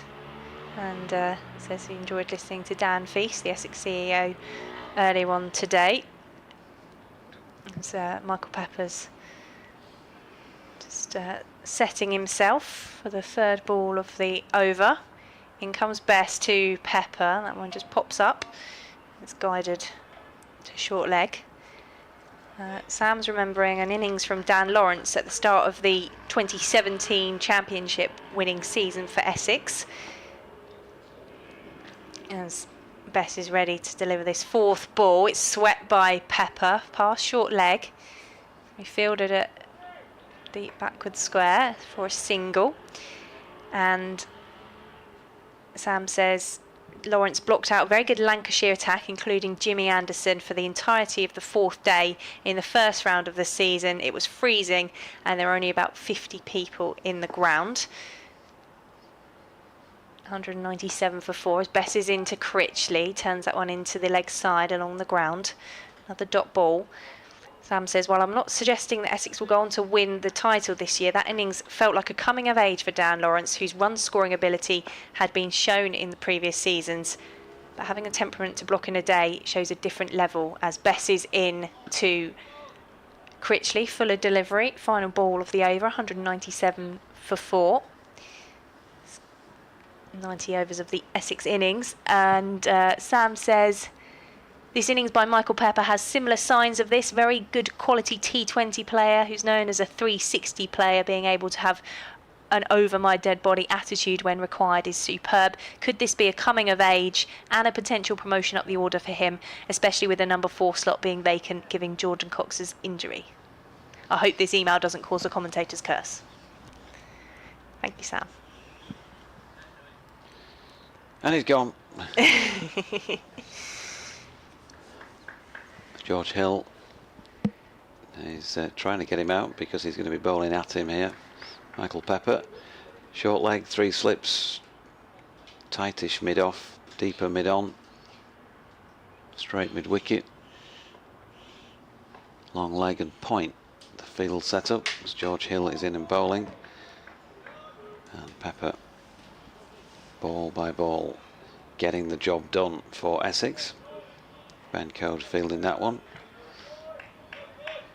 It's got progressively warm really as the match has gone on. I thought yesterday was going to be the hottest of the 3, but I think having been out for a little sit down when you were on with Dan, probably today tops the lot. Here comes Hill. It's turned to leg this time by Pepper. No run. I'm hearing stories that it's going to be up 27, 28 next week. And we're back down south, down a big smoke.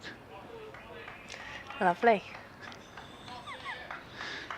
We were hearing from Dan that obviously with the seconds game here this week, potentially Anthony McGrath, maybe some of the other coaching staff hanging around in this area.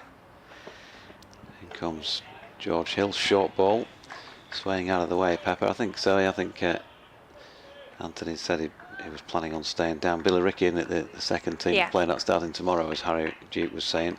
He's going to be playing in that game. I think the rest of the boys sound like they're going back north for a couple of nights. And they'll be back down to the Oval on Thursday for a Friday start.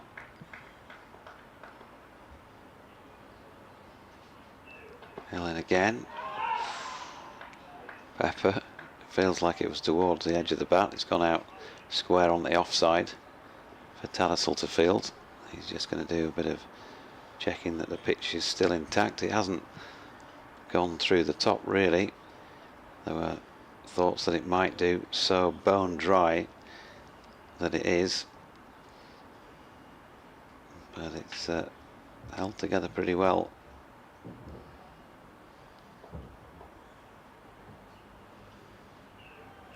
In comes Hill again. James Wharton had just been moved across the silly mid off, and typically Pepper turned that to the leg side where Revis did the fielding.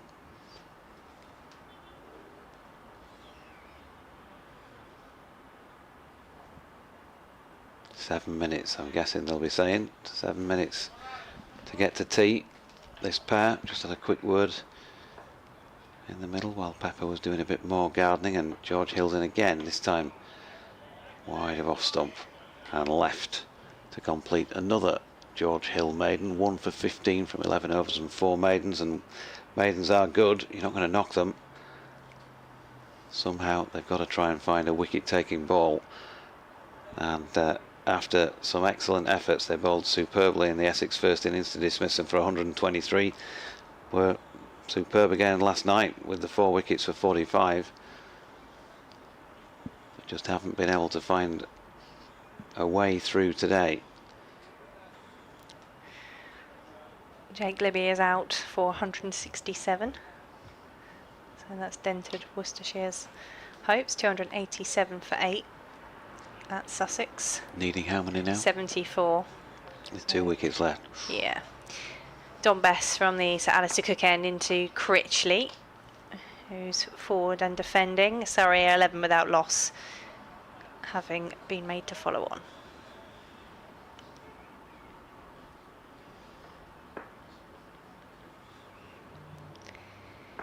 In comes Bess, and that one's popped up at Critchley. Just sluds in front of him.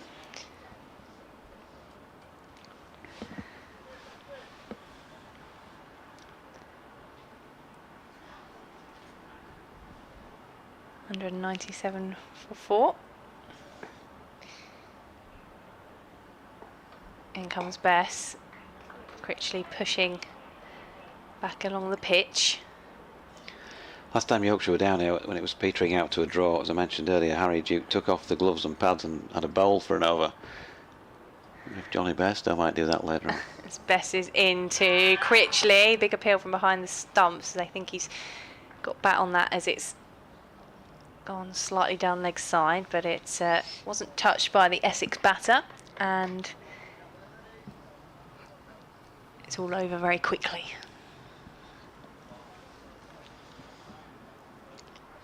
Four-dot ball so far from Don Bess. In he comes to Critchley, who gets behind that one to defend. Trying to keep this concentration going with the 4 minutes now till the tea break, and we've got 1 ball to come of the Don Bess over as he's into Critchley, who again just happy to dab on that one into the leg side as a maiden from Don Bess.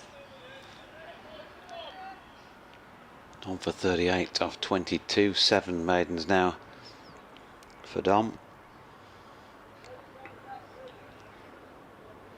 He'd love a wicket to get through, to get involved. George Hill is going to try and take an 8th one in the match for himself as he continues at the Graham Gooch end. Silly mid off. Another catcher, Ben Code, just been brought in about the width of the cut strip away, maybe 20 yards off the bat. 3 slips. Hill short.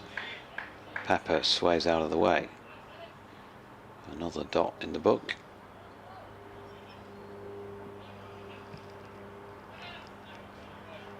Could be a fairly late one. Certainly getting home after this. Yeah.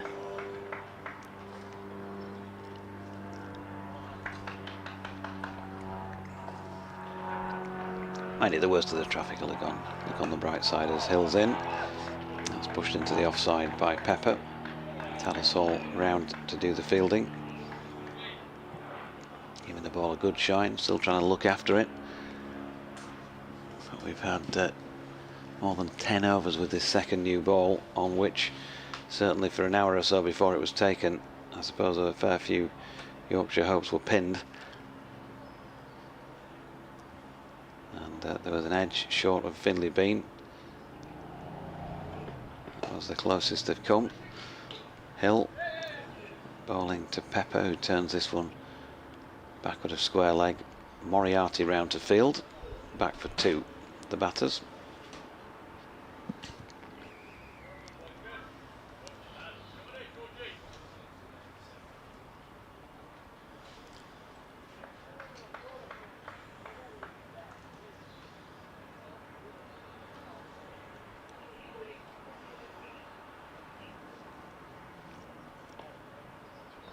Bit of a pause, there was a bit of gardening which caused some concern among the Yorkshire cordon by the looks of the body language. Latest delivery wide of off stump. Pepper leaves again, doing lots of gardening, just trying to make sure that this is the last over before tea. 2 balls remaining. Johnny appealing to Steve O'Shaughnessy, I think, as to what's going on. Good delivery by George. And Pepper, and he'll say he pulled his bat inside the line. Might have done. 50-50 call. Looked like he might have been offering the blade at it as well. Yeah, looking at the replay, probably did pull it across. Curtain rail style. So final ball of the over, still showing 3:39 on the watch here. Oh, good delivery here, big appeal, got him! Final ball of the session. George Hill has done it and got the breakthrough. Michael Pepper stands there head bowed. Essex have lost a 5th. Well, what could we be in for in the final 2 hours of play? Pepper gone for 68 LBW to George Hill. 229 balls, 278 minutes, 5 fours and 2 sixes. A monumental effort from him and Matt Critchley together. And Critchley is now going to have to rely on other partners to stay with him in the minimum 30 overs that remain in this match. 199 for 5 at tea, Essex, trailing by 321 runs, and Yorkshire still needing 5 wickets to win it. Well, it sets us up for a very interesting final session here on day 4 as the players make their way off. Magnificent effort from Michael Pepper alongside Matt Critchley for Essex. If you are listening and you're intrigued as to what is going on here, it is free entry after tea, so don't forget there's still time for you to pop down as this one goes to the wire, but we'll be back with you for the final session of day 4.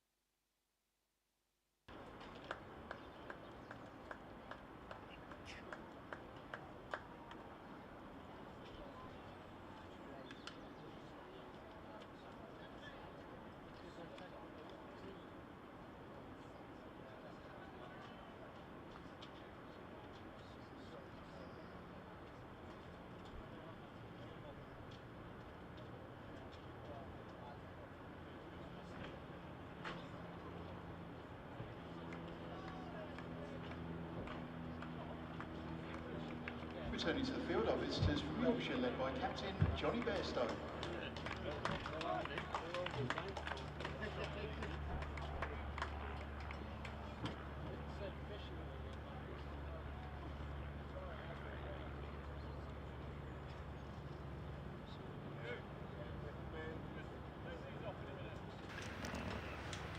Good afternoon and welcome back for the final session between Essex and Yorkshire on day 4, and it was a big boost for Yorkshire in that final ball of the afternoon session to pick up the wicket of Michael Pepper, LBW, for 68. First wicket of the day to fall for Yorkshire, and Noah Thane will now join Matt Critchley at the crease. We will update BBC Essex listeners in the 4 o'clock news shortly, so we will break for that as well. But Dom Bess will bowl from the Sir Alistair Cook end, the first over after tea. Matt Critchley on 69. He's faced 242 balls. Michael Pepper going for 228 as Bess is in to Critchley. Edges that one into the leg side. Will jog through for the single. So the deficit is 321. But the figures that will be of most interest going into this final session, 199 for 5. As Essex have now posted 200 with that single, so 200 for 5, and the minimum overs remaining is 29 plus these 5 balls of Dom Bess as he is in to Thane, facing his first ball of this second innings, which is just dribbling out into the leg side. Victoria Polly with you from BBC Essex. Jonathan Deutsch from our Yorkshire colleagues as Bess is in. That's defended by Thane. Noah Thane, who made 24 in the first innings before being caught behind. As Bess is in to Thane. He's managed to evade short leg on that occasion. And this will be a big test of concentration for the Essex youngster. Reputation management than being concerned about learning and seeking improvements. The Essex mental health class. Bess into Thane, leaves that one outside the off stump. Didn't look a particularly comfortable leave. Activity around the stumps.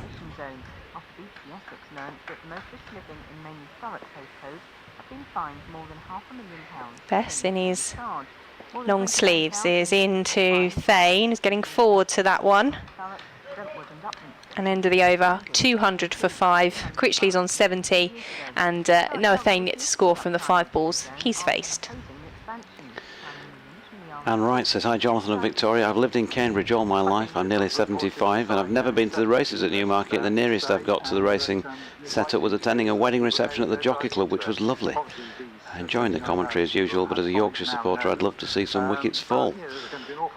Yeah, I've been in the Jockey Club building at Newmarket as well. It is rather lovely. Rather fancy.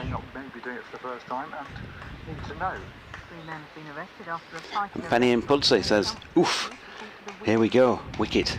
At lunchtime yesterday, a man was taken to hospital with a head injury. 3 men, 2 in their 50s and 1 in his 30s, have been questioned on suspicion of offence. In cricket, So Hill's about to bowl. We'll update the BBC Essex listeners. The single coming. Yeah, that's a big blow for Essex, who have been resolute all day. Michael Pepper and Matt Critchley building an 154-run partnership. It was a monumental effort. Michael Pepper facing 228 balls for his 68 runs before he was LBW on the final delivery before tea. That would have given Yorkshire some hope going into this final session. Matt Critchley is unbeaten on 71 at the crease for Essex. He's been joined by youngster Noah Thane, and they need to see out 28 overs. And that latest delivery from George Hill to Noah Thane, defended into the offside. Pete Bandmaid fan says, thanks to Tor and you for great comms and chat today. Last 4 days, my early morning optimism is now starting to wane, but it's been a hard fought day by both sides and a great game overall. Hill bowling, Thane defending, Tattersall fielding. Out at point. Well, George Hill managed to find a way in, his 8th wicket of the match now, 6 for 51 in the first innings. Currently 2 for 18 in the second.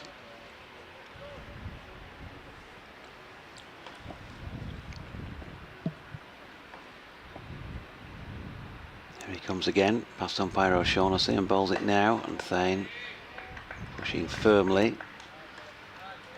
Draws Ben Code round to his left at mid-off to field. It is hot out there, ground level. Still a few hardy souls in the crowd. If nothing else, enjoying a bit of a suntan.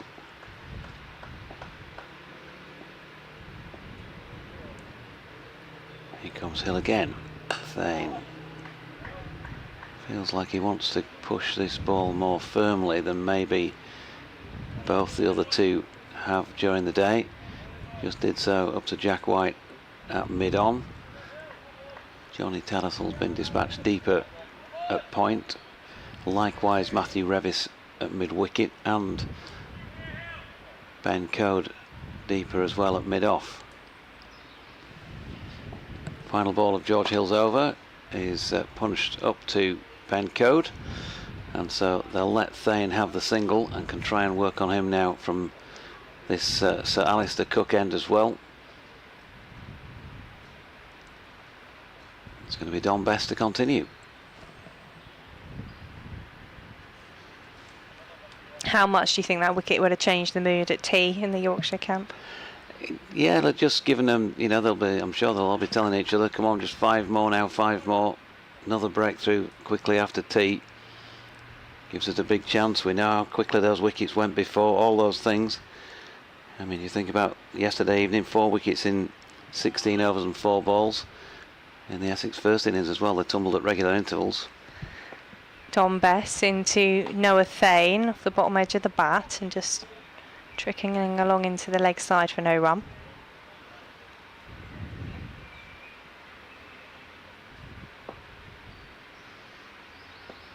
Best coming in for the second ball of the over. On the back foot this time is Thane, nudging it into the leg side. I think some of the Yorkshire boys felt like it might go a bit up and down today, and it hasn't really. Michael Pepper actually played his dismissal shot as if it might have kept marginally lower than he was expecting. That one's driven uppishly by Thane. Get some yelps of excitement from the field.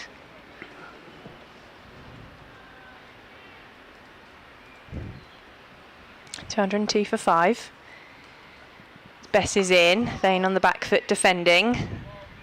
He's been varying the pace of these deliveries, has Don Bess. All the time we've seen him bowling his 23 plus overs. As he's into Thane, and that's gone. Noah Thane has been beaten by 1 from Don Bess, and Essex lose their 6th wicket with just a couple of overs after tea. Essex are 202 for 6. Yeah, and again, just shows you, as we know, cricket, it can change so quickly, can't it? Looks a bit of a different game now with 2 wickets added to that column in a matter of a few deliveries, really, either side of tea. Bowled by Bess for 1, Noah Thane, from 15 balls. And, well, he's done a pretty reasonable job himself with the ball during the contest. But in the second innings there, where it needed just that rear guard action, Don Bess has sneaked one through. Noah Thane trudges off, head bowed. He departs for 1. Simon Harmer to the crease for Essex, a more than capable batter. But high score of 33 this season, and it's just a case of sticking around for Essex on this occasion. Yeah, just got to soak it up really, soak up as much of what Yorkshire have got to offer with the ball, but their tails are going to be up. And they've got to keep that energy up. That's all they can do. They've been giving it 100% all day, no doubt about that. They've asked the batters to play on many, many occasions, and they've been up to the job. And if you do that and they can keep it out, then fair play. That's the game. Still got 4 to take, with time diminishing. Minimum of 27 overs and 1 ball on the final day. But it might start to get a little bit more tense now. Look at the numbers round the bat. 5 of them.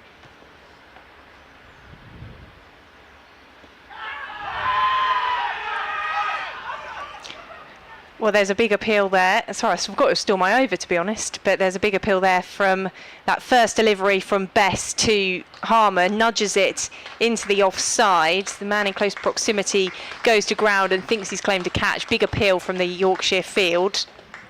But the umpire not interested in that, and they've just had a chat about the reasoning for that. As you might have a better look at the replay than me. Yeah, well, I thought at first they were appealing for LBW, where he clearly got outside the line as it hits him. Having a look again in slow-mo. You know, he's a mile outside off stump, so it's whether or not he's hit his bat. It was Finlay Bean who claimed the catch, but I think it was pretty much the knee roll that diverted it into Finlay's hands. Here's George Hill to Matt Critchley, who's turning one down to fine leg, and that is vacant, so that will be 4. 206 for 6. Critchley moves on to 75. Well, Essex just need to rebuild here, and Critchley is the linchpin of that, really. Yeah, done a brilliant job, no doubt about that. Plenty of people had given this one up for gone.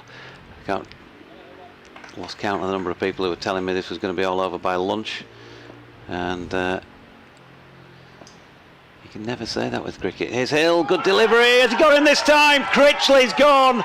George Hill, a 9th wicket in the contest. Yorkshire celebrate. That was a little peach of a ball, just leaving him on the rise, and after all that effort from Matt Critchley, it has come to an end at 75, 206 for 7. And the game has spun and turned on its head again, I guess, in the last 2 or 3 overs either side of tee, because talking of talk, going around the ground at tee, going to be a draw. It's done this one. I mean, you just never can say that with cricket, can you?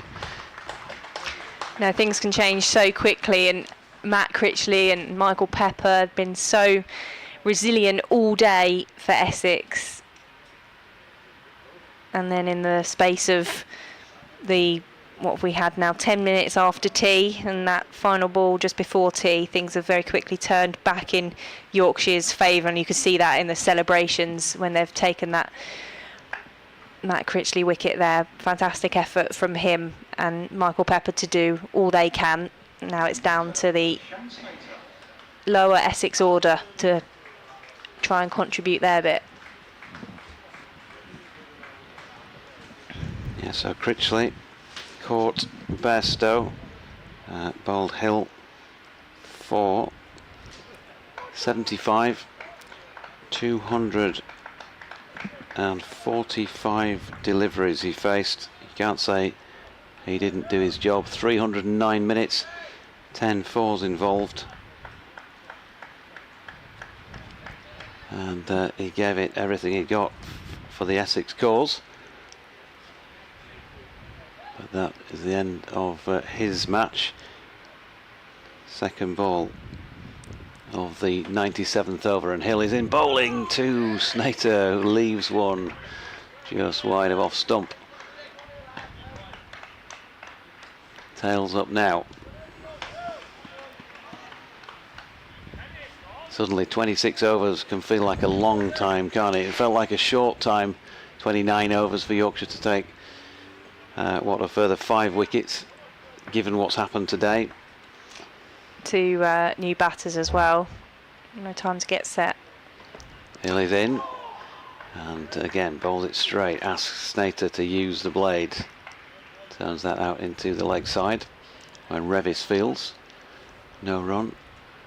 George Hill now with match figures. I make it of 9 for 74.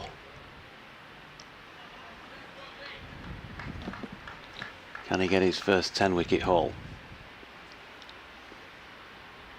Here he is bowling to Snater again, who leaves one over the top of the stumps this time. Through to the gloves of Bairstow.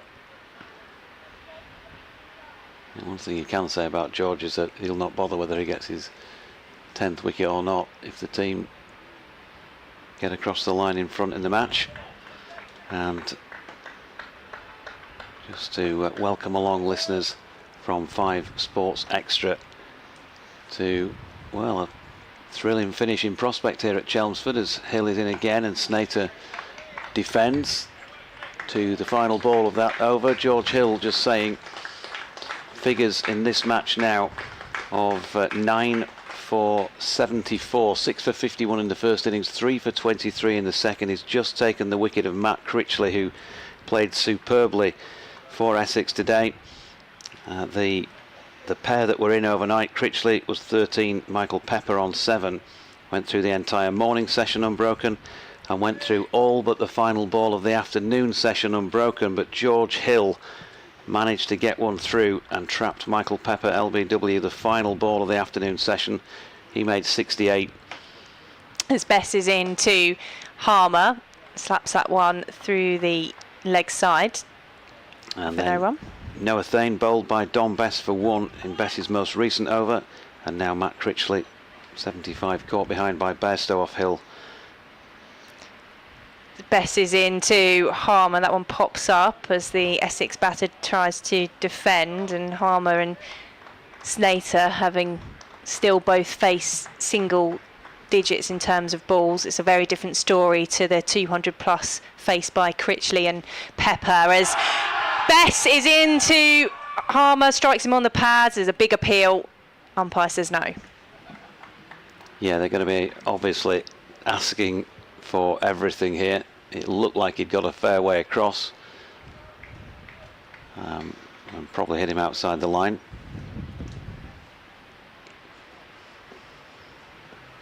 Yeah, definitely hit him outside the line, I think, looking at the replay. In comes Bess to Harmer, who's defending that one. Simon 4 dot Harmer balls. used to having a field like this set when he's bowling himself, isn't he? 5 round the bat. Bess into Harmer, comes forward to this one, into the ground, and then pops up into the offside, bounces into the ground. Both yet to get off the mark.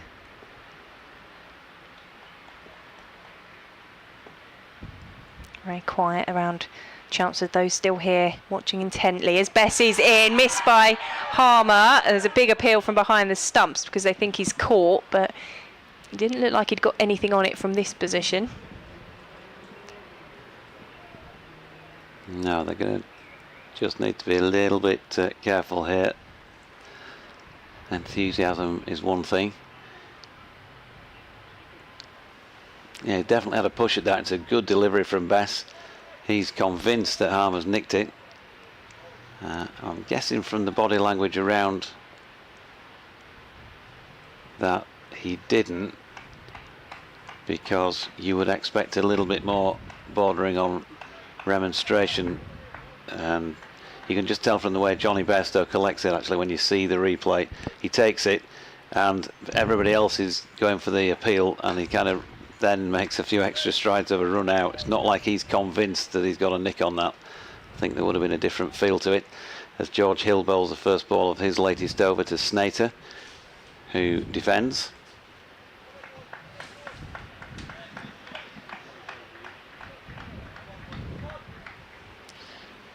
24 overs and 5 balls as a minimum remaining in the match.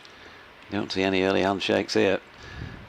We're going to be going all the way. Hill in, and Snater, with a bit of limbo, leans back and out of the way of that. What an extraordinary game of cricket. Yorkshire, I think you'd have to say, and they agreed, underperformed in the first innings with 216, but then bowled magnificently. Essex have bowled really well themselves. Yorkshire bowling Essex out for 123 first time around, and then taking the game beyond Essex's reach in terms of a winning proposition, as Hill bowls to Snater, who defends. Adam Lyth with a superb 185, 61 from James Wharton, 79 from Johnny Bairstow, 30 odd from Johnny Tattersall. And they declared yesterday around about 10 to 6, you'll recall, at 426 for 6, setting Essex a highly unlikely 520 to win. Took 4 quick wickets last night. Hill is in again, and Snater shoulders arms. And one of the reasons that I love this game so much, and particularly 4-day games, you see things happen on one day, and you know, you'll often get the complete opposite on the next day. So people talking to you last night, oh, it's going to be over by lunch, they'll roll them, 6 wickets will fall, and you just never know. And they bowled pretty well again today, Yorkshire. They were very tidy, but haven't managed to find that wicket until the last ball of the second session of the day. George Hill's latest delivery is another accurate one. Snater just pulling the bat inside the line. And after all of that effort and endeavour from Critchley and Pepper, and if they do save this game, they've got to take major credit for it, with the length of time they batted. But then 3 wickets fall from ball 92.6 to ball 96.2. As Hill's latest delivery is turned into the leg side by Snater, and Revis Fields end of the over, another maiden from George. 15 overs, 5 maidens, 3 for 23 in the second innings for him. Yeah, it's just those clusters of wickets that have been damaging for Essex. It happened all the way through the first innings, even to an extent if you look back at the defeat last week at Somerset, the way in which the clatter of wickets fell towards the end of the Essex innings after Jordan Cox was retired hurt. You maybe felt they were 30, 40 short, and Somerset were able to chase them down thanks to James Rew and Overton, as Bess is in from the Sir Alistair Cook end to Harmer. He's just dabbed that wide of third and is comfortable enough to come through for the single. This time around they had the cluster of wickets last night in that final session, having been put into bat after the declaration. Huge effort from Pepper and Critchley as Bess is in to Snater, who's defending that one. And then again it's this cluster of wickets, just the one before tea and then the 2 in the space of, what have we had now, 22 minutes since losing Thane and Critchley. As Bess is in, that's bottom edged from Snater safely into the leg side.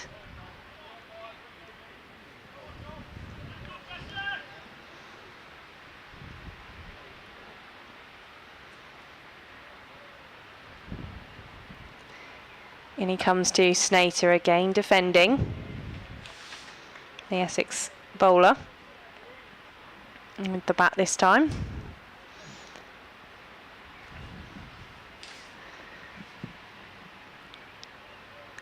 In comes Bess, hit uppishly into the offside by Snater. And both these, I've said it about Harmer, it's the same with Snater, both of these very capable of scoring runs in the lower order, but it's not so much about that. It's just for Essex about digging in. As Bess is in to Snater, who just lets that one run off the face of the bat, and at the end of the over it's 207 for 7. Yeah, and there'll be a school of thought that says just play a normal game if that's the way you feel most comfortable and the way you're most likely to stick around. and obviously there'll be plenty of people say, no, don't play a shot. Just make sure you keep it out and leave the ones that are not aimed at your stumps. Took the bat under your arm and let's go home with draw points. And it's looked increasingly as the day has gone on that Essex would do that, and they may still do. Minimum 23 overs remaining now, with 7 wickets lost. So this pair, big job to do. George Hill in bowling to Simon Harmer. Happy to watch the first one go by. Just Cason Rather and Jamie Porter remaining. Porter, of course, came out as a night watchman the other day and lost his wicket, which in my experience happens far too often. I can still scratch my head and, you know, wonder about night watchmen, but it's one of those that we talk about regularly each season. Full length delivery from Hill. Harmer dealing with that by turning it to Revis in the leg side. Matthew Revis had a bowl when Yorkshire needed somebody to bang it in short earlier today. 7 overs for 23. Ben Code hasn't yet chipped in with a second innings wicket, none for 37 off 14, unusual thing to say. Jack White 3 for 33 from 19 overs. As George Hill is in and bowling to Harmer, who pushes forward, gets that towards the inside of the bat, turns it to Revis at mid-wicket. What else have we got figure-wise? 26 overs, 9 maidens, 1 for 40. Don Bess at the moment. Dan Moriarty, none for 30 off 16. Had a good bowl earlier today. And Adam Lyth had 3 overs himself. 2 maidens, none for 5.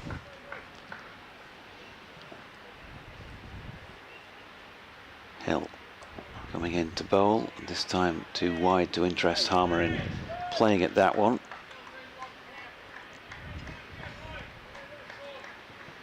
Just sort of ramps up the tension that little bit more, doesn't it, when you see 2 or 3 wickets. You know you're getting towards the end of the game, you know time's running out, which is good news for Essex and not for Yorkshire.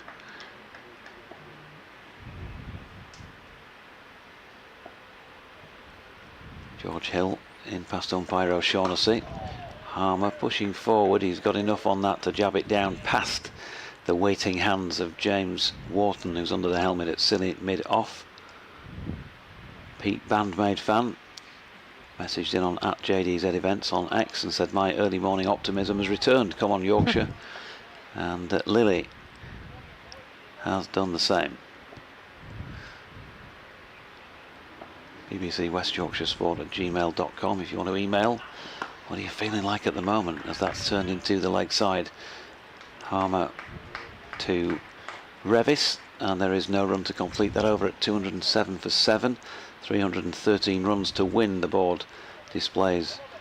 I'm not sure whether proudly would be the right expression.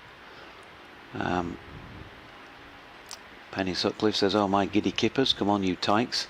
Martin Bloomfield says, well, once again the tide has come in at Chelmsford after the tea break. And Anne, who messaged in a while ago, says, hi Jonathan and Victoria, I'm claiming the latest wickets after emailing you to say, as a Yorkshire supporter, I'd love to see some fall. Well, fair enough. In comes Bess to Shane Snater on strike for Essex, pushing back down the pitch. I can't believe they've had rain at Edgbaston. It feels, as Bess is in, that's hit uppishly by Snater back towards the bowler. It feels impossible to imagine here where we're sweltering in the commentary box with the sunshine. We talk about the possibility of an isolated shower or thunder earlier, but none of that has materialised here in Chelmsford as Bess is in to Snater. Hits that one out into the offside for no run.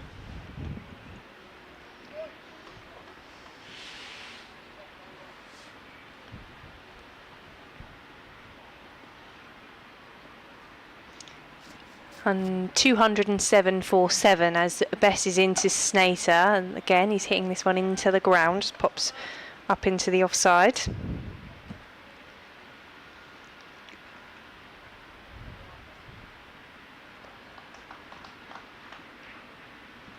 Four dot balls so far from Dominic Bess. He's into Snater, pushing Back down the pitch to the bowler, the Yorkshire bowler. Snater playing responsibly so far. There's a crowd around the bat as Bess is into Snater again, defending. A maiden over from Don Bess, 1 for 40 from his 27 overs. FPL Spartans says, forget Michael Pepper coming of age, a star performance by George Hill, who's probably the best all-rounder in the county championship at the moment. Can you encourage Victoria's emailers to continue, as they are partly responsible for the Essex wickets? To be fair to Sam, who I think emailed in about Michael Pepper, I think there was quite a delay between him talking about Pepper's coming of age and the wicket we saw just before tea. Yeah, here's George Hill bowling to Simon Harmer. Right in behind that and defending. James Wharton doing the fielding. You don't want to take your eyes off this one for a moment. For the next, whatever it'll be, couple of hours, possibly. George Hill receives it from Code and comes scurrying in again. Full. Harmer playing to Jack White up at mid-on. Jack bowled well, picking up 3 wickets yesterday. He's worked hard again today, but hasn't managed to add any more to that 3 for 33 that he took. For long periods, those who haven't been with us, Yorkshire just couldn't manage to create an opportunity. In comes Hill. Sharpish bouncer, but Harmer unmoved. Happy to watch it go by.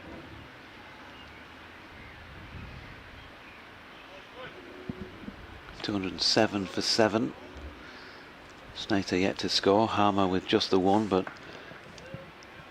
those figures of little consequence in terms of what they're trying to achieve here. Bess at first slip, Lyth at second, Bean at third. All crouch and ready for a chance, but not with this delivery, which Harmer drops at the feet of Wharton. James Wharton. He's had higher scores, but it's been his best Division 1 effort so far, with 60 in both innings.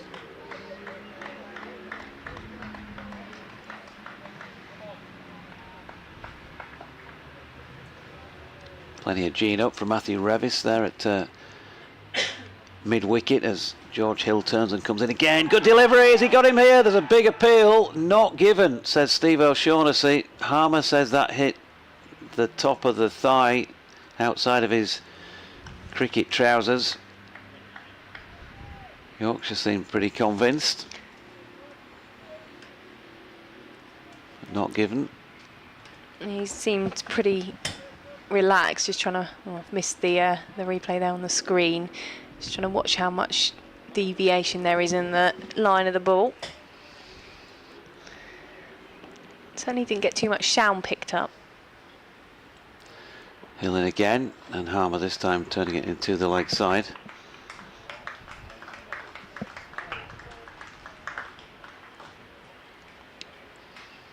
Well, seen the replay a couple of times. Certainly very, very close to the outside edge if it didn't take it, but he did get squared up, so the trouser theory is plausible. And as far as the decision goes, both the batter and the umpire agreed, and it was not out. 20 overs minimum remaining. That was the end of that one. George now 17 overs, 7 maidens, 3 for 23. Tom Bess from the Sir Alistair Cook end into Shane Snater, turns that one into the leg side. Just 1 run scored Victoria since that most recent wicket, which fell 96.2 overs. Into Bess for coming into Snater, pushing into the offside. So that's bang on 7 overs now since the wicket, 1 run. Snater still yet to get off the mark. 23 deliveries he's faced as Don Bess is into him. He just uses the wrist to turn that one into the leg side. It's got the feel of, I'll take this end, you take that, I think.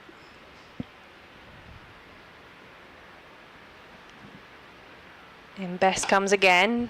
It's driven uppishly by Snater to Jack White, who's at mid-off.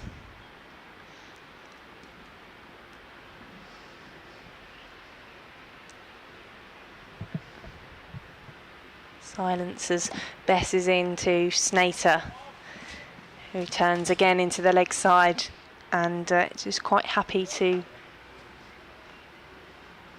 keep this defence up. It's Bess over the wicket. Snater's getting down to it. He's struck on the pads. Big appeal from the cluster of fielders around the ball. Umpire gives a shake of the head at the end of the Bess over. It is another maiden, and Essex remain on 207 and crucially for 7 wickets. Yep, another one ticked off. It did. It was an interesting delivery, that. Just looking at it again, can't have been so far away. He does get his leg a long way outside leg stump eventually. Ooh. Tell you what, that's very close at the point it hits him for mine. Jack White coming back on now from the Graham Gooch end to give George Hill a breather, or maybe we'll see George switch. Let's see what Jack's got to offer. Bowling to Harmer, who's turning it to Revis at mid-wicket. No run. Don Bess and Shane Snater having a chat. How come you didn't walk for that, mate? Nowhere near leg stump. I'm telling you, pal, you're in straight in front. Nah. Look where I played the shot. Look where I finished up. Nah, you should have walked. Here comes White, flicked off the legs by Harmer. Moriarty round to field. They pick up 1. I've got to say the game's been played in a very good spirit on the field. And back to that appreciation as well for Adam Lyth yesterday when he was dismissed. Standing ovation from those who were here at Chelmsford as he walked off.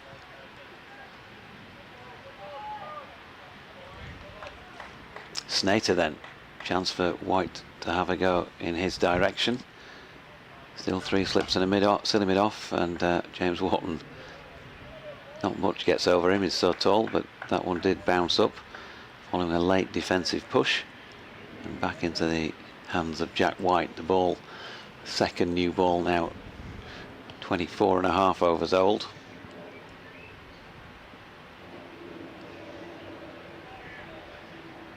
Didn't do any immediate damage. 13 overs old by the time it took its first wicket. Oh, good delivery from White. Angled in towards Snater. Pushes down the original line. The ball just nipping away on him. And he's doing a good job at the moment. None from 29. Chewing up as many of these Yorkshire deliveries as he can.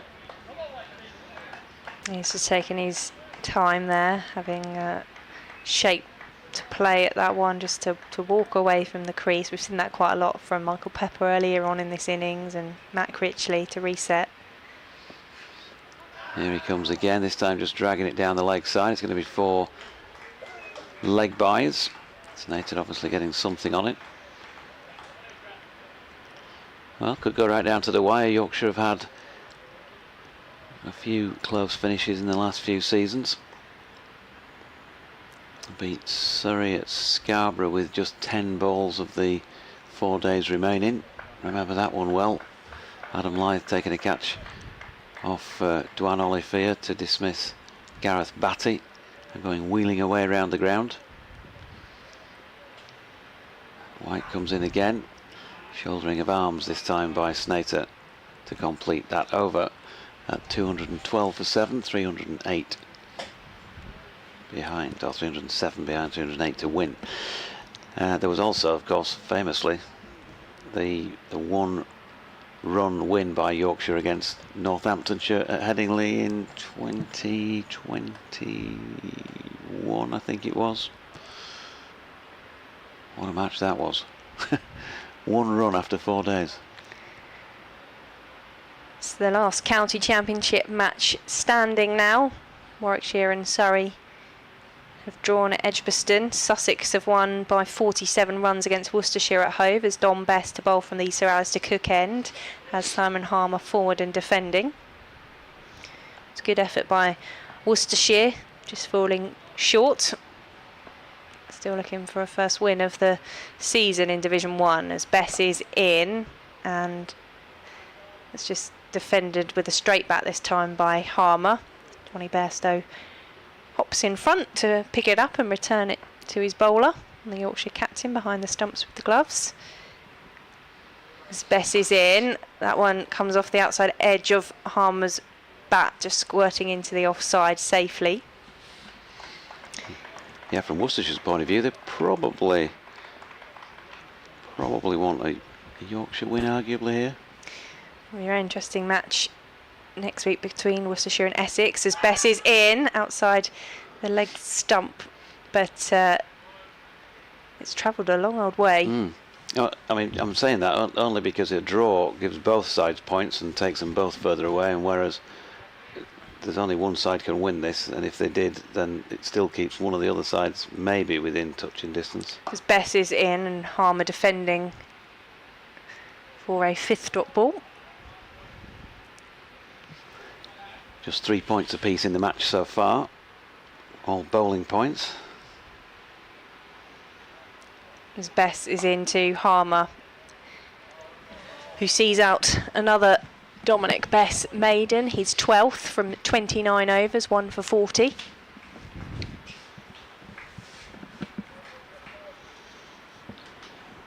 Yeah, Jack White going to continue at the Graham Gooch end. A few spectators dotted around.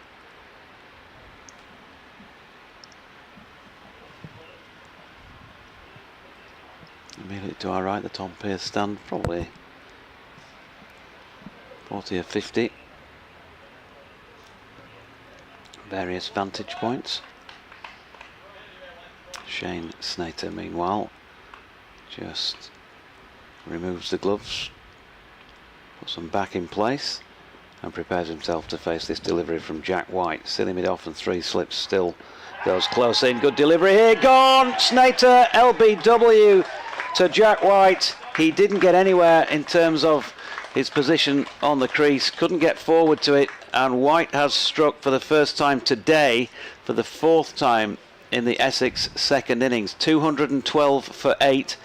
Snater's stay at the crease resulted in no runs from 32 deliveries.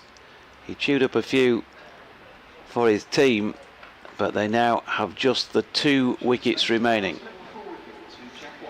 Well, it's the balance, isn't it, of the getting through the balls and seeing overs out and defending, but also the lack of runs, also creating pressure for the bowlers, just trying to find those edges, trying to make them play.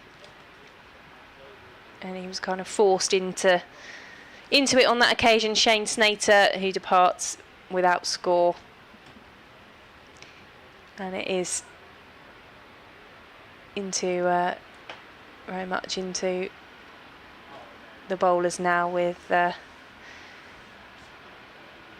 Majita coming out next to join Simon Harmer. Yeah, not sure. He was either unhappy with the decision because he lingered, or just unhappy with the fact that that was the end of his knock. And Kason Raitha, in he comes. Just he, Jamie Porter and Simon Harmer. 2 of those wickets Yorkshire won. Jack White 4 for 34 now in his 21st over. The wicket falling the first ball of the 107th.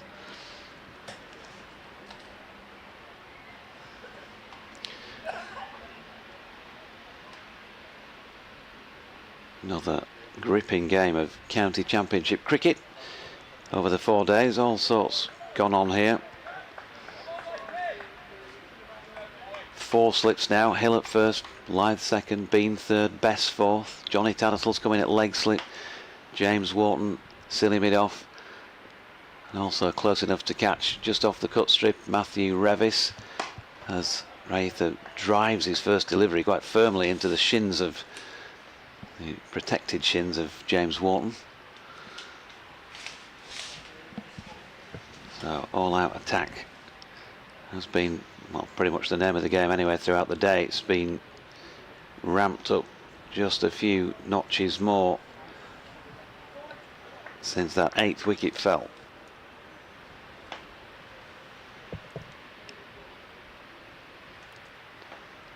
In comes Jack White again. Oh, good delivery again. He's playing forward there, right? The arms go up in the air. It was one of those that felt like you miss and you'll see the finger going up. But he didn't miss. He got some bat on it round the corner and he's got off strike as a result. Just looking back at that Shane Snater dismissal. If I can in between deliveries. It's not easy with these ones because the umpires, because of the low trajectory of the camera, the umpire's hat is often in the way of precisely what's going on. Lovely shot by Harmer here, just throwing one up half volley length wide of off stump. Jack White, he'll know he's not quite got that one right, and 4 runs the result through extra cover. But well, yeah, it's him pretty much bang in front of middle. There is the angle of Jack White to take into account. But Steve O'Shaughnessy had no hesitation.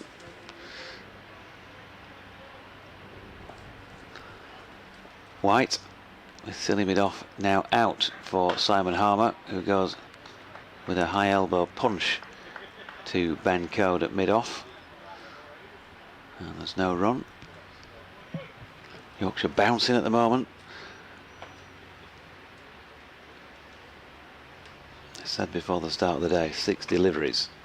They've found 4. They've still got 90 odd of them as a minimum left to try and find 2 more. White making his way in again, bowls it now to Harmer, drops it out into the offside for Best to come in and do the fielding. End of that over. Jack White then, 21 overs, 10 maidens, 4 for 39. And Essex 217 for 8. David Fernley wants the last couple of wickets wrapping up. And after a fairly quiet couple of hours, our emailers have reawoken. BBC West Yorkshire Sport at gmail.com. Renko. Greetings, Jonathan and Victoria. Yorkshire keeping the pressure on. Just need a wicket and I think the rest will fold, he said at 4:30. Don Bess from the Sir Alistair Cook end. It's right, taking strike. Sam's been back in touch on the email, BBC Essex Cricket at gmail.com. Get to that in a moment. It's Bess into the Sri Lankan, who's defending that one. But good delivery from Don Bess. It looped up, didn't it, off the bat?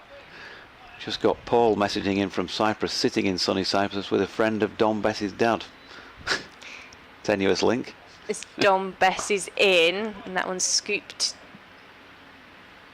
into the offside, straight into the shins of the fielder again by Rothesay. And Sam says, afraid I'm feeling partly to blame for the collapse, because we did get to Sam's email just before tea, as Bess is in, and that one's dabbed by Rothesay into the offside. He says, but George Hill has been incredible. If Yorkshire get over the line or not, he deserves plenty of praise for his performance with the ball this match. As Bess is in, Rothesay plays it into the offside. Another dot ball.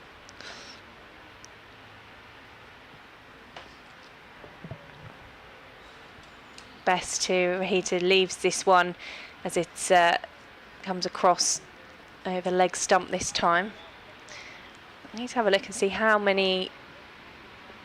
We'll get the maiden figures from Don Bess. If this final delivery is a dot ball, which it will be, as Rahit is defending again.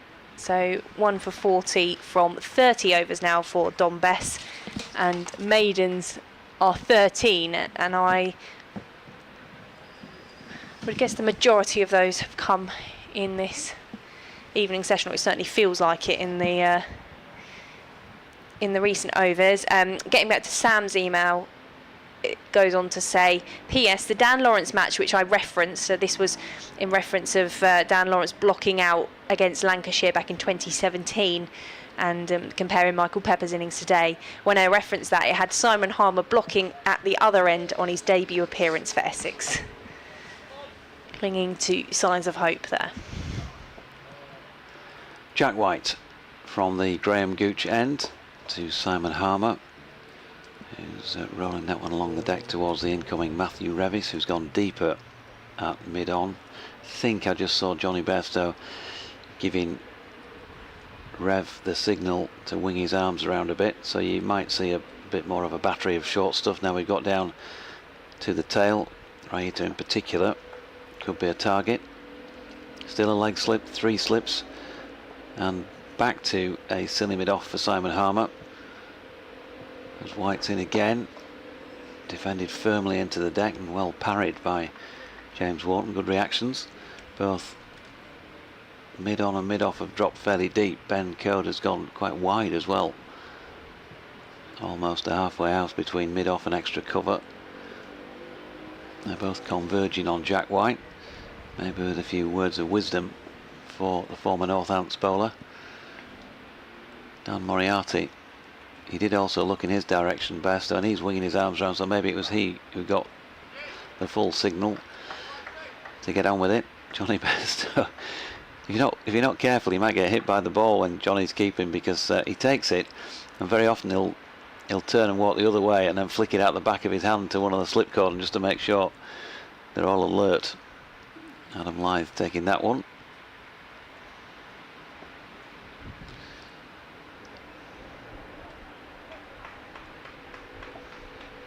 Jack White, that Hendrick-like run-up, in again. Oh, good delivery. That's the measure of Harmer. I think that's come off the pad flap, thigh pad, something like that. Didn't feel like there was any bat involved. He has got his back to us here, so clearly not easy to tell precisely. James Wharton's just been moved out now into the ring. 2 balls remaining in the over. They want to work on Raita. He's at the non-striking end, and they've tightened that ring now with mid-on and mid-off coming up closer. White throws it wide of off stump. Harmer's not for playing a shot, but that probably all part of the setup of trying to just make sure that after this next ball, these 2 batters are still at the same ends, and the Yorkies can try and work on Case and Raita.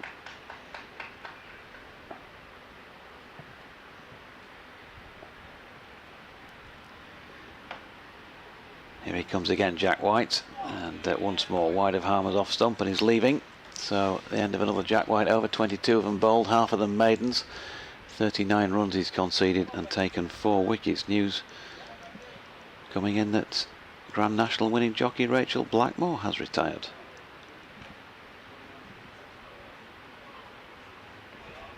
Wow, I'm surprised at that. Great career though that she's had.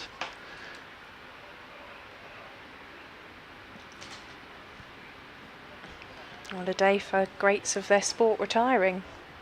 Yeah.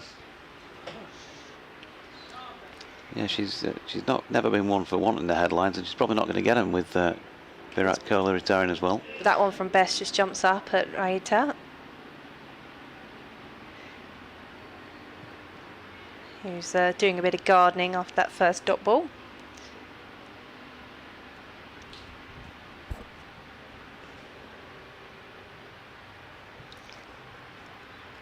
Bess into the Sri Lankan, pushing into the offside. It's through the legs of Finley Bean on that occasion under the helmet. Picked up in the covers by Moriarty as Bess is in. That one's missed the bat and through to Bairstow. A turn from Bess in his 31st over. And he comes to Rahita again. He gets the bat down on that one.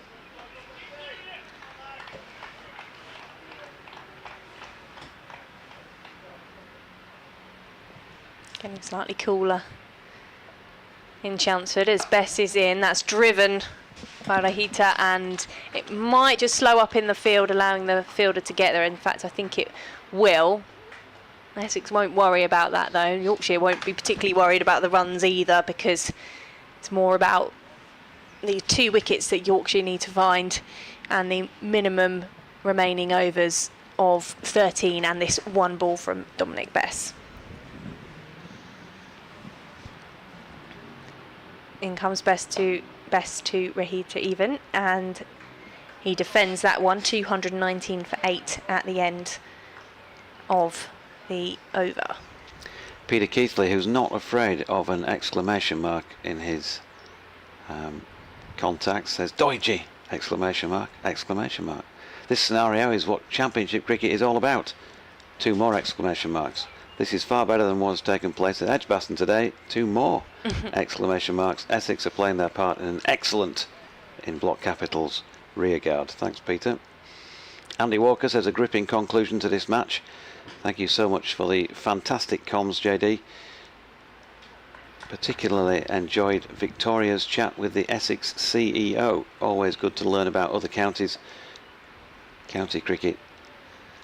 Accept no substitute. In comes White, and that first delivery by Harmer, by White is turned by Harmer up to Revis at mid-on. Johnny Tattersall sticks his cap in the back of his pants and calls for the helmet. He's coming up to short leg along with the silly mid-off as they try and find another wicket-taking opportunity.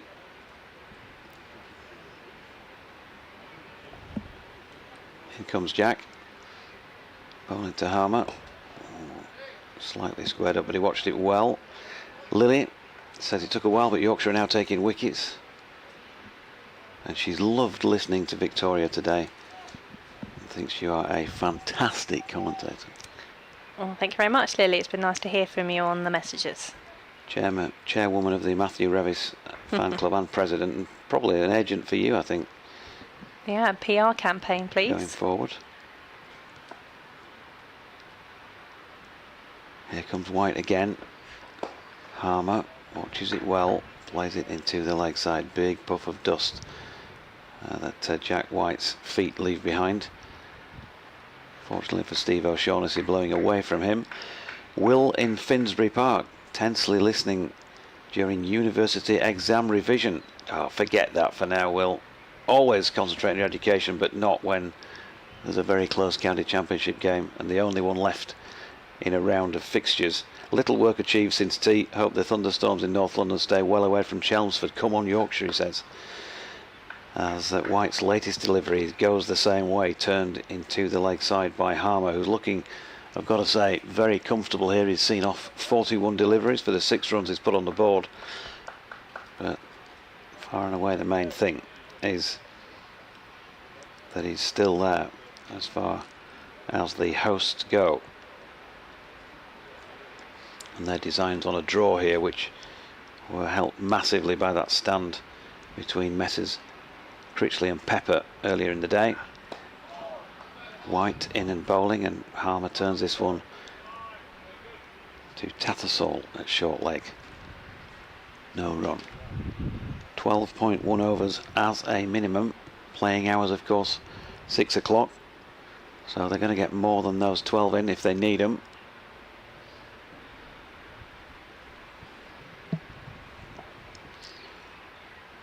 White back at his mark again. Shadows beginning to lengthen from that big floodlight pylon away to the right as he walks across, strides across it now. Top of the bounce, Harmer playing it to mid-on for Revis to field. Another Jack White maiden. 12 of those from 23 overs bowled. Still 4 for 39 for him. Still those 12, maybe 14 overs for Essex to see off. Haven't had any further wickets since that one of Snater. That was 16 minutes ago now, about 5 overs ago. So we're going to see a bit more twirl from the left arm spin of Dan Moriarty. Victoria Polly and Jonathan Doige with you, taking you through the final stages of Essex against Yorkshire on day 4 of the County Championship. So change of bowling at the Sir Alistair Cook end. Dan Moriarty is coming on.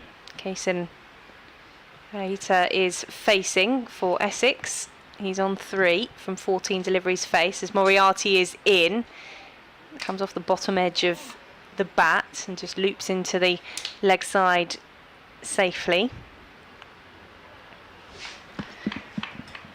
It's very close in proximity when it comes to the fielders, as that one's defended into the offside.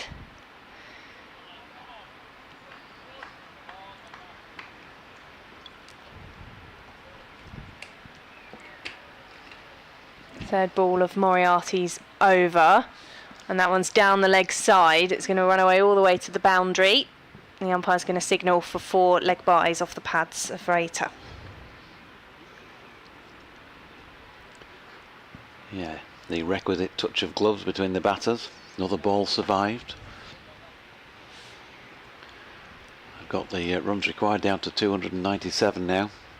It's a good one to win from here.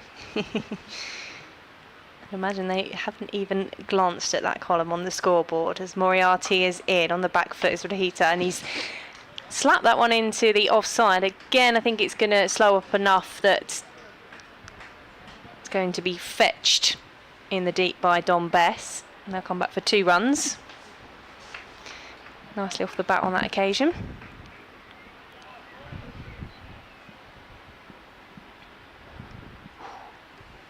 It's warm. Was that a warm sigh rather than a nervous one over from the other side of the commentary box as Moriarty is in on the back foot, Zarata, and he is defending into the offside. 225 for 8. I think I'm a bit old for nerves now, Victoria. Moriarty is in, and that one is slapped away through the covers. It will pierce the field, and it does have enough pace on it this time that it will reach the boundary. For 4 runs from the final ball of the over, Kason Rajita moves to 5 runs from 19 deliveries. Essex 229. No, sorry, he's on. Wait for the scoreboard to stop playing the replay before I confirm that. He's on to 9 now. 9. Yep. We've got to the point where it's balls remaining now on the live stream scorecard. 66 balls remaining.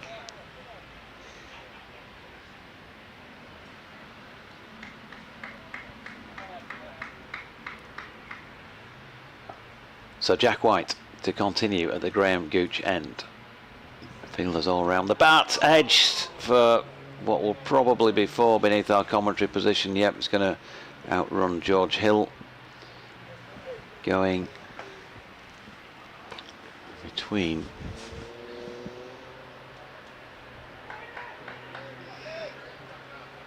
well, let's have a look at it again. Yeah, between Bean and Lyth. Might have been a hand on it, but it was, I think, had bounced first. Thickish edge. So, still potential opportunities. White in again. Harmer this time gets right in behind it. Bess at leg slip, still 3 slips. Wharton under the helmet, still there at silly bit off. Tattersall under the lid at short leg, comes silly mid on.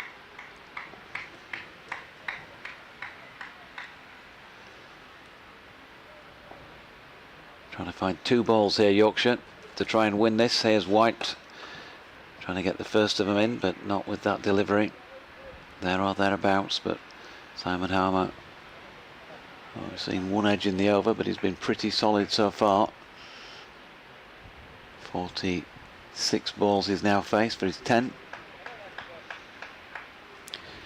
Jack White after a Michelle here. First one since joining Yorkshire, would that be right? In he comes. Harmer turns that one to mid-wicket, and there is no run. My short-term memory is such that when anybody puts me on the spot about anything like this, I've then got to go back through my notes, because I think you're right. 3 for 51.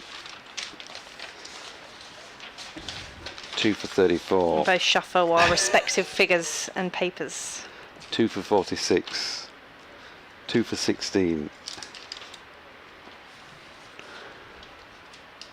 Here he comes, bustling in again. And that's turned to mid-wicket by Harmer. Moriarty fielding out there. 3 for 76. He's been chipping away every time he's played. And of course he sat out last week's match. So this is his biggest haul for Yorkshire. 4 for 43. The only time he's finished wicketless was in the first innings here. Here he is again, Harmer, turning this one into the leg side once more. Minimum 15 overs remain then, so they must have announced, didn't see, there's usually something goes on out there in the middle, or PA will announce the final hour. And so 90 balls as a minimum to go. 5 past 5 showing on the clock. Don't think they're in any danger of losing a point like they did last week on over rate, because that's +8.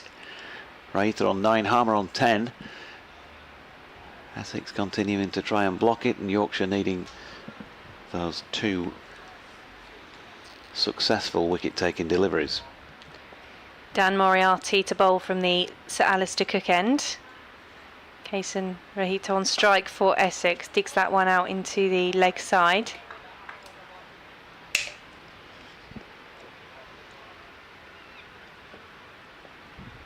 Dot ball from the first delivery. As Moriarty is in around the wickets, it's edged into the leg side. Harmer's keen to get down to the strike for a single, so Rahita moves to 10. Essex 234 for 8. Simon Harmer is also on 10. He's faced 49 deliveries.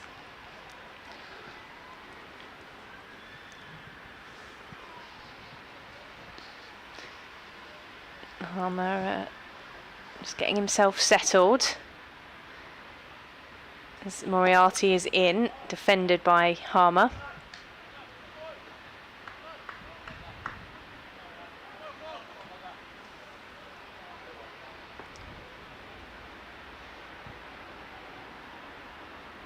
In comes the left arm spinner again. That one's wide of off stump, collected by Bairstow. Harmer just watches it past the bat.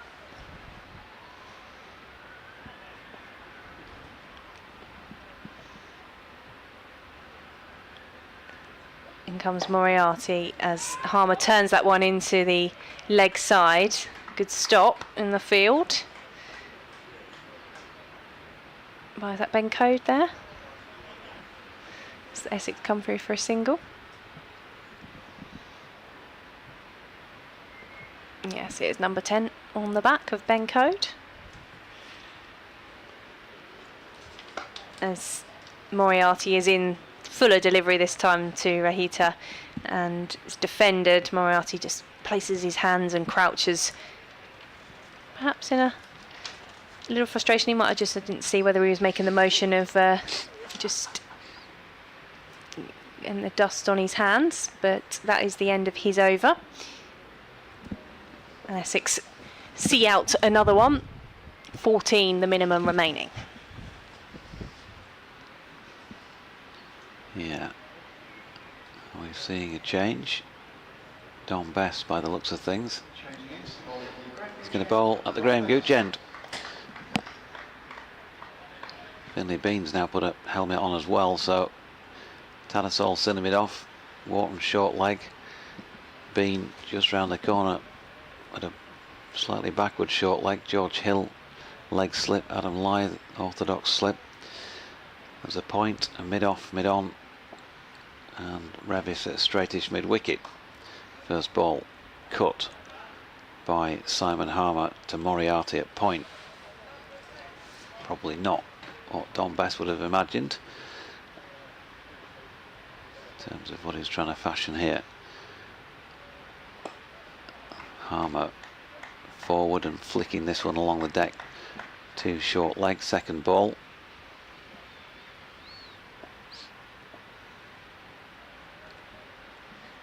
Passing again. And that one dropped at the feet of Wharton. Makes a tidy enough diving stop.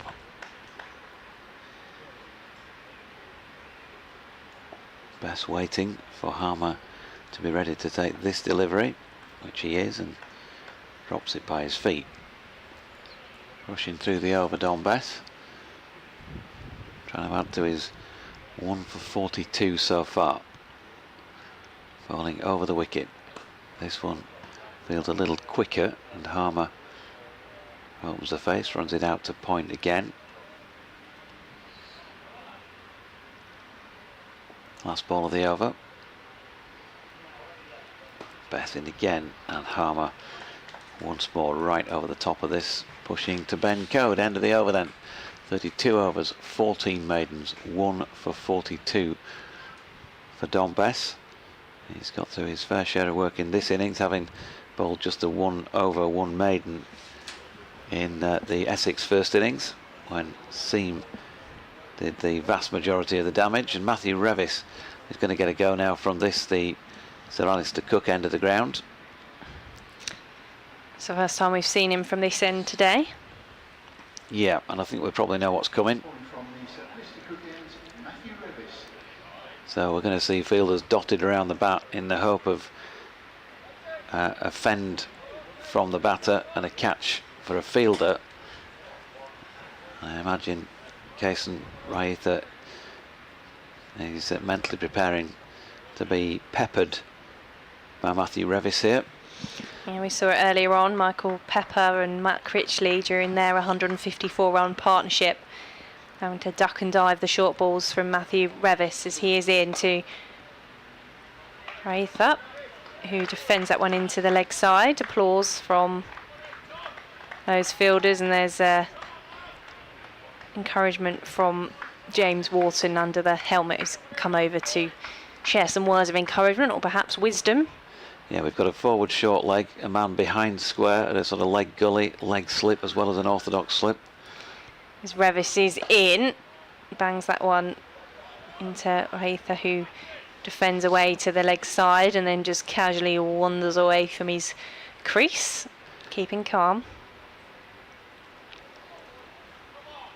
Matthew Revis's version of leg theory, perhaps. Think he'll catch on? As he begins his run up for the third ball of the over to Raitha, who lets that one past outside off stump to Bairstow. Yeah, back to that sort of age-old problem of this. If you get it right, it's an absolute stinker as a batter, and you struggle to play it. But you have to throw quite a lot of darts at the board to get one right often, and there can be some easy leaves. Switching to round the wicket here. As Revis is in, bangs it in short, and there's a duck there from Raitha, and we thought we might see that one. He's just getting his signal from the umpire of year one. Yeah, he's just switching back to over the wicket after one delivery. Remember this morning he did get a little bit of a nod from Steve O'Shaughnessy at the other end of the ground that he thought he'd run on. We are going to just update BBC Essex listeners of what's going on here as Revis is in. That's punched through the offside by Raitha, who gets at least a single, and he's happy with that. Just motions to Simon Harmer that he's happy with a single.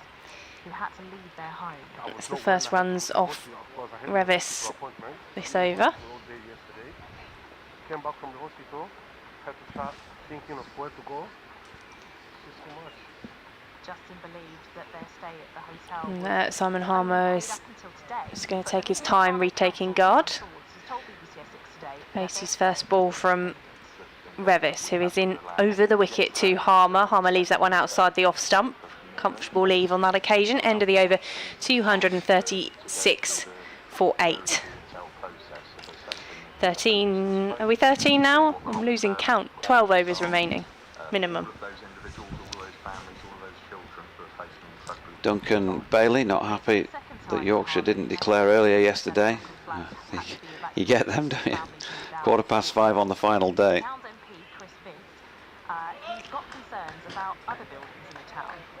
So much for their recent talk of being prepared to lose games in order to be in a position to win them. Oh dear. Here's Bess, and Rather just pushing forward back to the bowler in his follow through. In response, Roger Hurst, the Essex Police Fire and Crime Commissioner, says making buildings across Essex... Bess in again. Rather tries to play an expansive pull shot. The close infielders take cover, and George Hill is going to have to chase this and keep him to 2. John, Tim and the wives of Beverley left at lunchtime today after a lovely long weekend away. Special thanks to Essex for their hospitality on Sunday. Roast beef and Yorkshire pudding. Listening in the car. When the expansion was announced, the Conservative-run Essex County Council... 2 balls into this over. Victoria will have an update in a mo as Bess pushes one through just outside off stump. Rather does have a push at that. Straight through to the gloves though of Bairstow. Here he is again. This time the Sri Lankan manages to jab down on it. All feels very slow off this worn, docile pitch. He's pushed that one through a bit quicker now, and he's going to go for 4 wide of slip. More of a reactive shot than anything from Rather, but credit him with getting relatively well over the top of it, and he's guided it wide of Lythe. So that 4 takes him to 17. 1 ball to come in the over.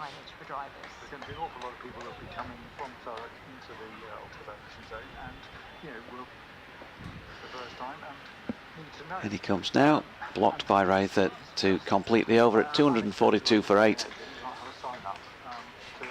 Rather on 17, Harmer on 11, 278 to win, or 2 wickets. Had a great afternoon in their final day of the county championship match against Yorkshire. Just about to update the BBC Essex listeners. Victoria Polly is at Chelmsford for us. Well, it was all going so well for much parts of day 4 here. Michael Pepper and Matt Critchley with an 154-run stand for Essex as they attempt to see out a draw, but they lost 1 wicket with the final ball of the afternoon session, and they've lost a further 3 in this final session, which has put Yorkshire on top. So it's 2 wickets for Yorkshire to win, and for Essex to save the draw, they need to survive a further 11 overs. So we're into a tense final session here at Chelmsford with Essex 242 for 8. Thanks, Victoria. And commentary of the closing stages of that match can be found on the BBC Sport. First ball of Dan Moriarty's over from the Sir Alistair Cook end is defended by Simon Harmer, who's on 11, as this is edged off the bottom of the bat by Harmer into the leg side. He just watches it as he jogs through for the single. Always good to have a music bed on a cricket update, don't you think? Yeah, it was quite a happy bed though. Do you think it matched the mood for Essex? I don't know.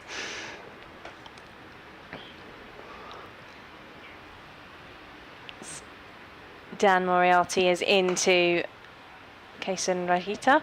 And that's the afternoon show with Akila on BBC Essex at the moment. We've got BBC Essex Sport Extra from 6 till 7, so no doubt we'll get some reaction to today's game in that programme as Moriarty is into Rahita, and that's just turned into the leg side straight to the fielder for no run. Nigel Mallon says, Champo cricket at his best this, and tight shorts weather dodgy? Question mark. Certainly not. In comes Moriarty. He attempts to sweep that one. He's got good connection on it because everyone's in close, and he gets that away to the boundary for 4. I think he got sort of under it slightly. But yeah, no harm done because, as you say, once you've got it past the first 5 yards or so, there's nobody else to make a catch.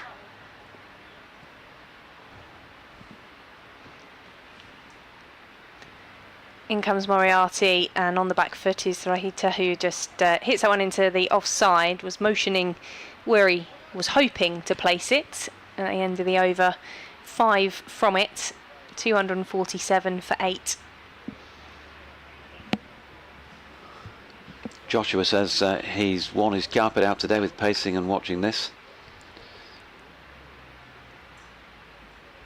Refereeing says, when I started my 4x2 hour gardening stints this morning, I never thought that you would still be bringing us this enthralling game this late in the day. I finish at 6:15, so hopefully all put to bed by then. Well, it will be, one way or another. Here's Bess bowling to Harmer. Pushes square on the offside. No run, 38 overs old, this second ball.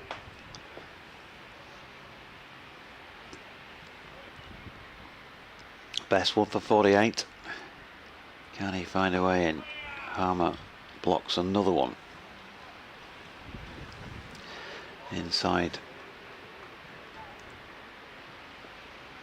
10 overs remaining according to the board at this point, as Harmer is pushing forward into the offside and Tattersall will field. You're going to have to bowl every single one of these, you think? Barring maybe one, dependent upon what the situation is at that stage. Harmer blocking again. 5 men round the bat. Best bowls once more. This time too short and wide. George Hill now loosening up again. Oh, making sure he's still loose if called upon.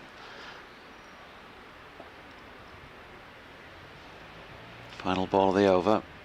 Bess in. Harmer plays an expansive shot through the covers. Smears it really away along the deck for 4 runs. Bess 34 overs, 1 for 52 now. Essex, well, they've got to 250 in their second innings. Taken them 119 overs to get there. To ironic applause from the home support on the Tom Pearce stand away to our right. 438 minutes to get to 250. George Hill. Oh, well, he handed the umpire his cap, and now he's not going to. Now he's not going to bowl. It's going to be Moriarty by the looks of things to continue. Some drinks were coming on, but they've been sent off.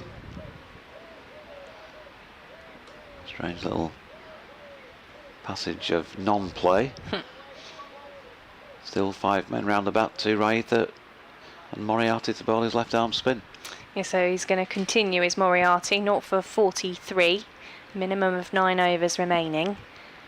As he is in to Raitha, out into the offside. Defensive shot once again. Remember, 269 runs to win is not the important column that we're looking at from an Essex point of view. As Moriarty is in and he's bowled him. It's the penultimate wicket gone down. Kason Raitha went to play that one. He's been done by the spin of Moriarty, and Yorkshire are 1 wicket away from a win here. Essex 251 for 9. Yeah, Raitha gone for 21. And the game on the brink. And just looking at it once again, yeah, just through the gate. No two ways about it. He just got one through. And they've tried their best to challenge the stumps all day long. Keep them in play. Keep their opponents having to play. When obviously they'd be quite happy not to. And just seeing it once again, pitches roundabout off stump. It's the Moriarty wrong un, and he's sneaked it through. So Rothesay goes for 21, played some nice shots, not just defending the ball. He did get the shots away at points, and it is up to Jamie Porter now to see this one out with Simon Harmer if Essex are to be able to hold on for the draw. Saw him much earlier in the Essex first innings because he came in as night watchman in that final session on day 1 and was bowled on that occasion.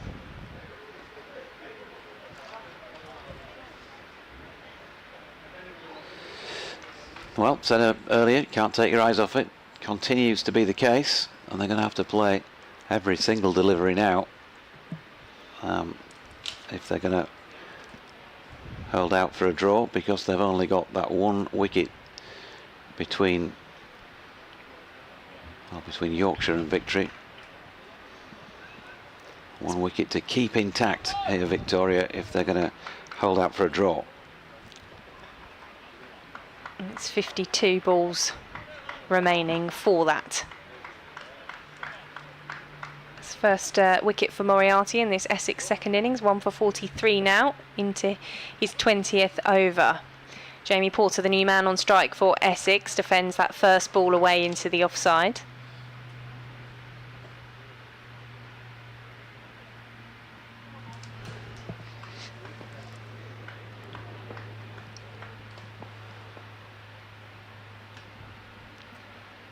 In Moriarty comes to Porter, shuffled forward to push that one into the offside. 2 dot balls following the wicket. In his sunglasses still, with the sun around Chelmsford is Moriarty. Into Porter on the back foot this time, defending.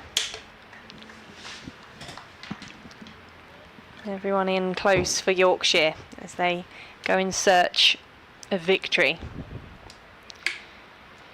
In comes Moriarty, pushed through the offside by Porter for no run. Wicket maiden then for Dan Moriarty, and a crucial wicket in the final stages of this one. Yeah, I suppose you could say Dan Moriarty comes to the party. 1 for 43 off 20 overs and 5 maidens now. And George Hill is going to get a bowl, but he's bowling at the Graham Gooch end. And it would be fairly fitting if Yorkshire were to win this game, if he could take the final wicket. As I said, I think earlier, when there were still 3 or 4 left to take, he won't give 2 hoots about who takes it really, but he's on the brink of a first 10 wicket match, as opposed to 10 for, I suppose. Still 5 fielders in catching positions as Harmer drives the first Hill delivery through the covers. Ben Code does manage to get his boot on that before it gets to the boundary rope, and they've come back for 2. So 1 ball to find. And some more diligent defensive work from Essex needed. 18 now to Harmer, 253 for 9.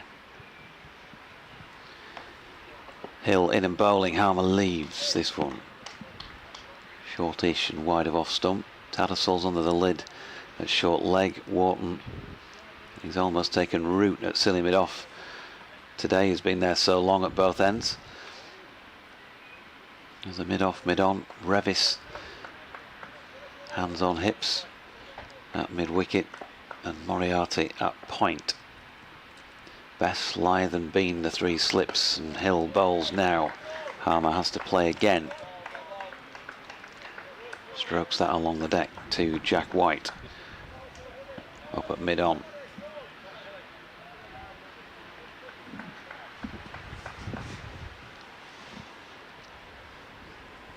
Good to hear from Dave Wilford as well.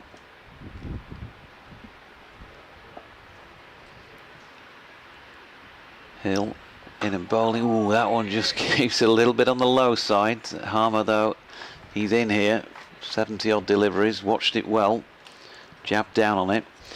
Dave says thanks for the radio commentary for 5 hours of Teams calls on trade deals this afternoon. That must have been exciting.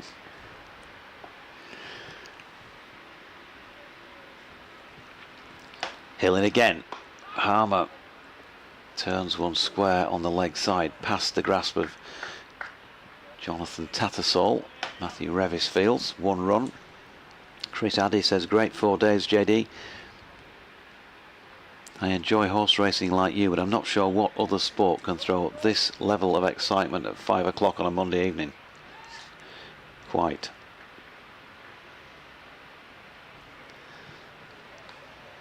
Final ball of George Hill's over. Porter on strike. Leg slip moves in, along with the others that have been round the bat. That's Revis at leg slip, and Porter blocks the final ball of George Hill's over. Essex getting closer, but Yorkshire still need 1 wicket. 1 wicket taking delivery. Who might be able to supply it for them? 4 for 43, Jack White. 3 for 26, George Hill. 1 for 52, Don Best. 1 for 43, Dan Moriarty. Ben Code, unusually wicketless and hasn't seen the ball since a spell when it was new. Matthew Revis, Adam Lyther both had a go. But it's Moriarty to continue. Moriarty from the Sir Alistair Cook end to Simon Harmer, who's forward to it. Plays it into the offside. A bit more cloud in the blue sky above us now at Chelmsford. There's an aeroplane overhead as well. As Moriarty is in around the wicket to Harmer, turns it into the leg side, not worried about taking any quick singles now. He's the set man on 19.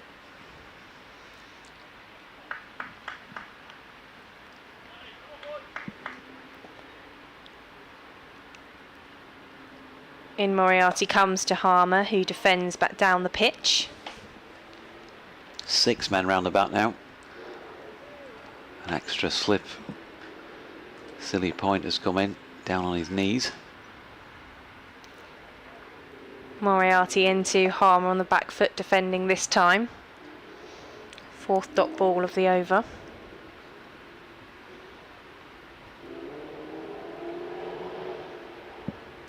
It was Don Bess who'd come in close. He's now been moved out in front of square on the leg side, and they've sort of dispersed the 6 roundabout down to 3. As Moriarty is into Harmer, flicks that one towards mid-on. Another dot ball. Yeah, and they'll desperately want to keep Harmer at that end and have a go at Jamie Porter at this. Now what does Simon Harmer do here as Moriarty makes his way in for his final delivery? He slaps that one. It's stopped in the covers, and Jamie Porter's really going to have to make up ground to get there. He dives to make it home safely, and Essex took a risky single in order for Harmer to keep the strike. They did. It'd be interesting to see that again here. In fact, yeah, Matthew Revis dived for it and kind of parried it on to Jack White, who fired it in. It did look for a moment like he could be struggling, Jamie Porter, and he had to dive in. But despite Johnny Bairstow whipping off the bail, Steve O'Shaughnessy not interested.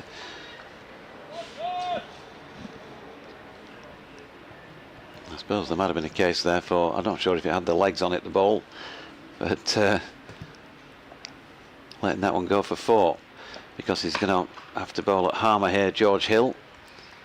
And the first ball is punched out to Ben Code, who's out there mid-off. George Hill into his 19th over of this second innings. 3 for 26. Harmer 79 balls ticked off. but he wants to see off a few more yet. Hill in, Harmer right behind it, pushing it up to mid-off.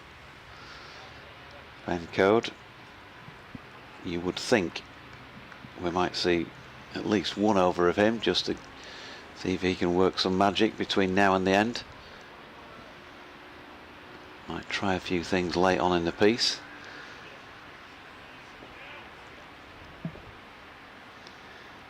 Hill comes in again. Harmer right in behind it again. You would think Johnny Bairstow will just keep trying to vary it, change it up, see where he can get the wicket that they need. Yep, doesn't matter where it comes from. They just desperately want it. And Hill turns again at the Graham Gooch end. Ball number 4 of this over is a short one this time. Always feels quicker, that short ball that George bowls, but Harmer, well, it wasn't too quick for him. Happily dropping it into the turf next to his feet. Those names that I've mentioned, 7 of them for Yorkshire have bowled in this second innings, are the options. Hill in again, short again. Harmer dropping that one out square on the offside. Harmer just itchy feet there. He's clearly wanting to not have to see Jamie Porter face any more deliveries in the contest if he can help it, and he wanted to go then. Would have been very risky. Can he find a single to get down the other end off this last ball, or can George find his wicket? He can't. Well, neither happens, because he's just pushed that one out into the covers. James Wharton doing the fielding. 19 over 8 maidens, 3 for 26. Now George Hill, another over passes. Wickets that have fallen since tea, which was induced by the LBW dismissal of Michael Pepper by George Hill for 68, the final ball of the afternoon session, the first wicket of the day. Then Noah Thane bowled best for 1 when the score was on 202. Just a couple of overs after the tea break. Matt Critchley, who played superbly, went the following over. Caught Bairstow, bowled Hill for 75. Shane Snater stuck around for about 10 overs, 1 ball short of LBW White without scoring, and then Kason Raita, the most recent dismissal, bowled Moriarty for 21. About 13 minutes ago now. Dominic Bess is going to return to bowl from the Sir Alistair Cook end. Jamie Porter will be the one to face for Essex with the bat. As Bess is in, and that's left by Porter, but it had quite a bit of turn on it from Bess.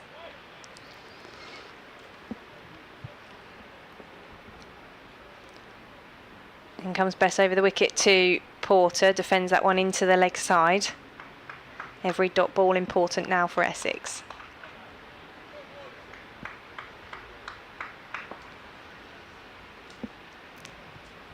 In comes Bess to Porter, just dabs that one into the offside on this occasion. Bess quickly back on his mark. 3 dot balls so far. He's into Porter, defending to one of the 6 round the bat.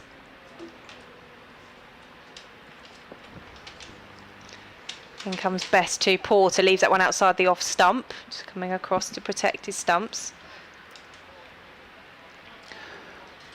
Yeah, George Hill like a bowler, and he bowled him without scoring in the first innings when he came in as night watchman. As Bess is into Porter, came back at Porter a bit, who turns it into the leg side. Maiden over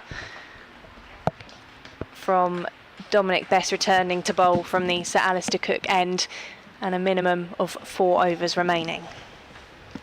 But we've got 23 minutes to 6 o'clock. Yeah, you can bet that there's going to be a few chats in the middle. Run down the clock as best they can, this pair. And there's been a lengthy one there between Simon Harmer and Jamie Porter. Harmer on strike. They're trying Moriarty now at the Graham Gooch end. Still wouldn't rule out George Hill having a go back down at this Sir Alistair Cook end. At the moment, the left arm of Moriarty, who's bowling round the wicket to Harmer. Oh, good delivery as well, past the outside edge first up. They've got 6 men around the bat again here. Wharton at short leg, Bean at leg slip, Lyth at first slip, Hill second, Bess is at third, and Wharton at silly mid off. Moriarty in again, a little bit too much of a leg stump angle about this, and Harmer safely blocks.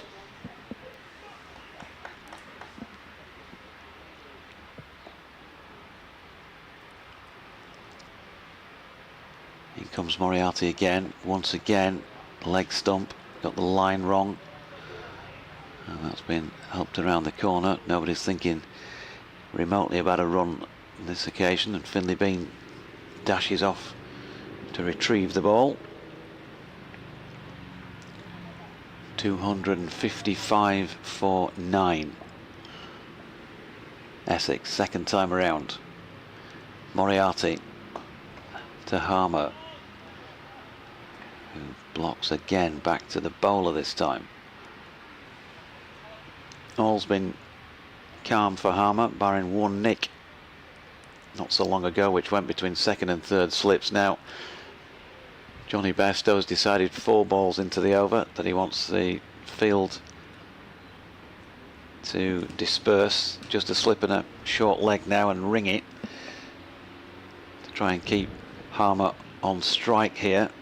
That relies on a bit of accuracy as well from Moriarty. The first of the 2 deliveries is good in that respect. Can he see the over off here with a maiden? Wharton now also moving out from short leg.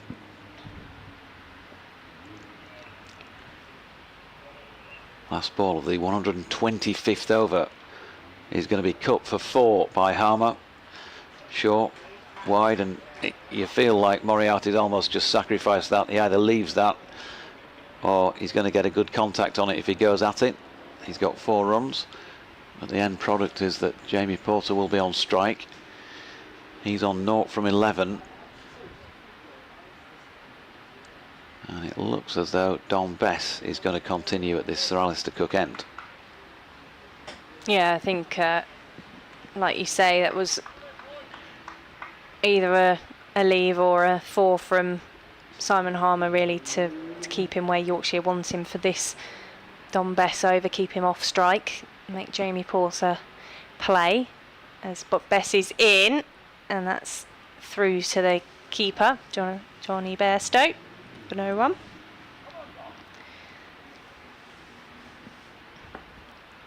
Quite quickly in position is Bess over the wicket to Porter on the back foot this time, defending.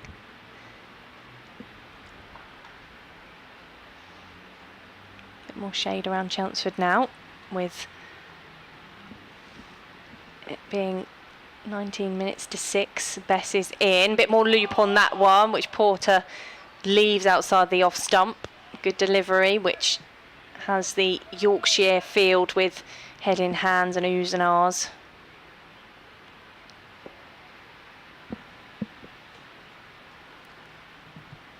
In comes Bess to Porter, who defends. You can really feel the tension around Chelmsford at the moment.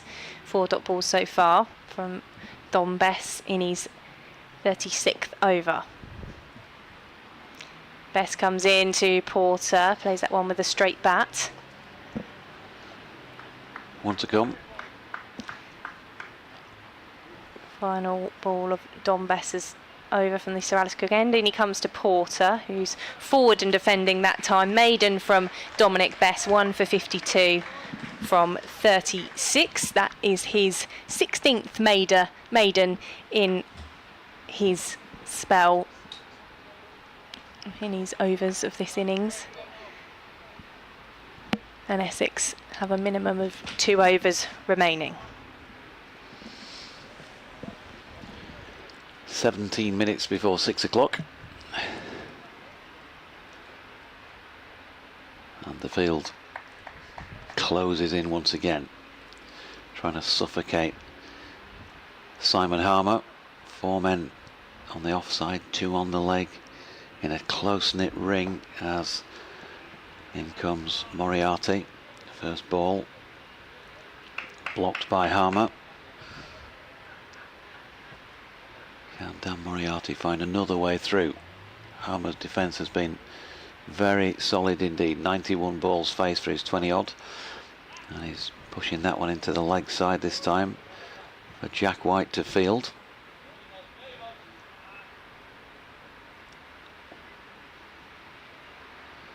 Moriarty with that familiar skip, and then walks in, bowls it now.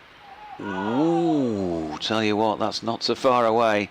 Harmer late on it, and it appeared, and he's got his back to us, so difficult to tell, obscured by both Johnny Bairstow and Adam Lyth from my eye line, but must have nearly rolled onto the stumps. Moriarty in again, and this time the ball bounces up in the air, but I think off the deck, back to the bowler. Everyone being sent again. It's a bit like the hokey cokey at the moment, the back end of the over. In, out. Moriarty to Harmer, with now a ring field and just one slip in place, and he once again with a straight blade. A respectful push back to Moriarty. Final ball of the 127th. Here comes again. It's straight, and Harmer has to defend. Another maiden over, 23 overs, 6 maidens, 1 for 48 are the Moriarty figures. Still 1 wicket remaining to be taken by Yorkshire if they're going to claim a second victory of the season and a first win here since 2018. We've still got 15 minutes until 6 o'clock, so there is still time for more than the minimum overs to come. Dominic Bess will have Jamie Porter on strike to bowl at. As he's into Porter, Porter defending out into the offside. Sun dips further at Chelmsford. It's been a very pleasant May evening. As Bess is into Porter, that one pops up at him. And it was a ambitious appeal, I would say, from around the stumps. Closing in on Porter as Bess is in. He dabs that one out into the offside. 3 dot balls so far.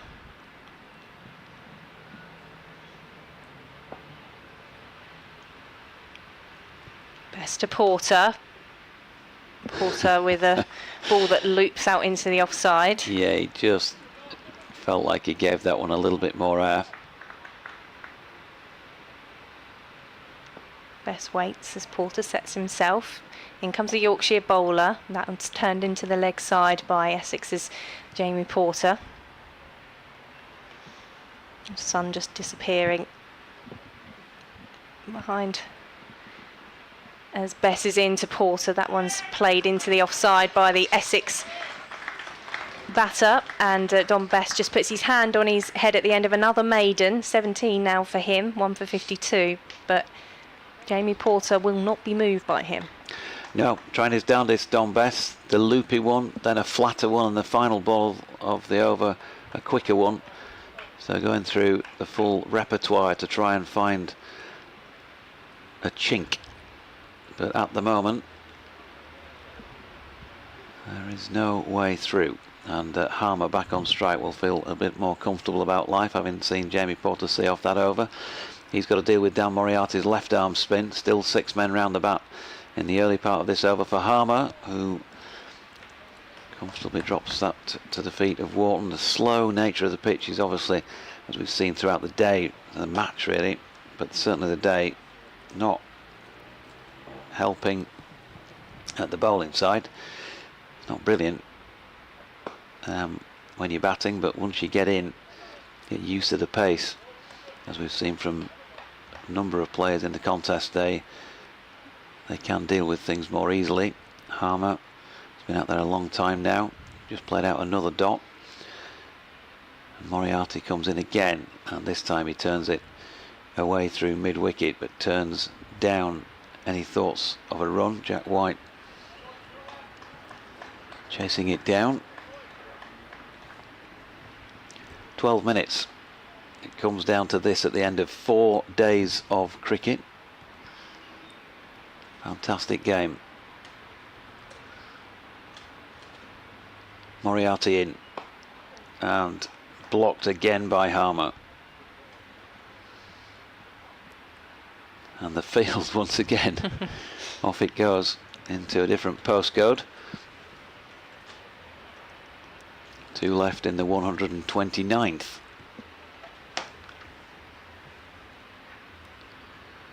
One wicket or a few more blocks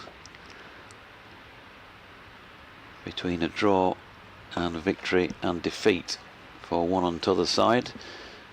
Full length delivery turned to mid-on by Harmer, who's now not looking like he's immensely bothered about pushing for one. We'll find out more off this next delivery because Moriarty's coming in again, and Harmer now happy enough to leave it to Jamie Porter. Will we see a change at this end? Will he continue with Dom Bess? Will he try something different now, Johnny Best? Or time running out?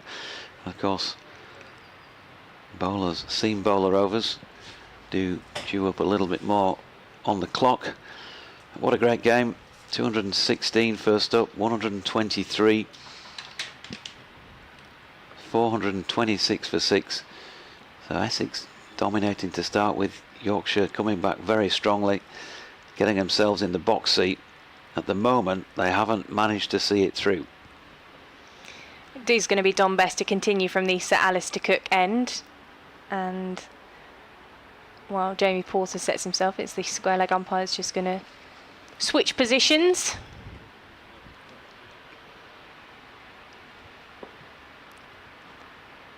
Best comes over the wicket to Porter. That one pops up and is over the stump. Is going to run away to the boundary rope, and it's going to go for 4 byes. Dom Best has got his shirt round his eyes. Look at the state of him. He's got red marks from shining the ball. He's grubby, I think you'd have to say. 263 for 9 as Bess is into Porter, defending into the offside. We're clock watching, 9 minutes to 6. Into the 130th as Dom Bess bowls to Jamie Porter on the back foot this time, defending. Simon Harmer watching at the other end. Porter has faced 26 balls, yet to score.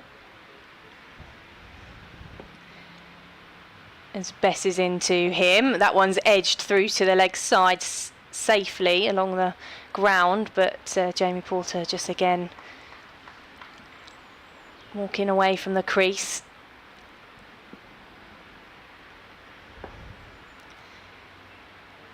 In comes Bess to Porter, out into the offside this time, more bat on ball.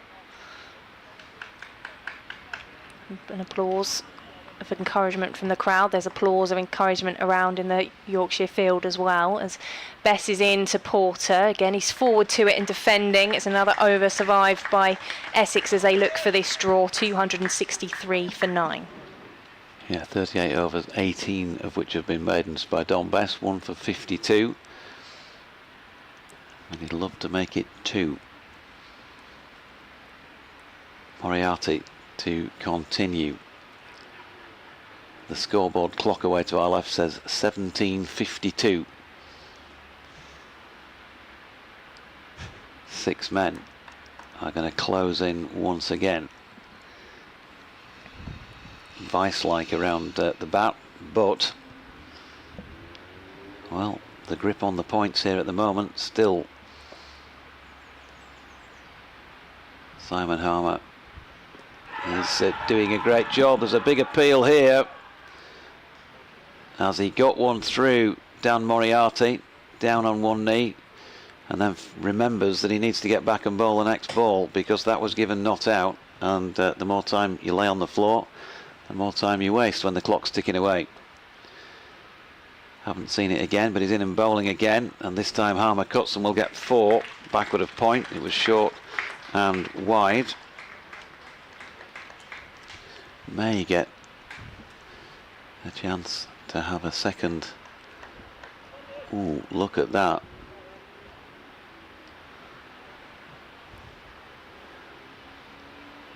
And it was a good shout. It was a good shout. Moriarty into Harmer, who's got this one away into the leg side, and there is no run. Steve O'Shaughnessy didn't crack under the pressure of a concerted appeal, and Harmer propping forward again. So just that 4 off 4 balls in the over so far. Once again, those round the bat are on their way out into the ring. Moriarty, that little skip, walks in, bowls it now. Harmer watchful, playing out square on the offside. Bess, who's not bothered to remove the helmet, is backward of point and fields. Final ball of the over. Moriarty in again, and Harmer once more able to see that one off. Warm applause. It's getting louder, isn't it, by with each passing over from the home support. That 108 balls Simon Harmer has faced now for his 28. Yeah, and those that are bothered to turn up. 5 minutes, 5:55, and they've turned to George Hill here. 9 wickets in the match. He's going to have one last go at the Sir Alistair Cook end against Jamie Porter, the man he bowled in the first innings.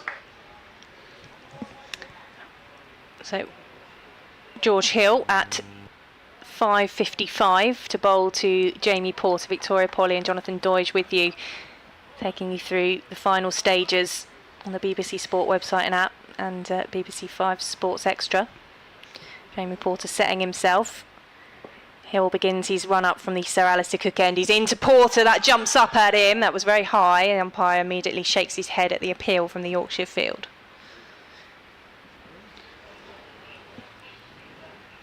Yeah, Jamie Porter, if not entirely comfortable against Don Bess, certainly got used to what was being delivered, and you felt that there was obviously going to be a case for bringing George back on. I mentioned Ben Code. Doesn't look like they're turning to him unless they do for the last over. As Hill is into Porter, that's off the bottom edge of the bat, sprays out into the leg side along the ground. Another dot ball. Yeah, it looked as if Jamie Porter was just competently playing Dominic Best. Didn't look in too much trouble for the most part of that, but he's going to be tested here by George Hill. 2 dot balls so far. As he comes in from the Sir Alistair Cook end, bat on ball this time from Porter into the offside. Every ball that he's fended off now by Essex is going to get applause from the remaining Chelmsford crowd. Yep, right on the money from George. And Porter found a way to keep it out. What a finish it would be for George for the match if he can pluck the final Essex feather. As he comes over the wicket to Porter, who defends that one, and in doing so he's dabbed it through to third. It's going to be chase, so they'll only get a single, but it means Simon Harmer will come on to strike. So it's the first runs off the bat for Porter. He gets a single. Essex move to 268 for 9. Curious decision and to take the one. With 3 minutes to go, Simon Harmer is on strike for the final 2 balls of George Hill's over. And he's taking guard.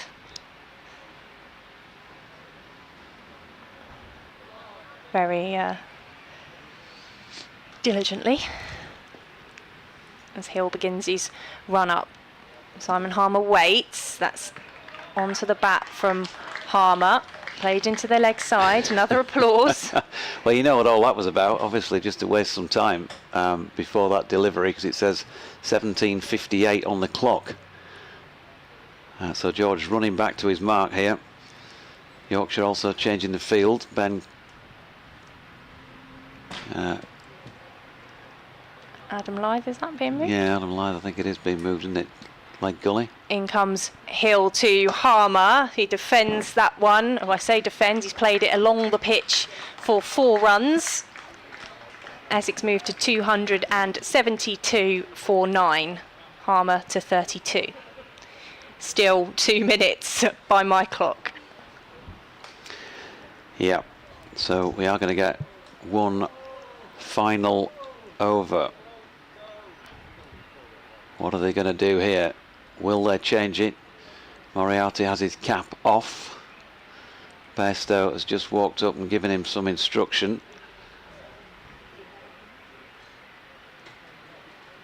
And they're not going to try either Code or Jack White, 2 opening bowlers. They're going to stick with Moriarty for one final go. 17:59 on the clock. Bairstow puts the helmet back in place. 3 slips, silly mid off, silly mid on, short leg, and 6 balls.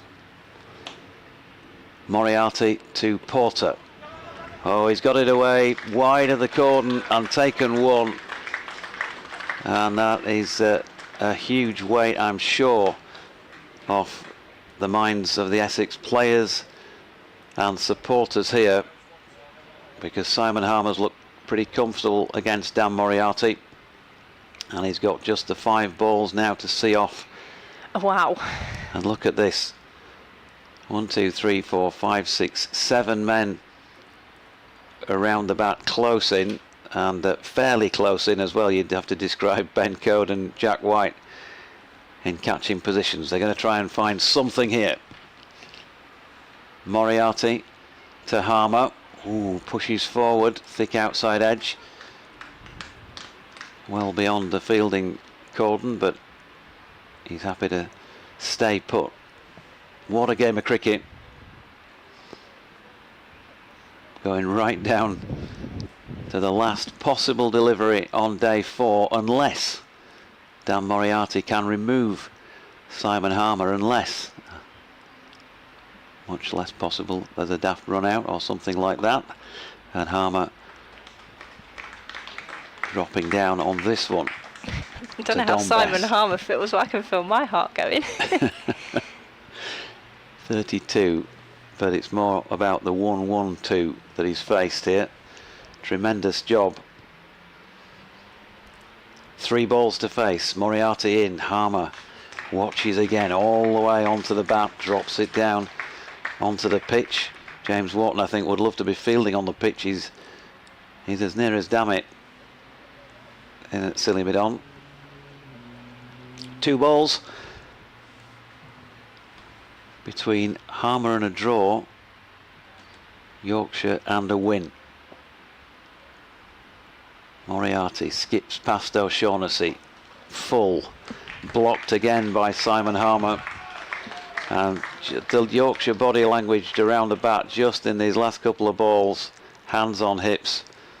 There's a feeling of resignation about it, but they've got to concentrate for one more delivery. As does Simon Harmer for Essex.